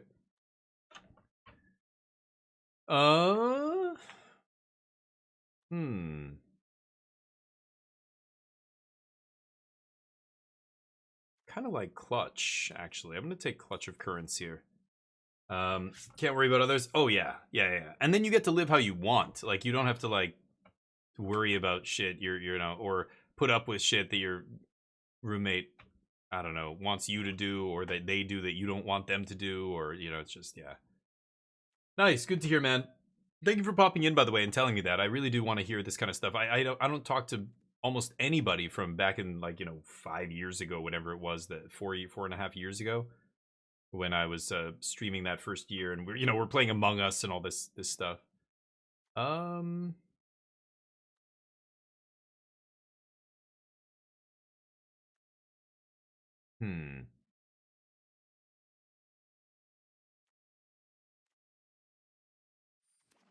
I'll take the spell. Nice. Well, it's good to talk to you again. And hopefully, yeah, you sound like you're doing great, so that's awesome, dude. Keep on cruising. What are you playing these days? What games do you play? Or please tell me you still have time for games, right? Big fat black dude here? Black dork? I guess I'm gonna take him. Evolving Wilds, maybe, over Sorcerer? Sorcerer not bad in a control deck like mine, but I want that. Oh, this is pick 8, so somebody... Next pick, I might get that Cruel Ultimatum back. Should I take Evolving Wilds? We double splash? I'm gonna do it. I don't give a shit. No! Somebody took it? No! That's unfortunate. I'll take the Gardener here, sure. Anyway, I'm glad you popped back in and you said hi. I really do appreciate it. I hope you keep doing it. And yeah, hopefully you're kicking ass and taking names. I'm playing a bunch of different games these days. I got a new PC finally the last 2 months ago, 3 months ago. Spellkeeper wheels though, I like that. Life is good. Yep, that's how you got to do it. Pass it, pay it forward, right? You know from me what that's like. Average Mini won a couple of giveaways way back in the early days of my channel. I don't even remember what I gave or what I got you. I don't even remember. Cloud Reader Sphinx shirt. Tattoo? Oh no. Oh no. Hopefully it's not something totally tasteless. Is it a nice one? Are you happy with it? If then I'm happy for you. But I don't like a lot of tattoos. I'm not a big tattoo guy. I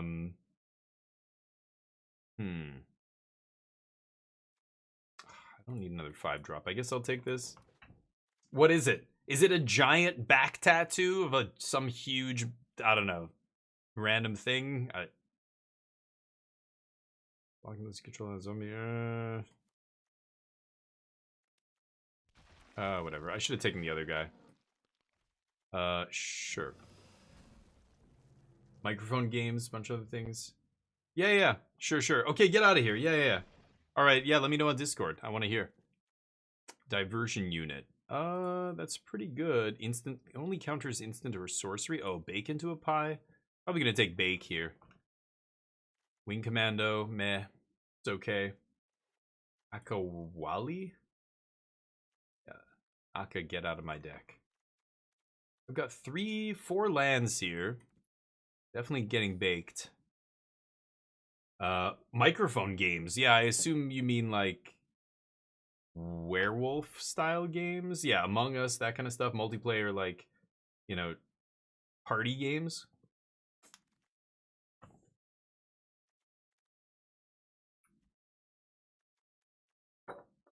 Three bet a 2/1 lifelink.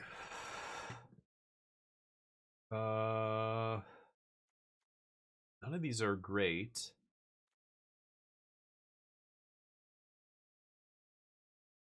Hmm. I don't want an aggressive black card. I could just take a skeleton here as a random chumper. I think that might actually end up being better than any of that other stuff. Opt, take the fall, control an outlaw. I don't need a big 6/6 here. I mean, a 1 mana 0/5? I'm a really defensive deck here. Hmm.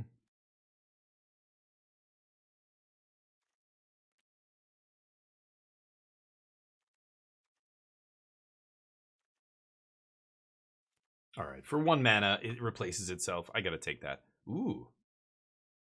Okay, that guy was insane in that other format. Oh, I should probably take Thirst. Nimble Innovator. Yeah, Sanctum Seeker's not good enough here. Probably just Thirst.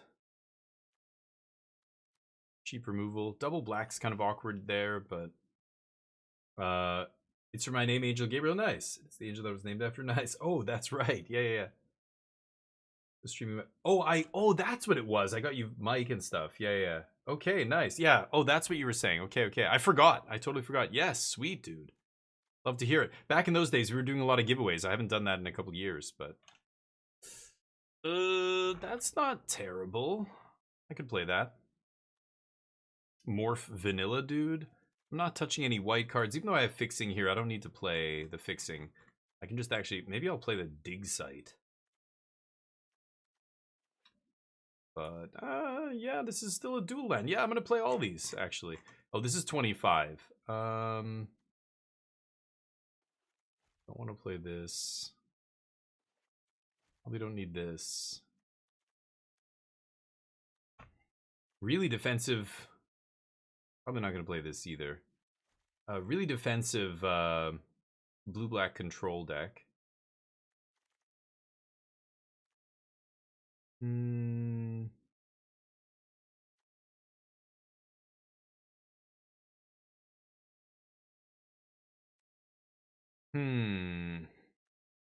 don't want any of this. Predation is a land? Yeah, there's some garbage in here we had to cut. So I've still got spots. I've still got spots to play stuff. We'll see. This is not amazing. Too aggressive, not what I want. That's not amazing either. I mill.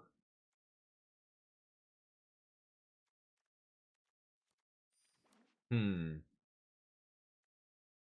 you control an artifact,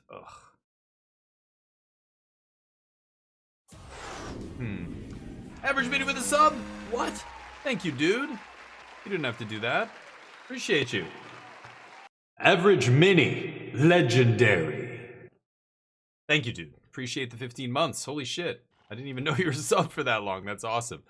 Thank you for all the support. I appreciate it. And yeah, paying it forward, right? Like that's what I was doing before when I hooked you up with stuff, and now you're doing great. You sub and whatever. That's awesome. Thank you, man. I appreciate it.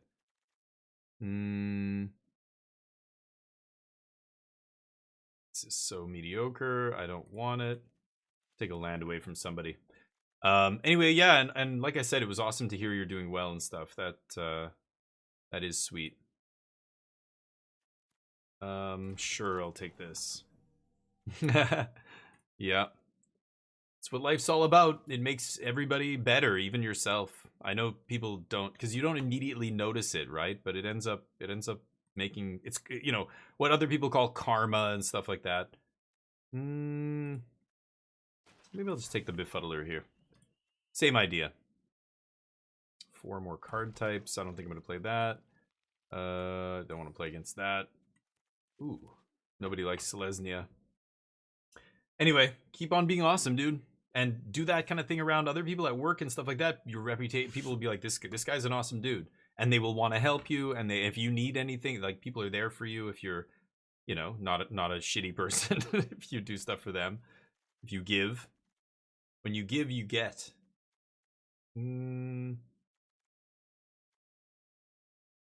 Okay, this is a land-ish kind of card. I need to make one cut here. I have a lot of good removal. Bake, Taken by Nightmare, Defenestrate, Vanquish, Cancel. Chill is quite good. And then I have Befuddler, Soren's Thirst. I probably don't need like Locust Spray. Let's ditch that. And then Divest is a removal spell. Dazzling Lights, Take the Fall. Like I have a bounce spell here. Aegis Turtle. Look at my awesome blue-black control deck. This looks like a great blue-black control deck. I have so much interaction. My opponents are going to get so frustrated playing against me. 10 creatures, perfect. And, you know, it doesn't even matter what the top end. These are pretty good, though. 2 good flyers. This guy's just a fat dork. But it doesn't matter because we'll kill everything they play, and then we'll just beat them with just one of these guys over and over and over, right?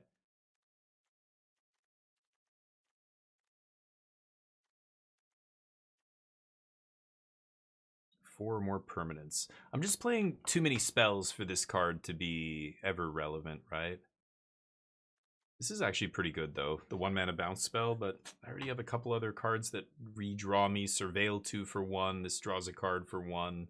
Bounce, and then make a Awaken later.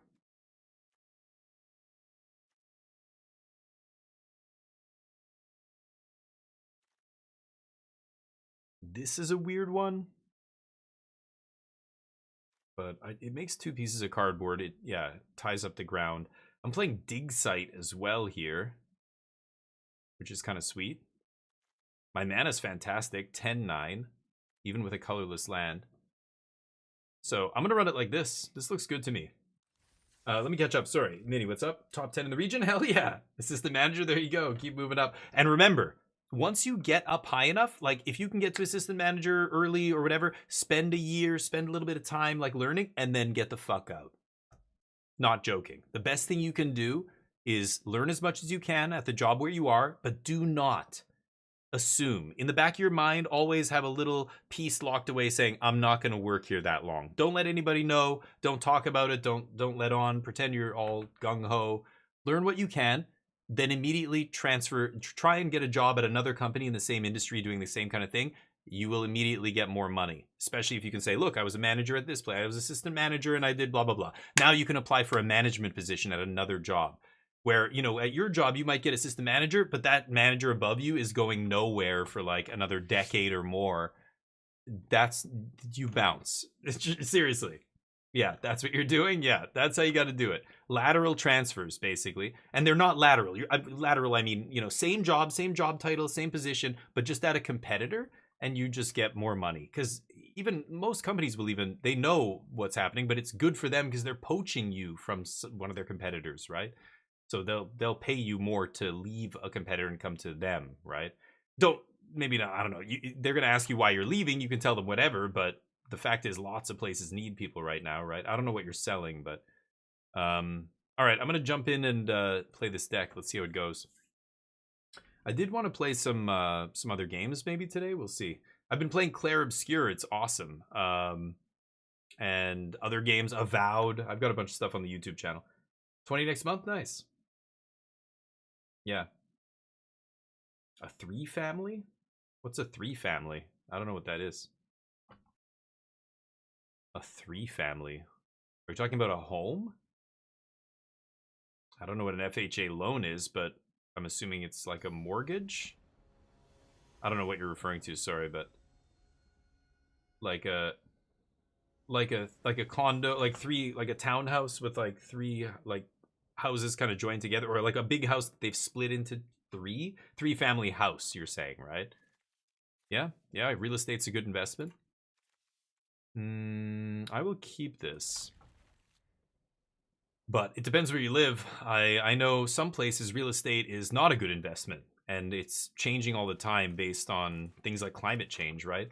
Like if you're thinking about buying a 3 family like building in like a large home, basically in I don't know, Houston, Texas, or somewhere on the coast of Florida or something, I would definitely not. You know, if you're moving to Minneapolis or something, that I would do, right? And property value is going to be lower and everything, but also your future property value will not plummet. I could divest here. I think I'm going to save divest for no. Next turn I've got, yeah, let's just do this. Next turn I've got cancel up, right? Add a mana of any color. Siege Worm. I can cancel the Siege Worm. I think I'm just going to take this idiot. Okay. Cloud Reader. Pass. Next turn we'll drop Wilds. Still doing research. Yeah. East Coast. Yeah, lucky. In Vancouver here, it is batshit. It's crazy here. Property value. I mean, we're trying to get a mortgage right now for a home that's you know, like a condo that's maybe 11 to 1200 square feet. So 2-bedroom, like 1.5 or 2 baths. Let's get another black source. And you're talking $750,000 to $800,000. It's crazy. Vancouver is nuts. It's like the most expensive real estate in most of the world. I think the only places that are ahead of us are like Hong Kong, Singapore, stuff like that. Let's Sage Row here. I don't think I want any more land. Not artificially anyway. I'll naturally keep drawing land, of course, but pass. Just have to look around and also have a lot of connections. Yeah. Hey, Season, what's up? Chicken butt? Thank you. My butt is tender and firm like a chicken breast. That's right. Completed creating your own AI? Oh, God. Okay, let me know when it's ready. I can't wait. It's gonna try and kill all of us, isn't it? Okay, I pass. Waiting for them to tap mana here. They're not doing anything. Deal. Oh, I should have kept one of those lands on top. I'm getting punished now. Because I could have double spelled here, right? I'm stupid. I should have kept one of those lands. Just one. Look at the top 3. Reveal, yada, yada, yada. That's fine.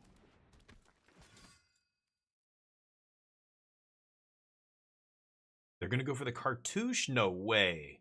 That is crazy. Oh my god. Crazy play. I'll take the 2 for 1. You get wrecked, buddy. Oof. Oh, this was the person in my pod. Wallaby Gangsta. There's the 6 drop. Or the 6 mana. So I can go like this. Leave up cancel. And let's just make a spirit.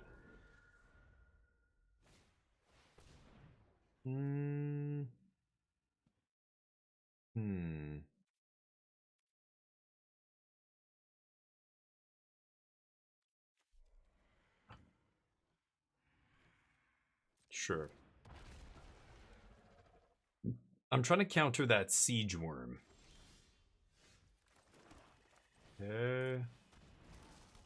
Pass. I can't play a 5-drop. Oh, so it turns into a 3/4? Oh, adapt. What is adapt again? Yeah, just a 3/4. But I want to get in with my flyers. But again, I can vanquish that.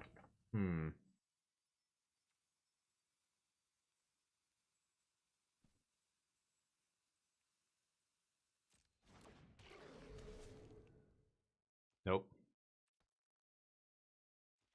Not countering it, buddy. Ooh. Okay, well, that's nice. I can just take the worm out of their hand. Ooh, nasty. What the fuck? They just have a bunch of giant dorks? Dear God. They can't... I thought they were just kind of sandbagging. They've only got 5 mana here. Okay. Weird. They can start hitting me. I don't really give a shit about that. Plow through does what? Target creature fights target creature an opponent controls. Destroy target creature. Yeah, okay. Sure. They're not going to fight one of my guys, right? That'd be kind of silly. Let me catch up with you guys. The AI thing, yeah, I'm curious. It learns on its own? Nice. Dr. Doom. Yeah, what did you feed it? What did you train it on? What do you feed your child? Did you feed it a steady diet of Urban Dictionary? It's probably as sick as you are. What did you put into it? What is messaging me?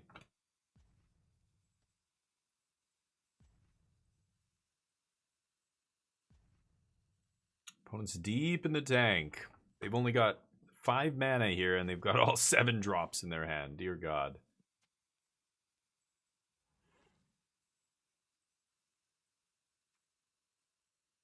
So Spellkeeper can do a lot here. I could get back a removal spell. I could just get back Divest and just take another big thing from their hand. I could cancel something here and then bring back Cancel next turn and have Cancel up. So lots of stuff we can do. They just hit me for 3. That's not a big deal. So, I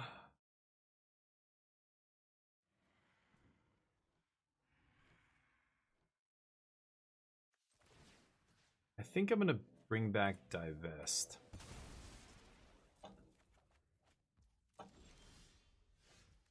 Oof.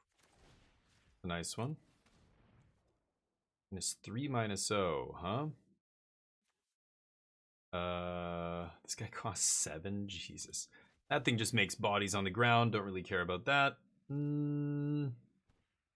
They have 5 mana, so they can't play their big thing here.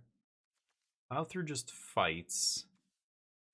I'm just gonna go Cloud Reader into leave up Dazzling Lights here. We get the Scry 2. I don't actually think I want that. I'll take Defenestrate though. So that deals with one of these guys next turn. Pass. They're gonna go to fight or something, and I'm just gonna Dazzling Lights. Or I don't know. Maybe I just don't even block. I just take 3. If I block here, then they're gonna fight with some other one of the 3/4s. I can just trade this for the fight spell Surveil too. That's not bad, but I already know the top card, so I'm not looking for a reason to play this, right?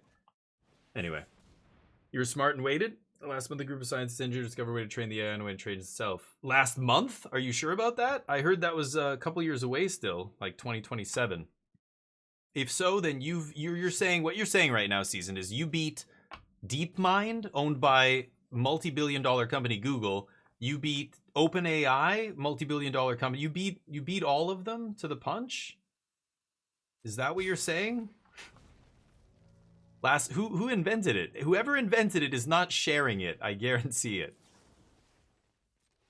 Okay. Soren's Thirst. I don't really want, do I? I think I'm ditching that. Yep. Blank your junk. Let's defenestrate that. And am I just gonna swing with the team here? Yeah. Because I'm gaining 2. Got cancel up here. Feels pretty good.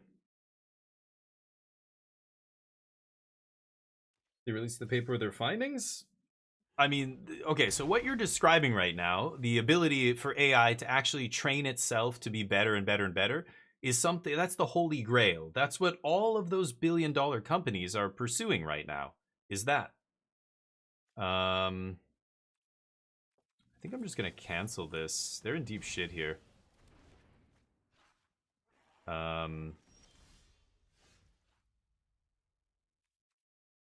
Yeah, let's just swing with the team. They go to 1. Another flyer. Sure. Yeah, like that's the holy grail. That's what they're all trying to do. And it's going to be very scary. And experts are projecting that that's going to happen in about 2027, 2028. And once that happens, that's when AI is just going to skyrocket and go like out of our control, basically. We still have huge problems with alignment. We still have huge problems with, you know, regulation and who's going to control AI like that. It's a lot of issues to solve, but those companies are racing to do it because they know whoever does it first is going to catapult ahead of everybody else. So I would be shocked. So I don't know what you're talking about. The way you're describing it, AI doesn't train itself right now, right? It's still humans that are putting in a bunch of stuff and trying to tweak it and make it not you know, come up with crazy bullshit. But yeah, like program, like do AI research. That's what I thought you said. Trains itself. Okay, I don't know. We're talking about research. When you know, when we are the ones doing the research, it's very slow going. But as soon as we can get the AI to research to make itself better, to do the AI research instead of humans, then it's gonna skyrocket, right? I thought that's what you meant by training. So maybe I misunderstood. So what exactly did they discover? Yeah, because what do you mean by training? I think that sounds like the same thing to me, but so what is, yeah, maybe I don't understand. I would have to look it up or something. But so somebody discovered a way for AI to do this and made this paper public? Huh. Interesting. Kind of surprised. But I wonder how much of a deal that is if it's something like that, if it's public. Because yeah, what I'm referring to is a big deal. And if anybody ever discovers how to make AI research itself to be faster and better and smarter, we're going to get to actual AGI very soon, if that happens. Which is scary as shit. But yeah, we were not ready for that right now. 1/1 menace, when it dies, deal comment. When this creature deals comment, we counter on it, and okay, that's very annoying. It's got menace.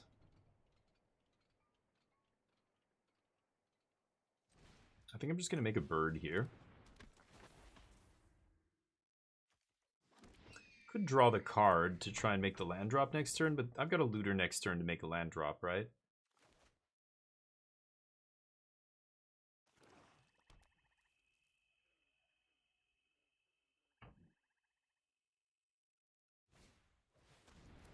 Okay.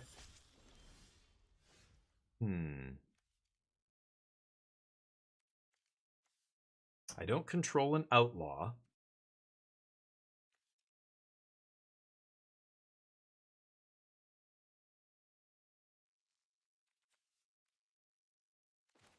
I think I should just try and draw land here.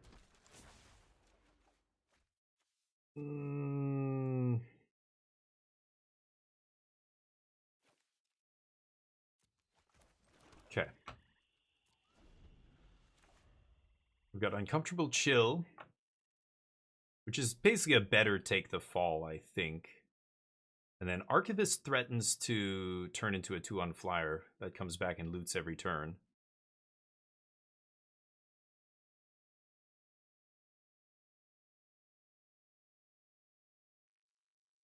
They have a lot of cards. Scary. Hold on, let me catch up. So, Caliper, what's up? Train is just teaching you new things, not changing the model. Oh, okay. So just like feeding it more data. Yeah, okay.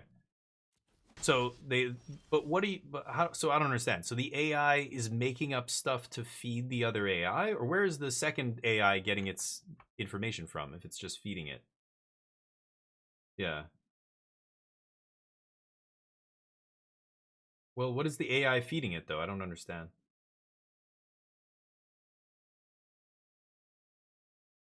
Yeah, but there's still a database of stuff that it's drawing from, right? This is the whole issue with the copyright stuff and why they're saying we can't have AI if people are going to copyright strike us because we need a whole bunch of shit to feed this thing, right? What is this? Can't attack, block, yada yada. Okay.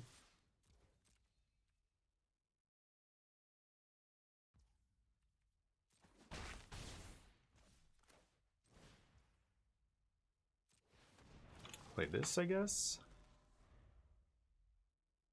Yeah, so I still don't understand though. So an AI is feeding another AI, but what is the first AI feeding to the second? Where's the first AI getting its information from? It still has to be fed something to feed to the second. It's just curating the data that you're feeding it so that whatever it's feeding is getting more curated data. Is that's another way to describe it, right?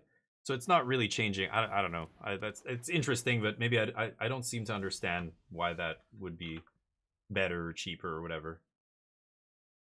Yeah, they fed it with a ton. I know. This is the problem. But they're saying it's not enough. They need to keep scraping tons of places like Reddit and places like that. They need to keep scraping stuff.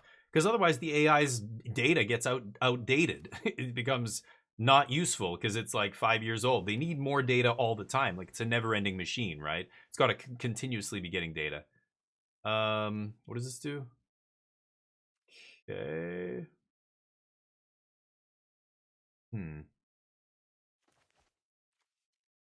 Kind of just want to play the big guy or Watcher. Let's Watcher Surveil. I have 5. I don't think I need to find land here. I'm good. Okay. No attacks. I hope they don't have a sweeper here, but yeah, like it's already gotten a ton of data from all these kind of places, social media sites and whatever else, right? Fall of Lord Conda. Okay. Sure. But yeah, that's not going to be good for long, right? They kind of need to keep feeding it, right? Yeah, and I like that kind of thing, like laying traps for it, essentially data traps, so its information is bad. I mean, then they wonder why it hallucinates, why it makes up crazy bullshit. Let's just call it what it is. Like, yeah, it's fed garbage, a lot of garbage. Let's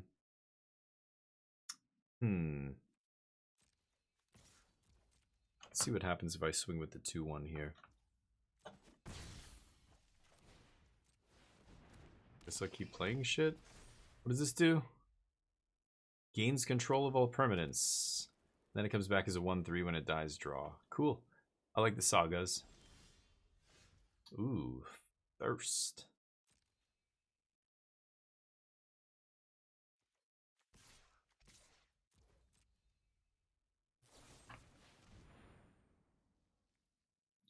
Okay. Sure.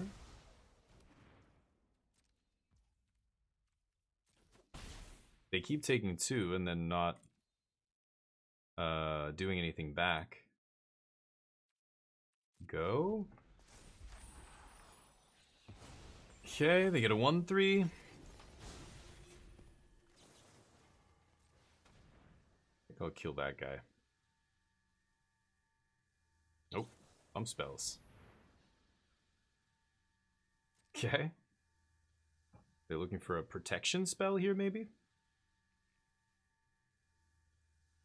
Right? I mean, it's crazy. AI right now is yeah, it's having all kinds of issues, right? I mean, just read about even the last big thing that OpenAI put out, where they were talking about their frontier model AI, and it was they were using another lower level AI to basically query this newest AI to try and like suss out any holes or issues or whatever it might have, and that's when they discovered the frontier model was basically giving back incorrect answers every once in a while.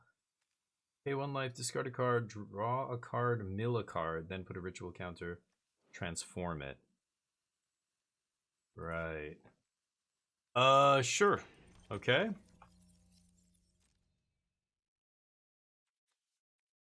I could Spellkeeper weird. Bring back Soren's Thirst. Kill like the 1/2 flyer, start getting in there. I don't think I need to do that. Ooh. Kinda like that. Can't swing with Aether Channeler here. Let's take a look at their hand. Take that. Trial of Ambition. Rite of Oblivion. Dear God, what the fuck? They have nothing but removal spells here. Okay. The 1/3 has Defender. They're just gonna start cracking Heirloom, I guess, right? Or activating Heirloom. Discard a card. Yeah. Does that lose a life? Yeah, wow. Bake. Oof. They have a lot of removal in their deck. Holy shit. 1, 2, 3, 4, 5 in their hand. 6. Fall of Lord Honda on the battlefield. Kind of doing the same thing I am, really. Okay. They rip a land. This thing takes 3? 3 or more counters, it flips. But it's interesting, but yeah. It's in its infancy. I mean, it's not AI. It's just glorified. They're LLMs, right? They're not actual intelligent anything. But it's interesting and it's scary as shit. Like we need ask any AI expert, look at interview, listen to what the experts are saying. All of them are like, yeah, we don't really have a plan for alignment. We don't have, like, we're not even close to figuring it out yet. Not even close. And the companies we work for aren't really spending any money on that. They don't care about that. It's more about who can get to the part where AI trains itself first, and then it just, it's like goes through the roof. And they think it just means they make a lot of money, but that also could be the end of the world as we know it. I don't know. It's crazy that they're not taking it more seriously, but they're faceless corporations. They exist to make their shareholders more money. It's not rocket science, right? They're not going to give a shit about alignment. I really hate using a removal spell on Fragment of Conda here. I have 21 cards to their 19, huh?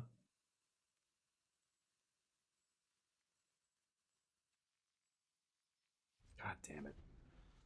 I can't sit here and let the heirloom mirror do its thing. Future enters pay 2, make a sorcerer roll. Sorcerer roll says +1/+1 whenever it attacks scry 1. Sure. Can have that. It's interesting, but Chicago newspaper summer reading list that was AI generated. Oh yeah, and they got caught. They were like, yeah, what we didn't realize or whatever. It's always some intern who does it. I think I just read another story. There was something at some other company. They discovered this intern's work was all done by AI, and they had to go back and like do a bunch of it over again and everything else, and go and check all the work this person had done to see what else they had used, you know, AI for or whatever. It's starting to be a big problem, but yeah.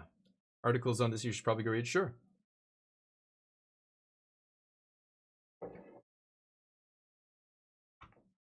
Yeah, with math, but that's not what we're talking about here. I'm talking about actually achieving AGI. That kind of thing is never going to get there. So one of the things I read that maybe, I don't know if you've read, is Project 2027. Read that. It's an essay by a guy who used to be one of the head, I think he was the head engineer or some high up person at OpenAI and at Google in the DeepMind department, and he's talking about this kind of stuff. It's called Project 2027 because that's when they were projecting in company that they were going to be able to get AI to train itself. Okay.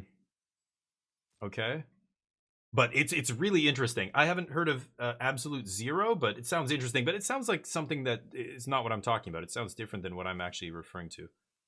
Does the thing have Ward 1 or something? No. I'll just do this. Could bring it back. Don't really have to. Vanish.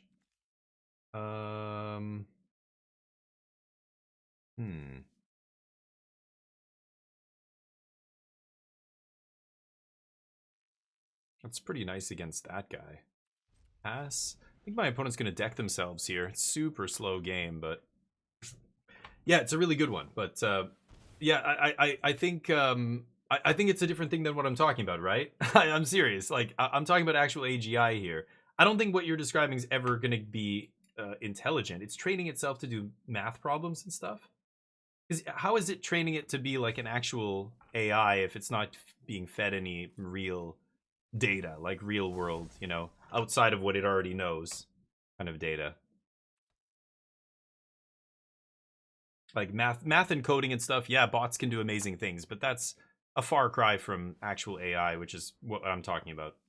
Creature attacks target creature that flying against flying? Sure. I'm just gonna vanish the inherited fiend here, I think. Oop. See if they want to put it on top or not.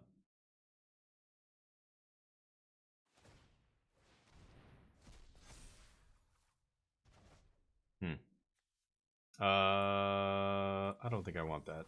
I'm at 19, they're at 14, they put it on the bottom. Okay, I guess I'm getting a back. Alright. I'm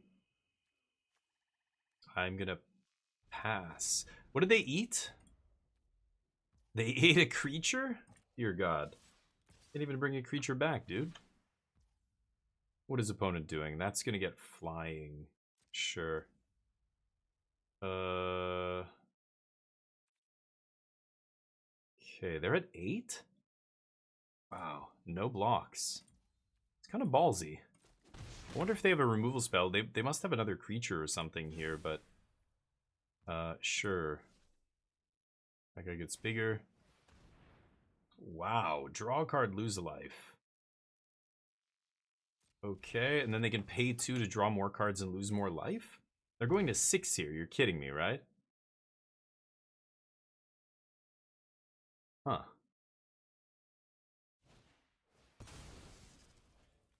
Wild. Target creature. So let me think here. I'm going to flash in the frog. So I'm paying 2, I'm paying that. They have 2 creatures. I just take Soren's Thirst, kill 1. And then, yeah, okay. Let's take Soren's Thirst here.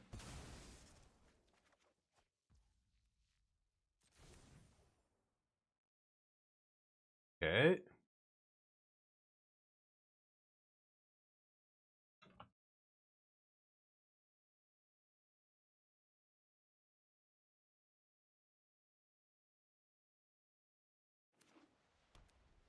One card left. Are they going to flashback Rite of Oblivion? Maybe. Kill what? My Channeler? They want to get the highest power creature off the battlefield, maybe? I could see that. And they sack Fragment of Conda to draw a card, but now I have Thirst to kill their last blocker. I think I'm actually going to flash this guy in.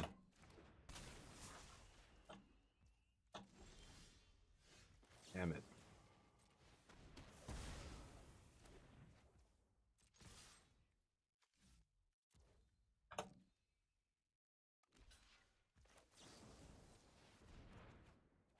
Ooh, and the Savant? Nice. Let's play an actual 2-drop this turn.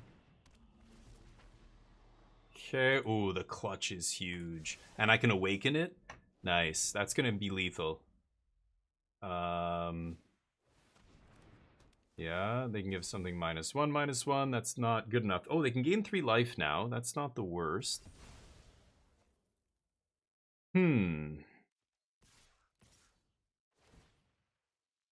Yep. I take it. Okay. Alright. Bounce. Let's just fire up a swamp here.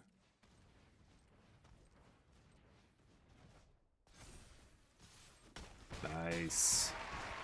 GG. Alright. But it's interesting. Lee, what's up? The Chicago newspaper? Yeah. Not enough people read books. Yeah, it's crazy, actually. I love reading books. I find so many people get their stuff.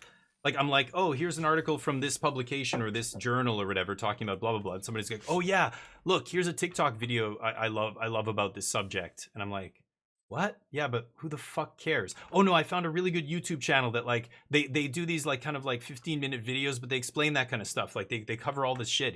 This guy's really smart. Yeah, like, I'm sure you enjoy their channel or whatever, but, like, let's not confuse that with actual experts in, like, you know, an article in Nature or whatever, or scientific journal, or like even journalistic professional journalism. I've had this argument with gaming a lot with people where, like, a lot of people in the gaming, you know, industry, gamers and everything, think that gaming publications are all like rigged, or they get money to give good reviews, and because their reviews are all over the place, and like, and the fandoms are so rabid now because of the internet and, you know, people getting together in their echo chambers and everything.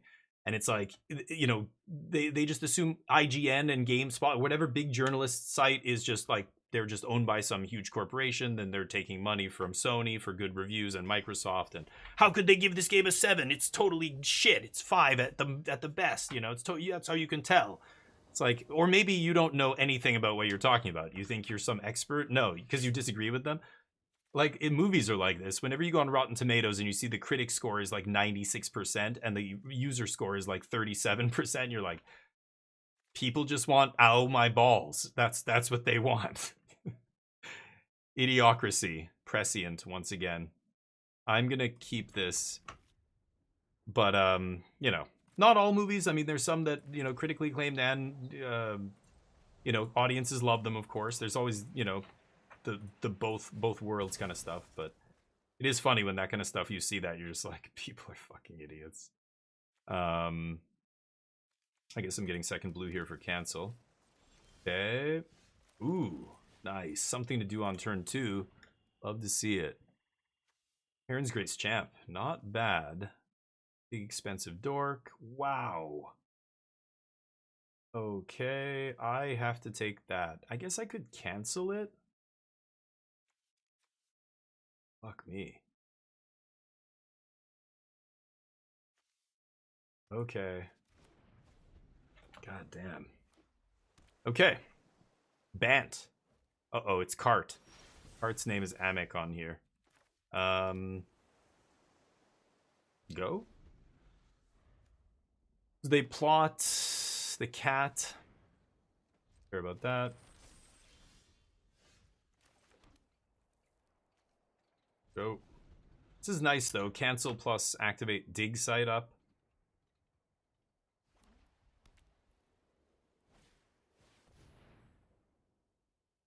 I could just defenestrate this. What does this guy do? Other humans get +1/+1 lifelink. Yeah, I'm just gonna let that resolve. Go for the, yeah, go for the thing, dude. Hell yeah. Get the fuck out of here. Blue-black control, alright? Don't care about your dorks. Okay, I can just play this as a land here, I think. Pass.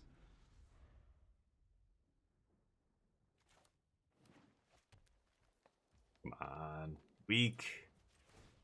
You're weak. Oh, it's got flash? Oh. I didn't know that. Okay, I'm over it.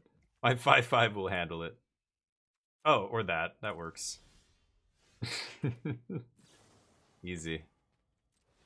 I might as well play this turtle since I can't leave up cancel here. I should have just taken a hit off that guy, I think. But, whatever. If I go to Vanquish and they pump it, that's annoying. Avian Oddity. Sure. Okay. Oh, Fortel. Oh, no, it's Plot. Creature enters with a counter. Okay. Yep. Go. Could give this guy lifelink, or I could give this guy +1/+1.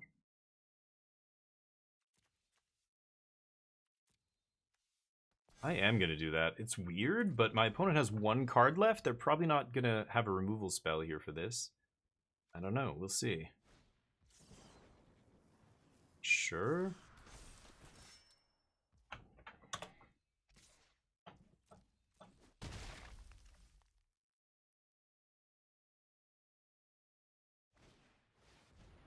No.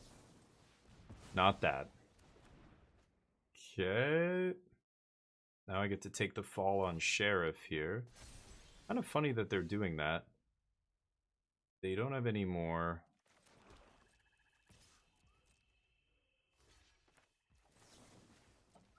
Played my land just to really get him, you know what I mean?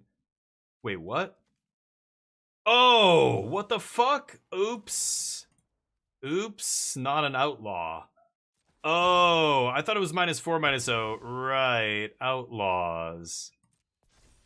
Okay. Whoops. Fuck, that's my bad. Let's give a little, we gotta give a face palm for that. You sure about that? You sure about that? Alright. You sure Surveil. about that? Oof. Oof. Don't want that. Okay. Oh, come on. I could stop on my upkeep at this point. Go.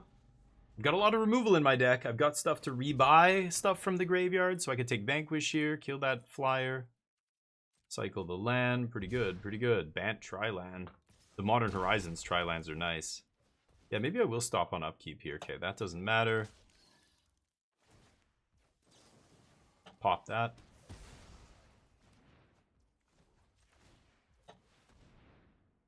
Ooh, I like that.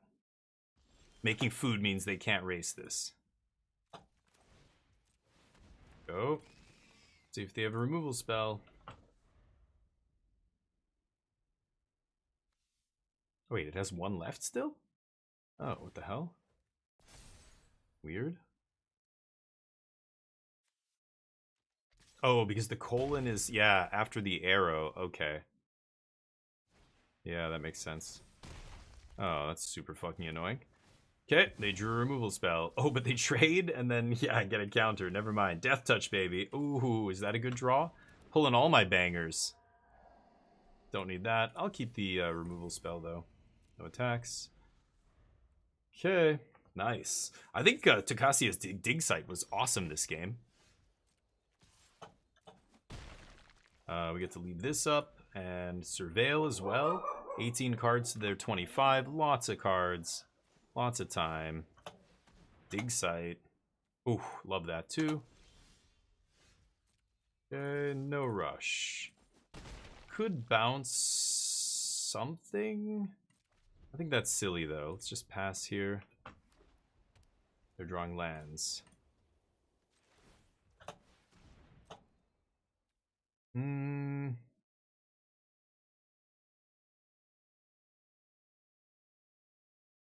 Yeah.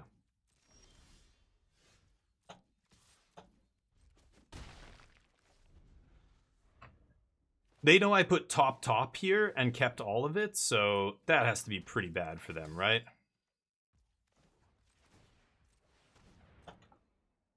Yup. Keep that on top. Let's go clutch first. We'll turn swamp into a thing. 1, 2, 3, 4, 5.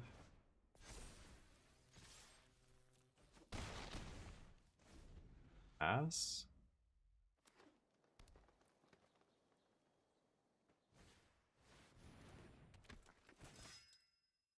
Sure.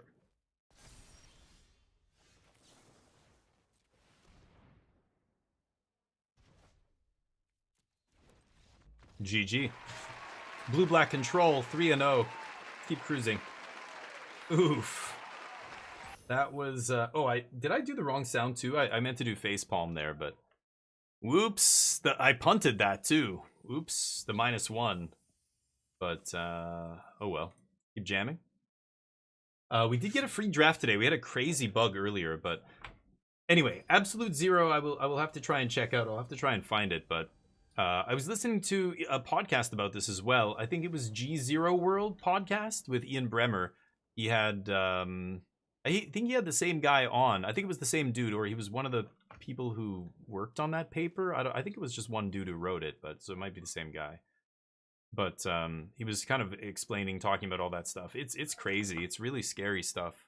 And in the industry, there are a lot of people trying to like draw awareness to it and say, hey, like we've got to do something about this. Should I play this as a land? I probably should here. Right? Yeah. And it's like nobody cares. Like nobody in the industry actually gives a shit. Oh, I should have maybe played. Well, then I couldn't play the turtle. I'll put turtle down first. Maybe I play this tap land on turn 4 with Spellkeeper. I don't like playing Spellkeeper here because I can't. I have nothing to bring back right now. Sure. Nice. Nice little trick. Okay, now I have something to bring back with Spellkeeper. So Spellkeeper fetch land this turn, probably. Spellkeeper just being a nice fat 1/4 too is awesome. Gets to play blocker here. Ooh. Suspect a creature. So what it can't block, and it has menace, right? Ooh, could leave up cancel here. I think I'd rather go Spellkeeper because I want to play a 5-drop next turn, right? I'm not going to be leaving up cancel just yet. Let's get a blue source. Gain a life. Next turn I can threaten to activate Spellkeeper and cast Sorin's Thirst here. But oh, Island. Okay. They can sack this guy to kill my Spellkeeper if they want. Okay. Oh, they sack it. Wow. interesting. Kind of all in on this. Maybe they thought I was going to kill that, so... Sure. Vanquish, not getting the job done here. Let's play this. Ooh, I like that. And I can just play land and cast it. No, I guess I can't cast it? Like if I kick it, the land will be tapped. I guess that's not the end of the world. Yeah, okay. I'm gonna keep both. No attacks. I'm probably just gonna take 5 here.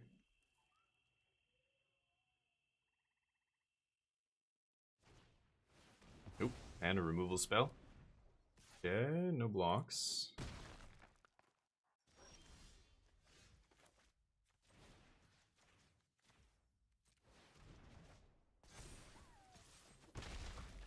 Okay, reset that idiot. Keep him back as something I can kill with Vanquish. Oh, are they gonna sack their wolf? Oh my god, they're gonna 2-for-1 themselves again.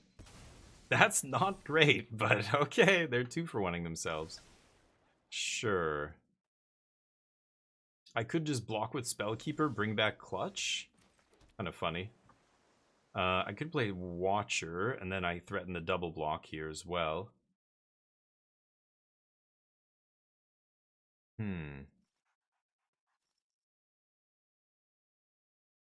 That's interesting. I think I'm going to pass here. I think I'm going to block with Spellkeeper, sack it, bring back Clutch, and just bounce this guy again. They're 2-for-1ing themselves to make this thing into a 5/5 is crazy.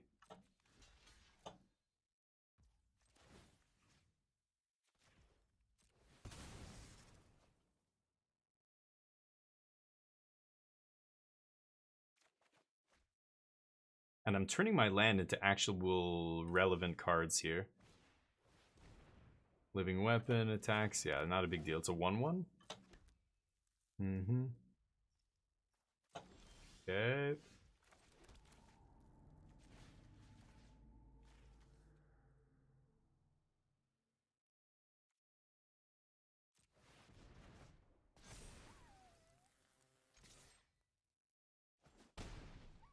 Okay. I assume they're going to sack the 1/1 here. Yeah. Okay. Sure. They keep scrying 2 here. But I have 6 power now, and I can cancel a removal spell. Let's see what happens. Yeah, they get the trade for a couple of my lands. Ooh, I can even look. Yeah, let's take a look and see what they have. Oh, whiff. Unfortunate. -5, -5. +3, +1. Gains trample. Otherwise, he gains first strike. 5.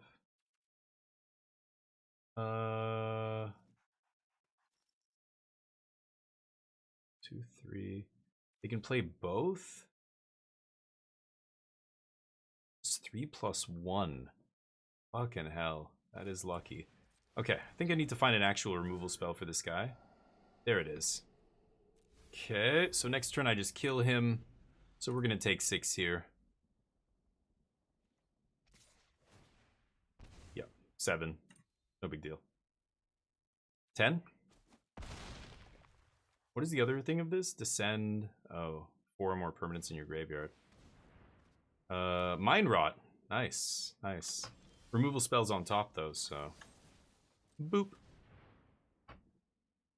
Okay.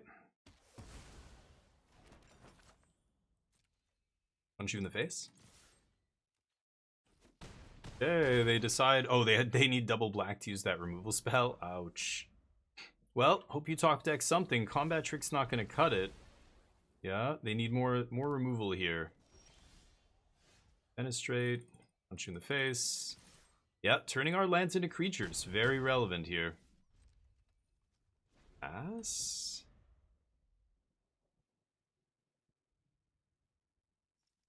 Nice. GG. 4-0. Blue-black control, grinding him out. My opponent had a lot of removal and stuff there too.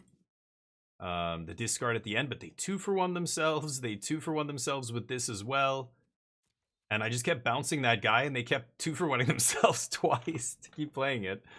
Eventually, I'd find an answer to it, and then they have like no cards left, right? They had some combat trick and a removal spell. All right, 4-0. Let's see if we can do this. Be getting the bets up here. The month is young, but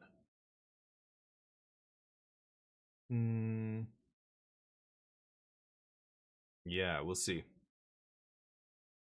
Maybe next round.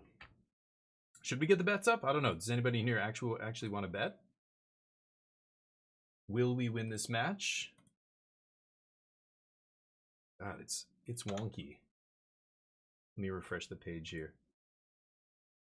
Holy crap. I think it's the window size is messing with stream elements here.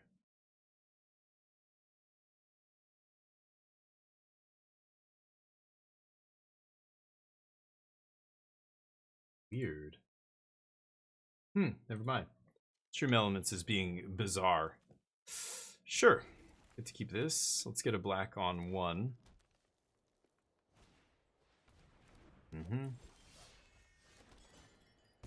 1/1.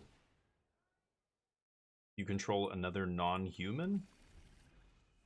It gets +1. Sure. Okay, so we've got Turtle, Savant. Ooh, dumping their hand early. This gives itself an oil? Untap a land, right.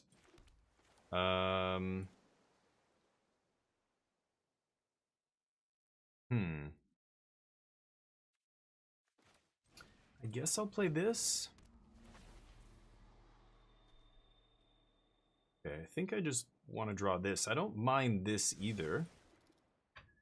I think I want to just make double black here and have Soren's Thirst up. Make a 3/3. Another creature gets bigger. Sure.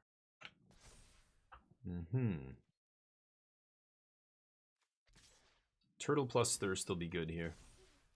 Yep, no blocks. So this is just a 3/3 now, right? Should be easy to handle.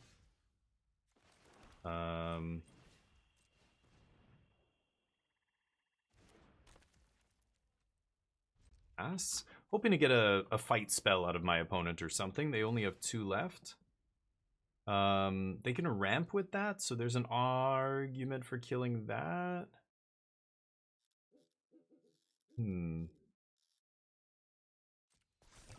Avacyn's Pilgrim is maybe what I should kill, actually. I'm hoping to see a fight spell or pump spell or something to get through this turtle, and then I pop it with Soren's Thirst.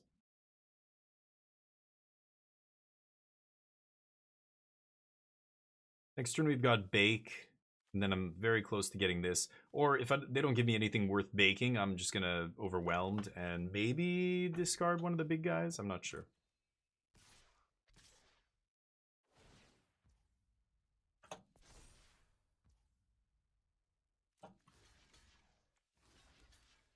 Okay. No pump spells.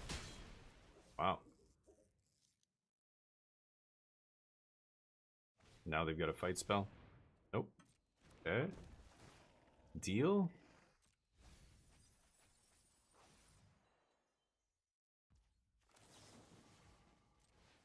They didn't make a land drop here, so I'm going to pop the Pilgrim.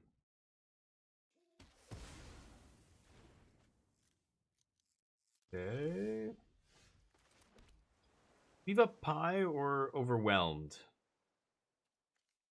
Kind of like Overwhelmed here. He trades off for whatever, he comes back, and he also finds me a land drop next turn to play a fifth land and a 5-drop here.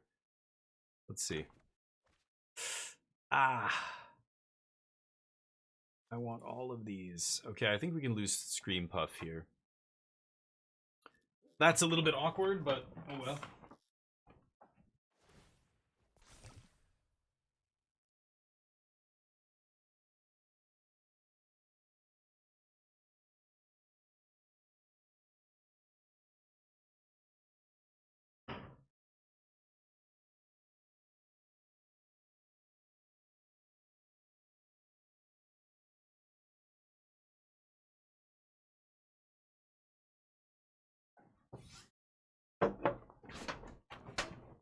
What? No attacks. God damn it. The fucking turtle. Does not have defender, right. Okay, what do you got? Fight spells?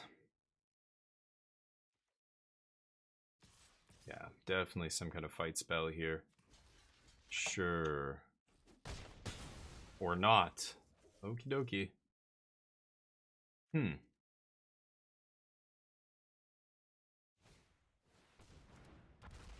So many 3/3s, dear God. Oh man. 2/1 is not doing anything against these 3/3s. I think I'm gonna leave up to Fenestrate. So let's pass or bake into a pie or whatever. We'll see.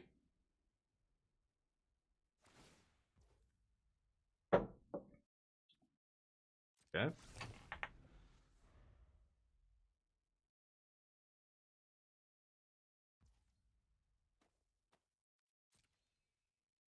Okay.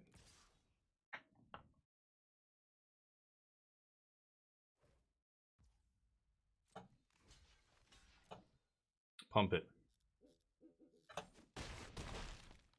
No.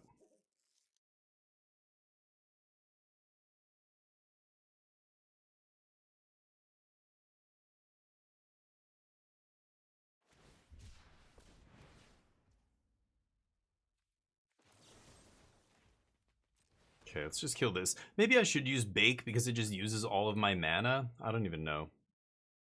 But let's kill one of these guys. They get a 1/1. Turtle holding off the whole team here. Yep. Nice. Finally.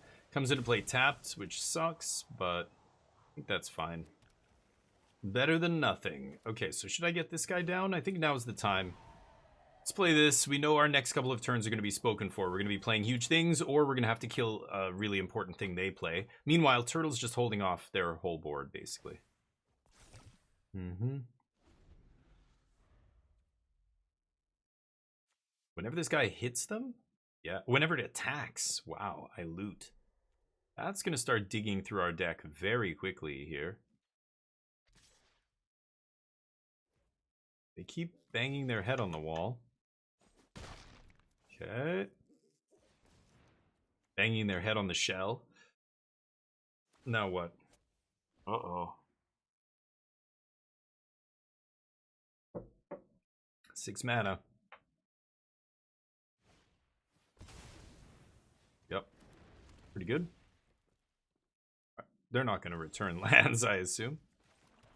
Yeah, that's what I've been waiting with this for, bud. Oh, I shouldn't have played my land. I could have looted it. That was dumb.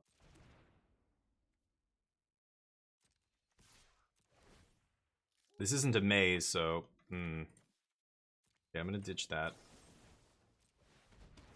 Pass. I don't think I'm going to wait till their turn there. I mean, there's, you know, Snakeskin Veil effects in this, I'm sure. I'm not going to piss around. Let's just make sure that thing doesn't survive. Okay, attached to a non-human. Okay, not bad. Now I've got to deal with that. Looking at a lot of cards here, though. +2/+1. Okay. It's how much to equip? 5 to equip. Got it.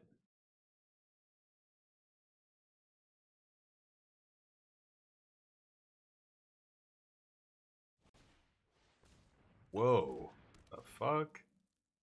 Okay. What? Okay.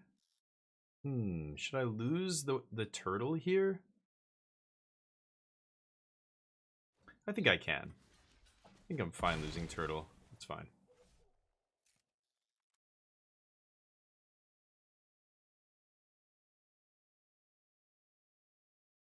That it? I haven't found the spell gorger weird or whatever he's called to buy a removal spell back, so I can buy one of these back. I also have more removal that I can just use to kill this guy. Vanquish won't work, but I could bounce him. I have Vanish from Sight. I have Taken by Nightmares to just kill him. Vanish from Sight. The Clutch of Currents. What else? Take the Fall sucks. I should actually be taking that out of my deck, I think. Channeler bounces, right? I have ways to beat this guy. 2 Saprolings. They can't kick it. Sure.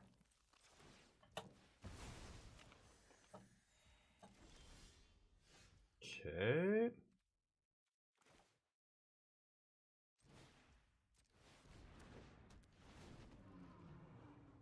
Ooh, there's the clutch.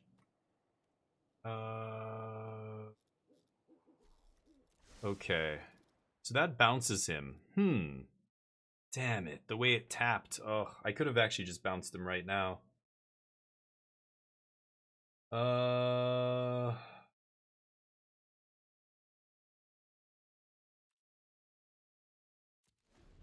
No attacks. Let's see what happens here. I don't really want to discard anything, but I'm going to go for the double block here. Their top deck mode, odds of them drawing something good here are pretty slim, I think. Mono green over there. I mean, I'm sure there's some pump spells in their deck, right? They can equip a Saproling here. And I just bounce it. Oh, sure. Gains Death Touch.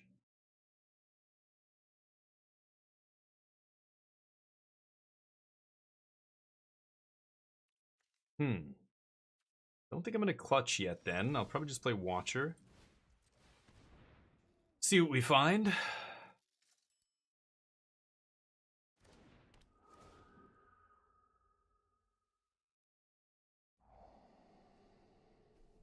Ooh. I like that, and I'm actually going to keep the Spell Land on top too. That way we can start surveilling. So, Watcher in the Mist, not going to block here because I think they're going to equip Rose Thorn Halberd. And then I draw Spellkeeper. I can play Spellkeeper, and I can flash in Befuddler. That'll make this... It's going to turn into a 4-3, right? Yeah. So I can either trade off here, or I think I'm just going to take it. Frog lets me eat that thing next turn, right? And I can Spell Seeker, Spellkeeper, whatever. Pass. And then I can Frog here. I could even Frog double block if they equip again. Let's see. They're top decking. I want them to go all in on a Saproling, then I'm going to bounce it. And then hopefully find something by then. No, they don't go for it here. Okay.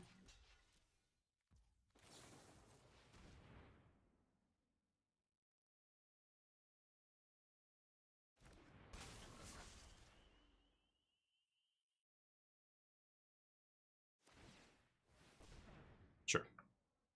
Trade. Okay.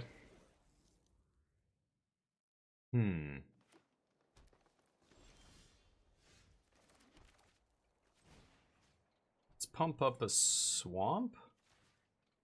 Bounce this.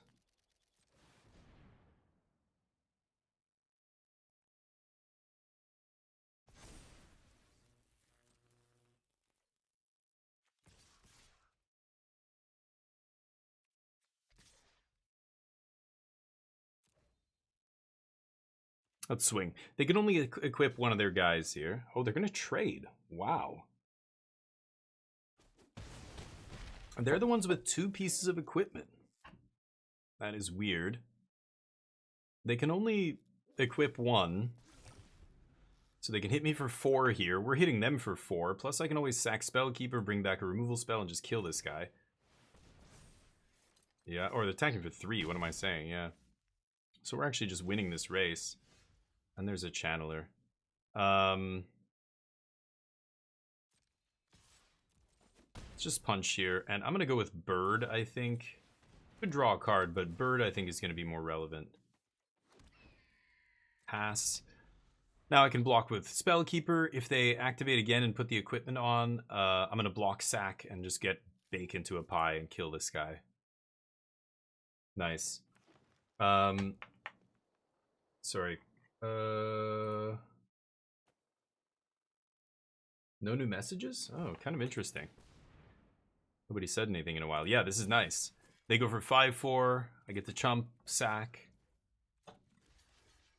Get back, bake. And then we'll take care of this guy with bake. Chill, not bad. Let's punch them in the face. And pass. They know I have bake, so I should probably just pop the trigger. I'm not going to get any extra, and in fact, I could be getting wrecked if they have, you know, whatever it's called. Ooh, okay.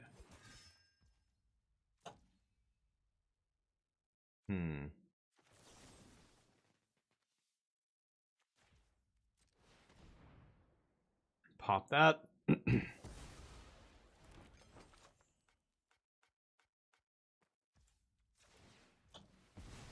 Sack that.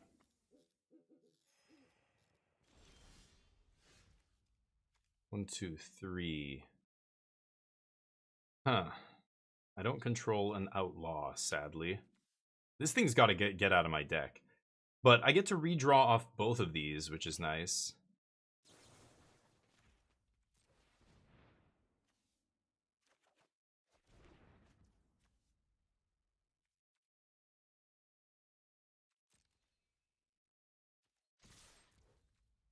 I should really do this before blocks. I might actually draw a way to kill this guy.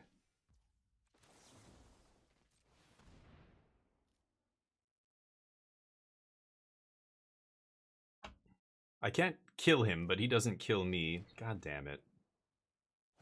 And then I put him to 2, and that's lethal next turn. I'm gonna stop on my upkeep and surveil, probably.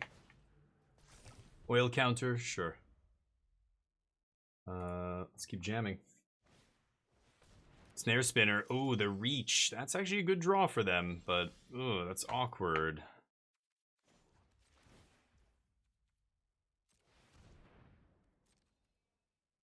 Upkeep surveil. Nope. 11 cards. Oh no, divest is not good. I'm gonna play land here. I can't attack. What a draw, the reach creature. I attack with all 3. The 1/1 gets through, puts them to 1. They eat both my other creatures. Yeah, I've got to pass here. And that means passing on their turn and my upkeep surveilling again and trying to find action here. What the hell? 8 mana, so they'll cast whatever they find here. They find something. Action! That's the one.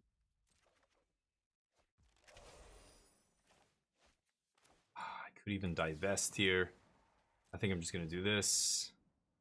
I don't control an enchantment.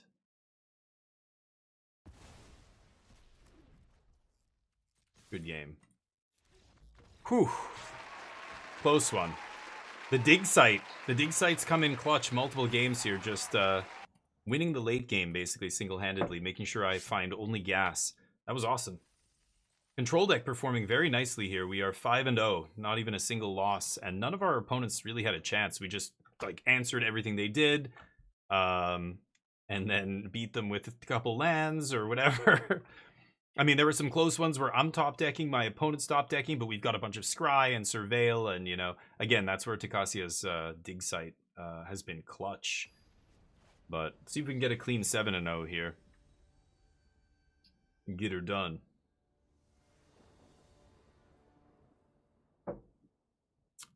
Ugh. 2 double black removal spells. I'm on the play. 45 to hit land. I'm 21, 24, 27. 27% to hit a black source. I'm almost 30% to hit a black source. I'm going to try this. I know I need 2 black sources, but even a 3rd land is huge here. Plus, Turtle probably does good work. Hopefully does good work. 45. Not a land. Okay. That guy gets me a land next turn. If I find a land, I can play him, draw, and find another land, right? Yeah, okay, I like that. Let's find a black source, please. What does this do? First strike? Yeah. Not a black source. I think I'm going to ditch Thirst. Yeah. No attacks. Okay, first strike as long as another knight enters the battlefield on your turn. Aegis Turtle just being the best creature in the control deck here. Okay, they foretell. No, they plot. This creature need to be a sack creature, and then they sign in blood. Okay. Should I attack with Archivist here? I don't think I want to.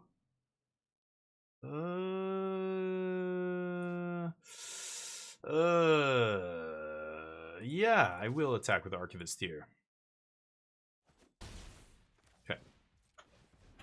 Because they have no good attacks, and I think they want to keep this creature around to sack and draw 2, right? I don't know. Let's find out.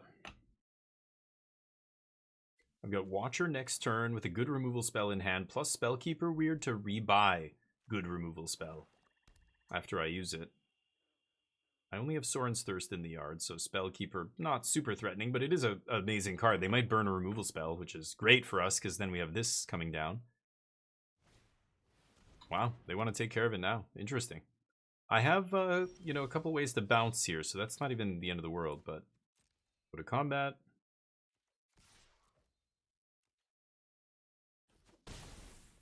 Take it. Neo, relax, bud. Watcher in the Mist. Surveils. I don't need this. I don't mind Chill, though. A 3-2? Keep Chill. I think Chill's gonna be good. Man, Stream Elements is so effed up right now. It's super weird. I don't know why.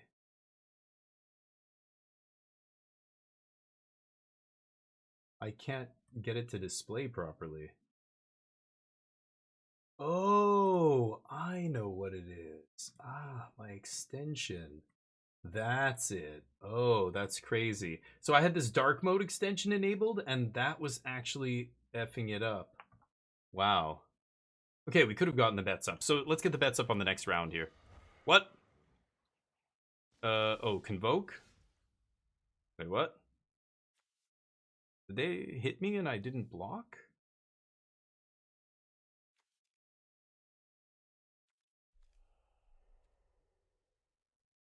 I don't know what happened. They hit me unblockable somehow? +1/+0. Oh, because I auto-passed, but it should have stopped on block, right? Weird. Let's swing. Got the chill. I could chill here if they block my Archivist. It's not terrible. They don't block. I'm just going to go Kintree, make a 1/1. And then we have a really good chill turn where I can attack with everybody and chill when they block. Oh, they tap 2 of my guys. But I could have blocked with Turtle? What? Oh, maybe they tapped their own guy? Is that what they did with this? I don't even know. I don't know what they did. They hit me for 4, though. No, they pumped their guy. I should have been able to block with Turtle. I don't know what happened. My bad. Hey, Dover, what's up? How you doing, man? They tapped 2 creatures. I was distracted. I was trying to figure out what was wrong with Stream Elements. But we're 5-0 with this blue-black control deck in this draft, and it's been awesome. We've been just crushing every game, just going perfectly according to plan. Can't really ask. Oh, and they take it. That's very nice. So I get to go Kintree here, and then next turn we're gonna have a really nice chill turn here. I get to make a 1/1. Now we've got a big wide board. That's where chill is at its best, right? We swing with the team, they make blocks, and then we chill, and we just get like a 2-for-1, you know, plus draw a card. It's like getting a 3-for-1 really easily. No second black at all. This game is really starting to frustrate me.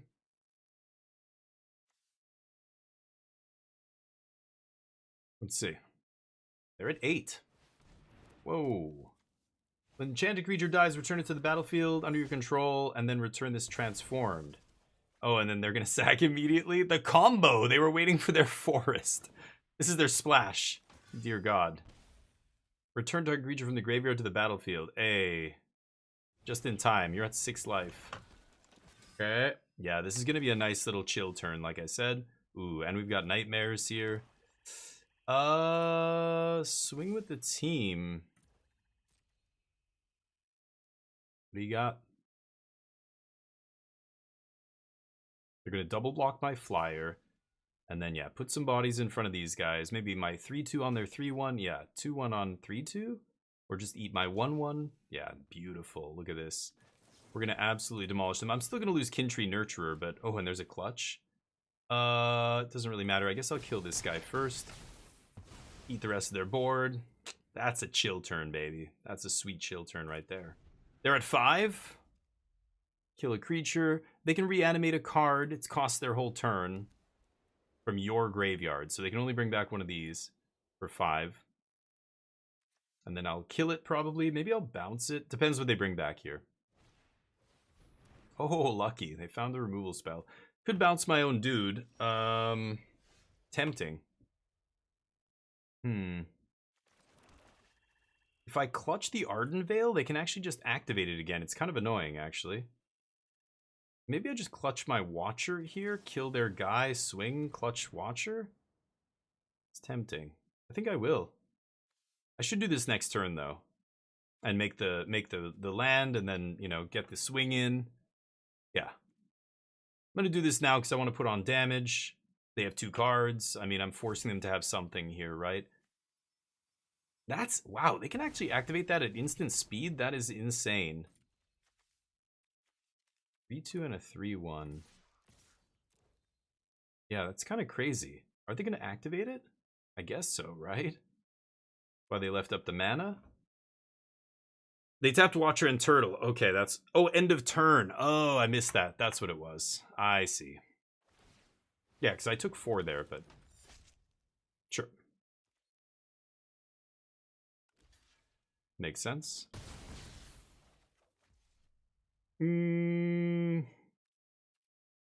Pass.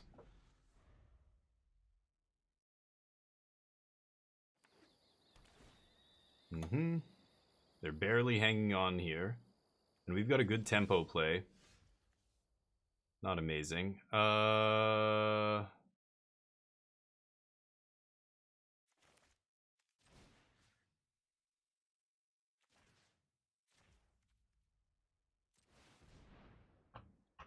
Okay.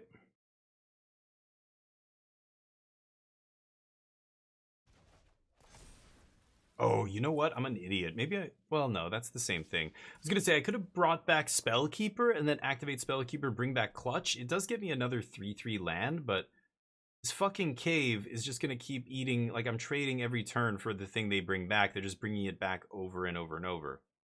Which is kind of annoying. So I need flyers here. I have 5 powers worth of flyers, but... Yeah, maybe I shouldn't have attacked with the land there. That was dumb. Okay. Guess I'll do this. It cycles. It keeps my guy alive. Okay. So, next turn we Watcher, see what's on top, and then I'm probably not swinging if they leave 5 mana and cave up. But that means they just get another thing. Oh, they scoop. Okay, good. Woo, 6-0. Let's get the clean 7-0 here. Cruising. How's life, Dover? How was the weekend? Hopefully good. And let's, yeah, 6-0. Let's get that last one. Crushing with blue-black. Our last deck, we were like 6 wins, and the client bugged. And we won the match, and it gave us a match loss. And it kicked us from the tournament. It was like, what? Crazy. I should go back and clip that. It was so ridiculous.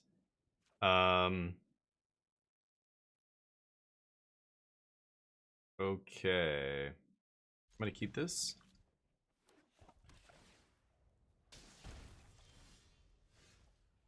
I could turn 1 divest here, but I don't think you should.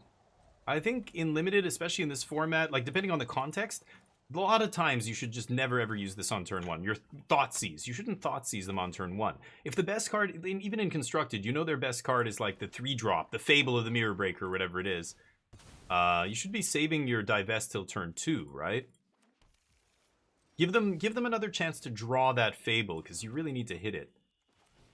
So turn 3, I think that's when I'm probably going to start taking stuff. 3 drops or higher is what I want to hit here. Whoa. Okay.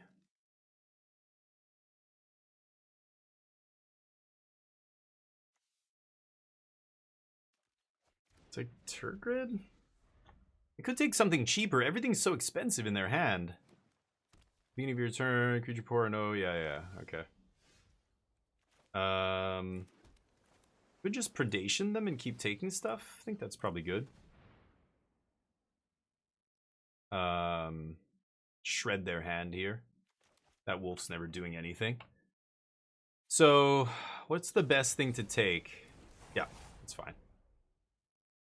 Mowu? Or the insect? If you control a creature with a counter on it, creatures your opponents control get -1/-1. I don't really care about that. I'm going to take Mowu. Okay, they have 1 creature and they're top deck mode here. Feels pretty good. You can kill whatever they play. Sure. I think I gets to attack.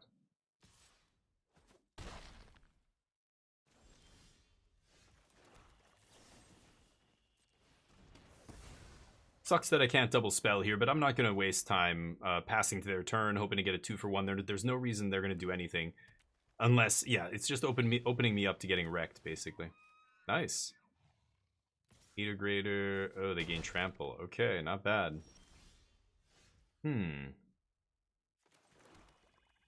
Good bounce.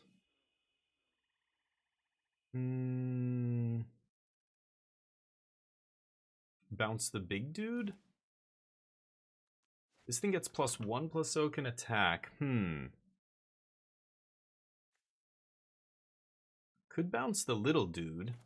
I think I'm going to scry first and see what's on top. I might actually have something like a removal spell.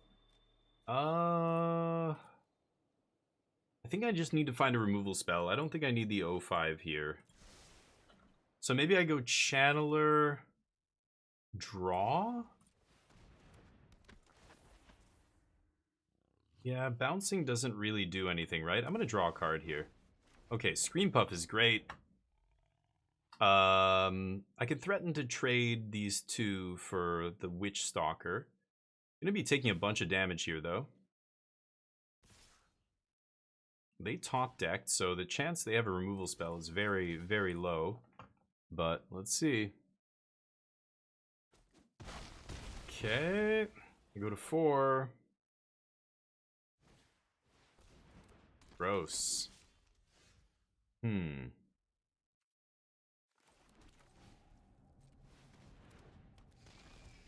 They top deck. Come on, don't find anything. No removal spell 1 time, please. Because they have no good attacks here. They can suicide attack the elk into makeshift.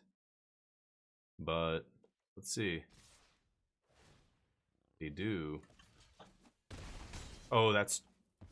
Yeah, no, I still absorb the 5. Go to 1. Okay. Oh boy. Oh, I can't play both. No. And I can shrink their team, but the 3/2 is going to be lethal. Oh, that's so brutal.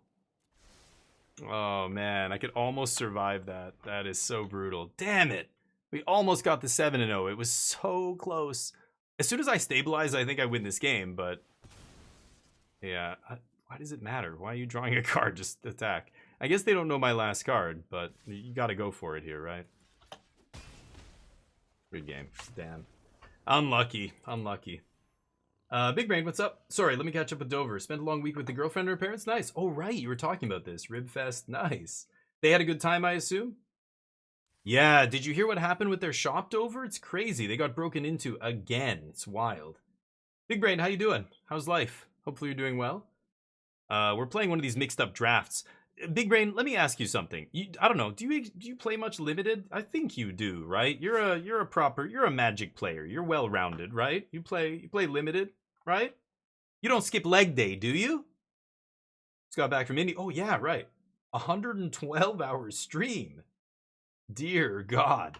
You mean not non-stop? Did you sleep on stream, or you just like left the screen going like I'll be right back, and you just left the stream going? Yeah, after 48 hours they'll break your stream, right? They'll kick you off. Do limited for PTs, yeah. Other times, yep. Yeah, crazy Dover. 12 hours. So you did take a sleep break. Okay. 4 hours a day. Nice, nice. And you just left the stream going the whole time? Nice. Yeah, modern is crazy. I mean, yeah, if you want to play competitively now, it's modern RCQ season, so you should probably learn, but my modern days are done. I got out of it when I mean, I still played after Splinter Twin got banned, but I think it was around the time Modern Horizons 1 came out, and I was just like, nobody's got money for this. I don't got money. I'm not, fuck this. Nope. When I traded away all my Misties and Scalding Tarns when they were $100 each and like got my value, and I was done. I'll take this. I have Cancel in my deck. I also have Soren's Thirst in my deck, so But Modern's great. It looks super fun. I kind of want to play it again, but I just don't want to spend the money. You know what I mean?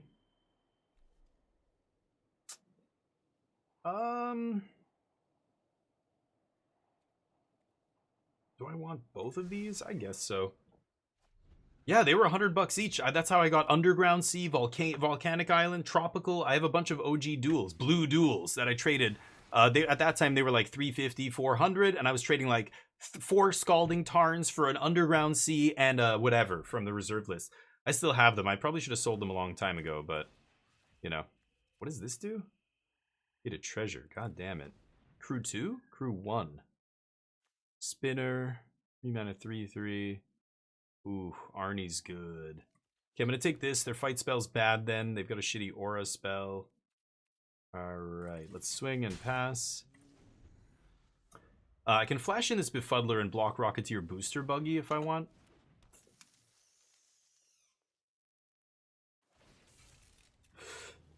I think I will.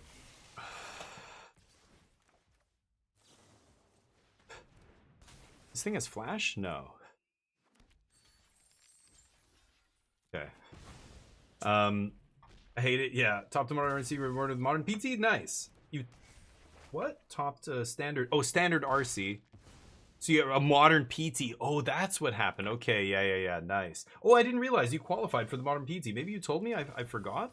Nice, dude. That's awesome. Wow.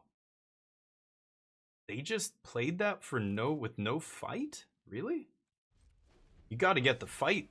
Or no, they killed my Sage's row. What am I saying? Yeah, sure. Okay. Ugh, that's awkward. Fucking cactus. Oh. Other creatures. My bad. Okay, that's fine. Kinda want to kick this, so I'm gonna do this. I just want to cycle. Shit. I'm gonna play tap land. Okay, there we go. Let's clutch. And I'm gonna bounce this idiot and turn an island into a creature. Okay. Got Cloud Reader next turn. That basically does nothing. Gain 4. Okay, I get punched.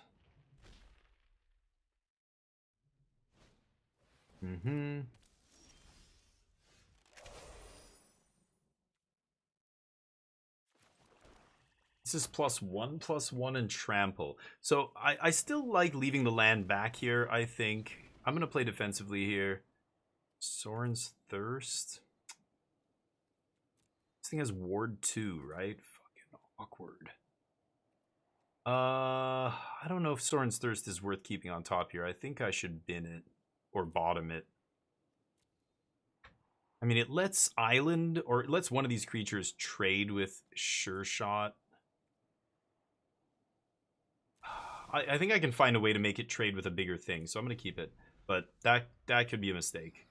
Maybe I should just ditch it. Morph. Interesting. I brought in hopefully enough stuff to complete my store credit trade-in for my FF order. Yeah, FF is very highly sought after. It's kind of crazy. Really? Kind of insane. I'm happily trading Sphinx for that guy. Yeah, probably shouldn't do that.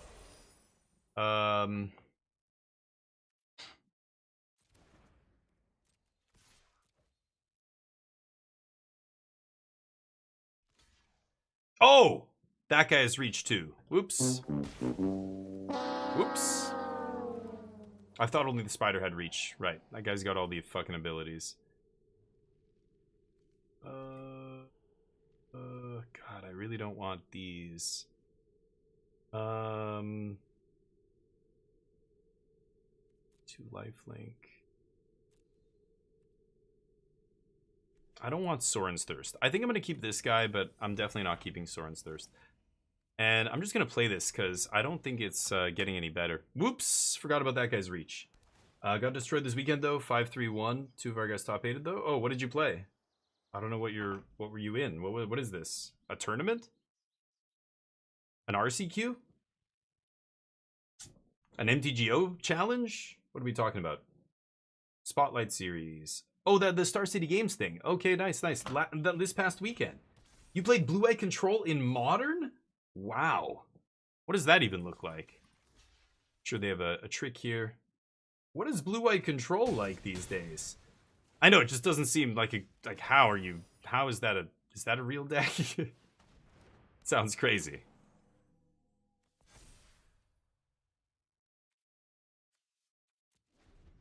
I don't know. Maybe I should have attacked with the 3/3 first there.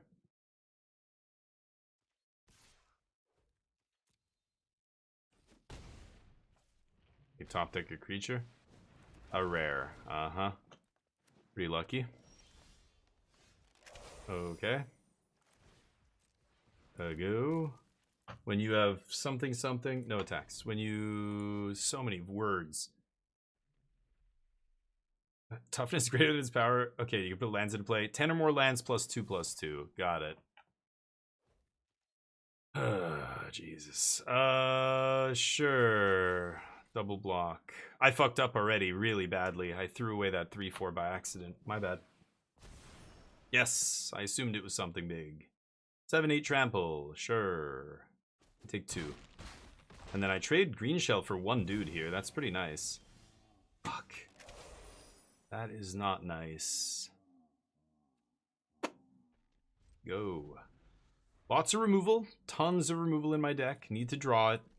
I have Defenestrate, Taken by Nightmares, Bake into a Pie, Vanish from Sight, Channeler bounces. But I need to find something very, very soon. I'm sure you have something here. You wouldn't have attacked, yes.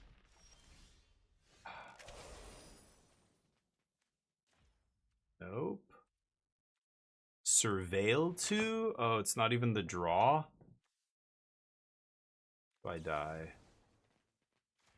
Fuck me, man. Oh my god. Yeah, that would have helped. 2 cards down. Close, close. That's my fault. I punted. I threw that 3/4 away by accident. Whoops. Numbers, how you doing? Narset lock. Oh, with Days Undoing and stuff? Jesus, I was 6-0. Now I'm 6-2. This is, you guys are bad luck. As I punt away the game. Narset lock with Days Undoing, you mean? Yeah, and Orm's Chant. Yeah, Chant combo decks. I've been hearing about Chant combo, but that's the blue-white control deck. Okay, I didn't know what colors it was. Yeah, I have no idea. To count to 50,000 in words, dear God. 7-2 coming up since I got to get dinner. Yep. Thank you, buddy. Take it easy. Okay, sounds good. I probably won't be streaming when you come back. I think I'm going to stop soon, but about 10 minutes. I was just trying to finish this up. But we went the max number of games here. God. The max number of games is what? 9 games, right? Okay, I can keep this. Especially on the draw. This is a good hand on the draw. Silver bolts. Silver bolt, silver bolt, it's bolting time in the city.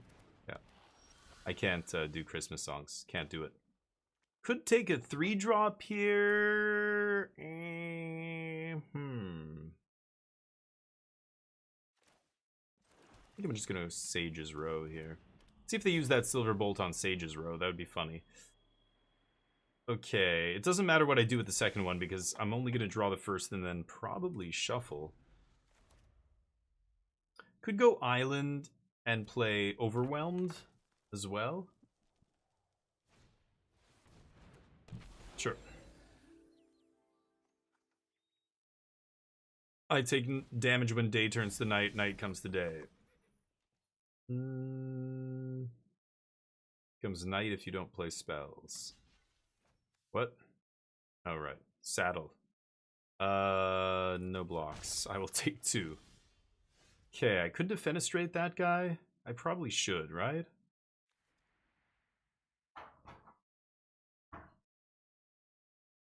Getting to the point where I want to divest.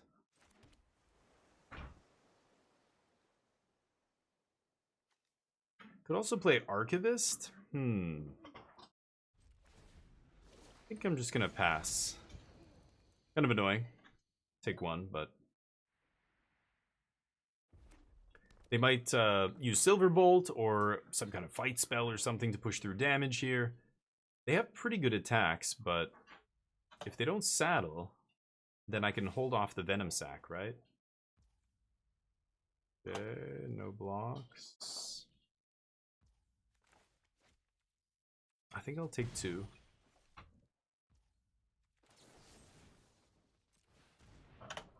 Nothing else?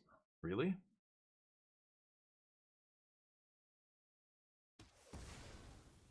Okay. Interesting plays from my opponent. Let's divest them. And I'm going to play Overwhelmed Archivist. Probably discard Obscura Storefront. But 5th land is good for Watcher here. We'll see. Take this idiot. 1/2 double strike. And then they have make 2 1/1s or +2/+0 for the team. I think I can go Archivist here. They're going to flash in 1/1s on end step. This guy's saddle 2. Okay. Yeah, I'll find another land at some point. I think this is fine. Okay, make your 1/1s. They're going to saddle up. This guy's at 2/4. So I could double block him, but they've got the bolt up here as well. So I think I'm just taking 2. I mean, the problem is he doesn't, or the problem for my opponent is this creature I have bad blocks on. Doesn't really matter if it hits me, right? Okay, they're going to pump it up. Deal.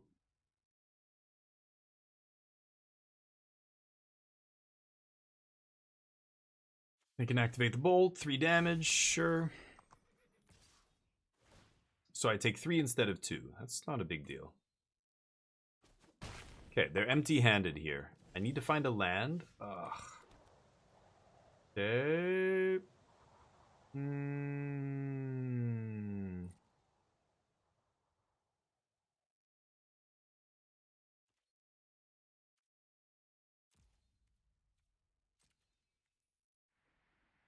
Okay, I'm just gonna pass here. I'll crack Wilds, and then maybe I'll bounce that guy. I'm not even sure. I probably will. And then make one of my lands at 3/3. And then I'm probably just gonna tap the land again to cast Watcher, but yeah.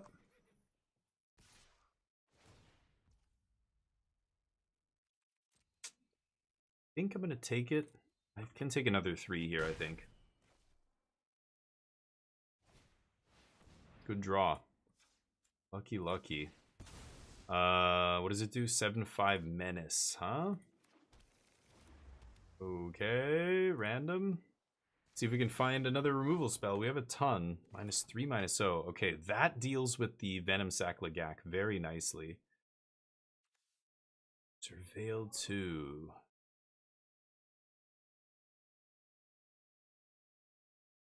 Oh.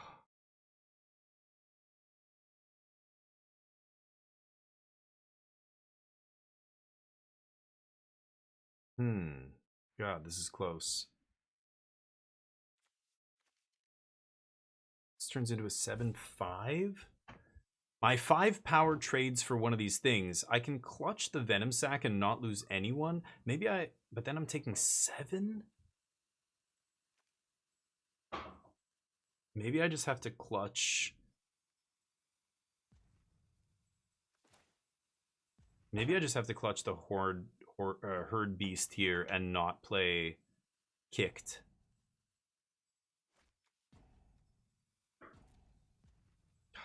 No, I'm gonna pass. I might just take 7. We'll see. This is any target? Target creature. Okay. Yeah. Or to transform only as a sorcery. Oh. Okay.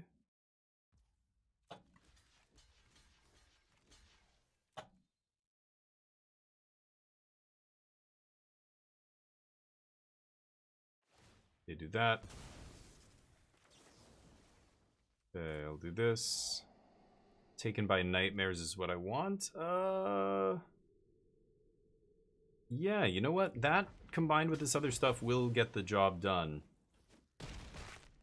Okay. Not a problem.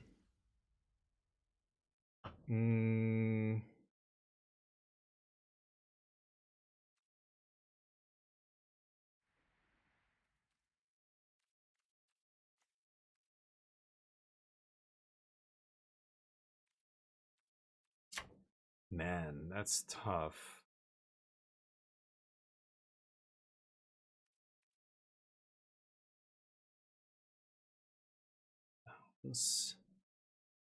Yeesh. I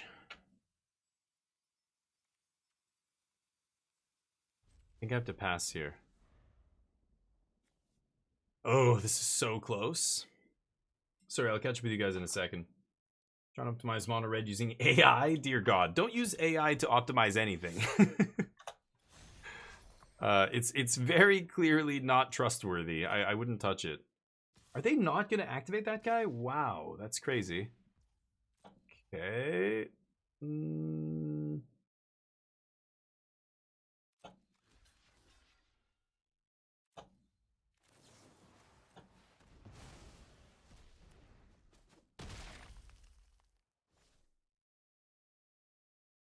What are they waiting for here? They want to keep playing stuff. Okay. Sure. Oh man, this is tough.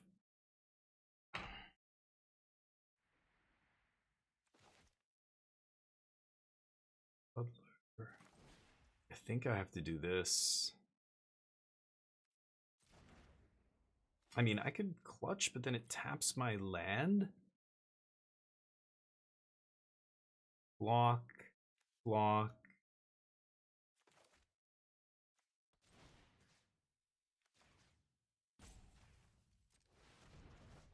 God. Go. Finally get the land into a creature here, but I need to tap it unless I draw land. Yeah. Just block a random dude. Okay.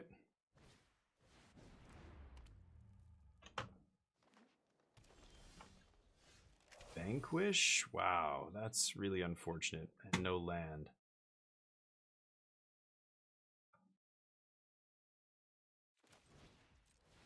Okay, play this. Pass. Setting up the double block on Herd Beast, plus block Outrider with the other 2. And then take 2, go to 3. They go all in on this. Yeah. They've got a combat trick here, so I'm going to get wrecked, but not much I could do. Yep. Put me to 3. Show me the trick. No tricks. Oh boy. Really? Valduk? Ooh, is that a good draw? Oh my god. I can't double spell this turn. Go. I'm taking 1 basically.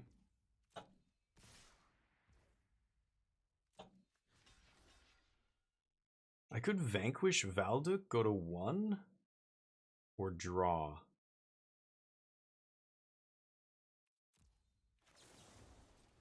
think I'm gonna shrink team here. Land. Land is clutch. Okay. Am I still dead? No, I'm not dead. Go. Holy shit, is this ever close?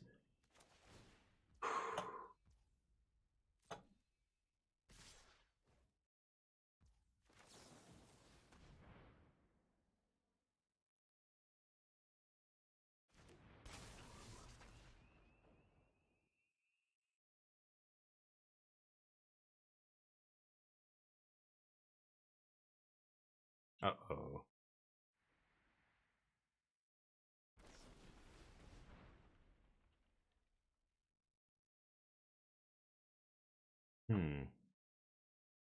Yeah, I can't vanquish it. I mean, okay. Let's go to blocks.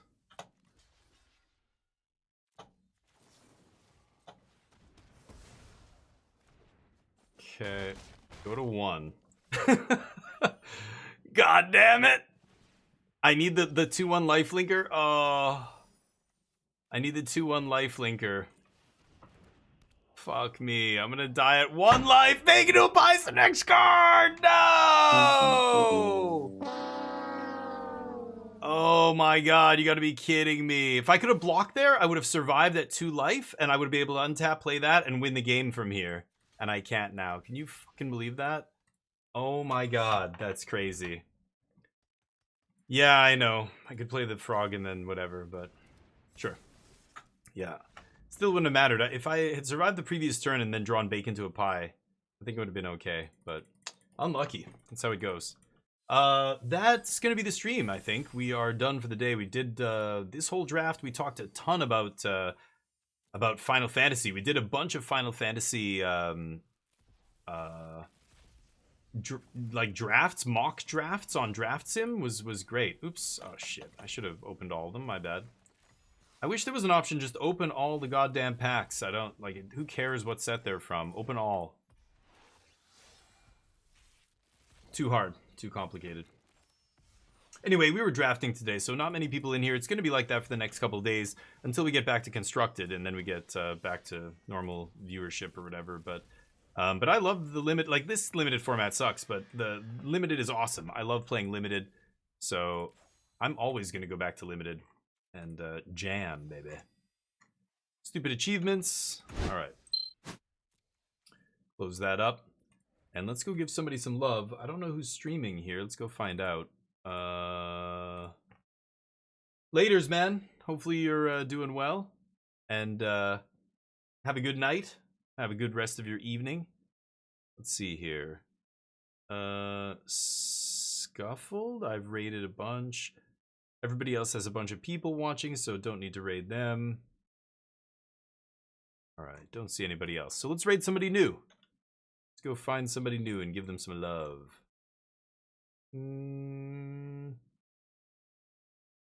Birthday Legacy stream. But Magic Online. Learning MTG. Trying to learn MTG before Final Fantasy comes out. Oh wow, somebody new to MTG perhaps. I will be back.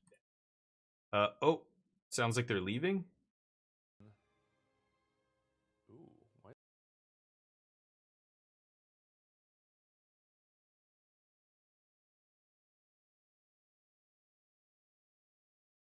I don't know what's going on. I think they are leaving, so I'm not going to raid them.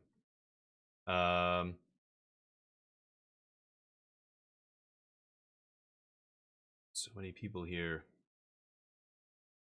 YouTubers.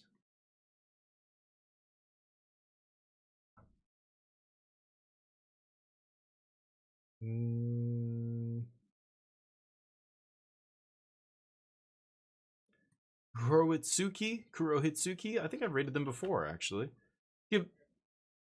Let's give them some love. Give them a follow. And I think they're building a commander deck here. And it looks like they're still streaming. Somebody else, I was just about to raid somebody who's not streaming. It looks like they were about to stop. So, Kurohitsuki, they're awesome. they're a content creator. I think they do some stuff with the Magic Jank. My homies in Magic Jank. I think. I'm not sure, but I think it was Kuro Hitsuki. All right, that's the message I'm gonna put in their channel. Give them some love, give them a follow, and yeah, I'll be back for more action tomorrow. I don't know what we're gonna do tomorrow. Maybe more Final Fantasy mock drafts or whatever, and just see what people think of the cards and whatever. I don't know. It's kind of fun. Maybe we'll do another mixed up draft if it's still happening. I don't even know when it ends, but otherwise, have a great rest of your evening, and yeah, I'll see you soon. Check out the YouTube channel, all that. Peace.